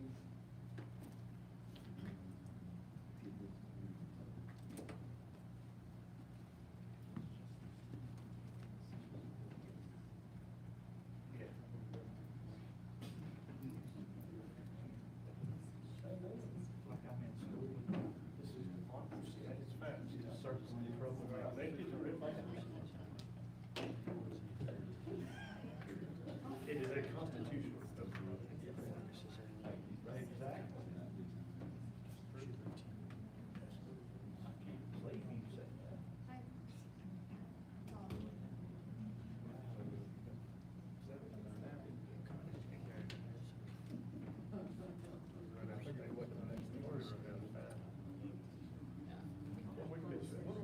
That's what I was asking Holmes, and he didn't. We gotta get, we're about to wrap this thing up, just Thursday. specifically budget. You ready this Thursday? Leaving town 3-1. Yeah. One reason I'm here. I'll be leaving, You better figure it out. I'm leaving What about next Tuesday week. week? See, like I said, we gotta have That's time the to make 20th. changes. Tuesday's the 20th. Yep. When do you get back? I'll be back Sunday. But like, if we met on Tuesday the 20th, like Josh recommended tonight, these changes to the budget as presented, if there's more changes, you know, then we could adopt it and said changes. I thought the ordinance is nice, of course. See, it's gonna be, even that meeting on the 20th, if we come in here on the 20th and there's changes, then we're not gonna have a budget ordinance prepared that we'll be able to Well, put on. we could adopt it with changes, that's what we're gonna do tonight, if we'd had a third vote, you know, because Josh made the motion to approve the budget with these modifications. I had the budget ordinance here to mark up real quick, we can do that all on Tuesday. Okay, so second vote, we're again voting for 3. We've eliminated 7 of the names. They have Sharpie lines through them, so do not vote for them.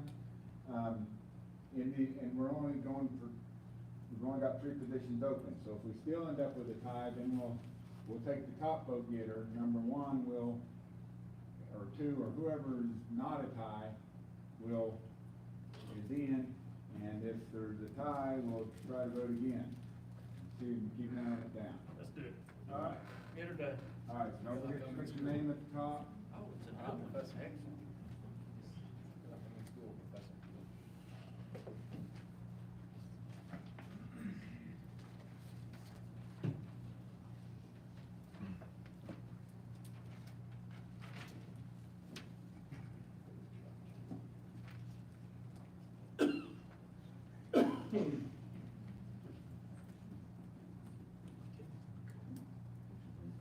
Ms. Carter, Lauren,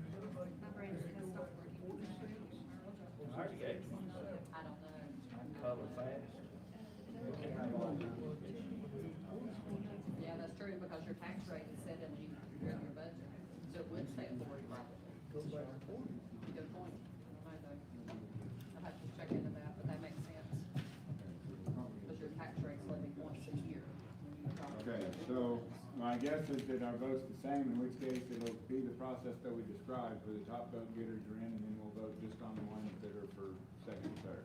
Okay. All right, so we've got Sherrill with, Caitlin, Gaston, and Gaston. We've got, Higdon with Bonner, Caitlin, and McQuitty. We've got Commissioner Young with Bonner, Janet Jacobs Green, and Lisa Welch. We've got Commissioner Antoine with Bonner, Caitlin, and Leah Gaston. And we've got Commissioner Shields with Janet Jacobs Green, Mary Ann Ingram, and Brooke Reel.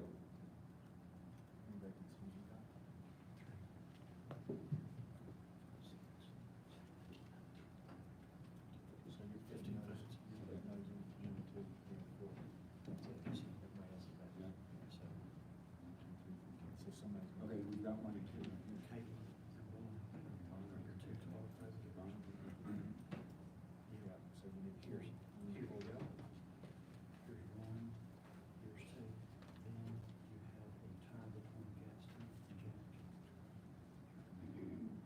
Okay, so at this point now, we've got. Okay, let me mark these a second ago. You've got the one on the pad. Yes, sir. So this is the second pad.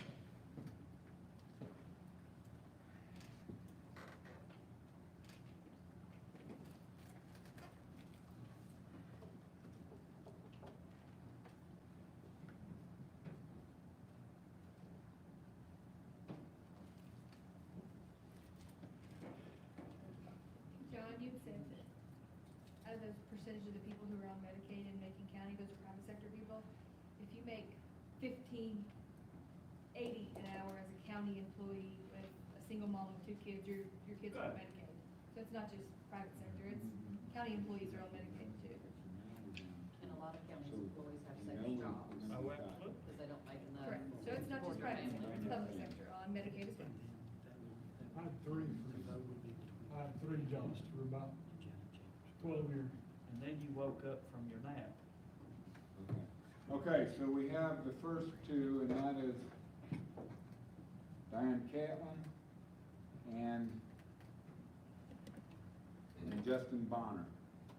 So that leaves, we have then a tie for third with between Leah Gaston and Janet Jacobs Green. So at this point, you're gonna be voting one time, you're gonna make one vote for one of those two. Okay? Yep. That make sense? Yep. All right, so let's cross out everybody except for,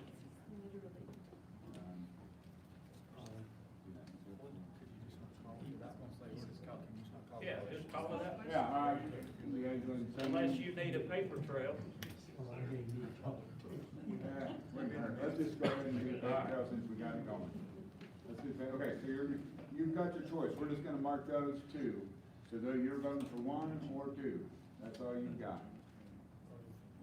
We're voting for Leah Gaston Or or Janet Jacobs Green. Janet Jacobs. And you get one vote on this one. You can only cast one vote for one of the two, for the third position. Was it Bonner was in and Diane Catlin? Is that? Correct. Okay. Justin Bonner and Diane Catlin are both in. Okay. Those are the first two appointments. The third appointment is, again, is between Leah Gaston and Janet Jacobs Green.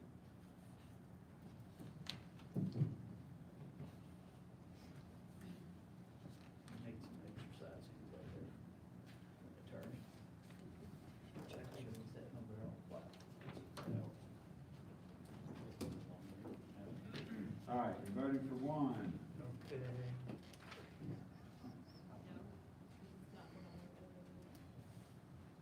Oh, mine's already certain. Well, you gotta choose one of those two. We're saving the taxpayer money by not using Sharpie ink. There you go. Now we're talking my language.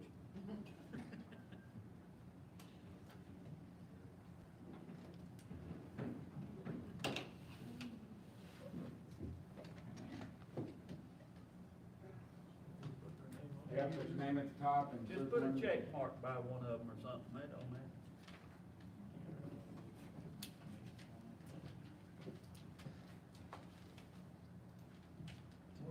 Put the check mark to what you're doing. Sure.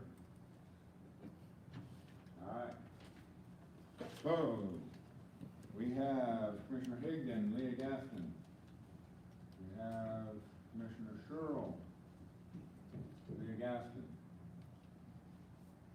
We have Commissioner Young, Janet Jacobs Green. We have Danny Antoine, Leah Gaston. And we had, Mr. Shields and Janet Jacobs Green, so Leah Gaston is the third one on a 3-2 vote on, third and final. Okay, gentlemen, thank you all. Thank you for handling that. Item number 14 is your closed session, right? Anybody? I don't have one. Derek? Okay. Well, we're going to recess this meeting until, 20th, 19th, what day is that? Monday. 19th will be Monday. Monday? Or Tuesday the 20th. One of those two.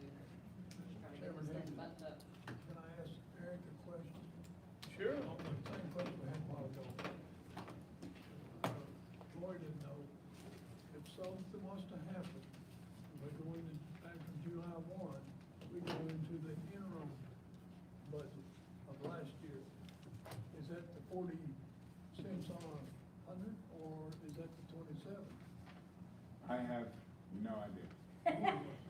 And it would not matter until, I mean, If it went into July, you had an interim budget, are you on the 40 cents? Well, according to what I read, you operate on last year's budget, So you'd be on 40 cents. 40 cents. let's be optimistic that we can come Yeah, so together. hopefully And y'all can come together. I won't be here. That's right. When are we gonna do it? We're gonna do it the 19th at 6 o'clock. Specific, no, he's got a wedding and his father passed and he's got his wagon loaded, so, our thoughts and prayers are with you, Eric. We appreciate you, glad you're here tonight. The 19th at 6 o'clock, no, just specifically budget discussions. If it is recessed, we might have a small broadband, item to bring before you from the broadband committee with the RFP that was. And, Oh, and Mike can set in with us one more time? No. Oh, no, the we got- 19th, you're done. Oh. All right, gentlemen. Friday's the last day. So, what is that, motion to recess? Yes. I make a motion that we recess until Monday, June 19th at 6 PM at the 5 West Main Board of Commissioners room. Anybody? Have a motion? You have a second, any discussion? All in favor, signify by raising your right hand. Second. Second, thank you. Let the record reflect it's unanimous.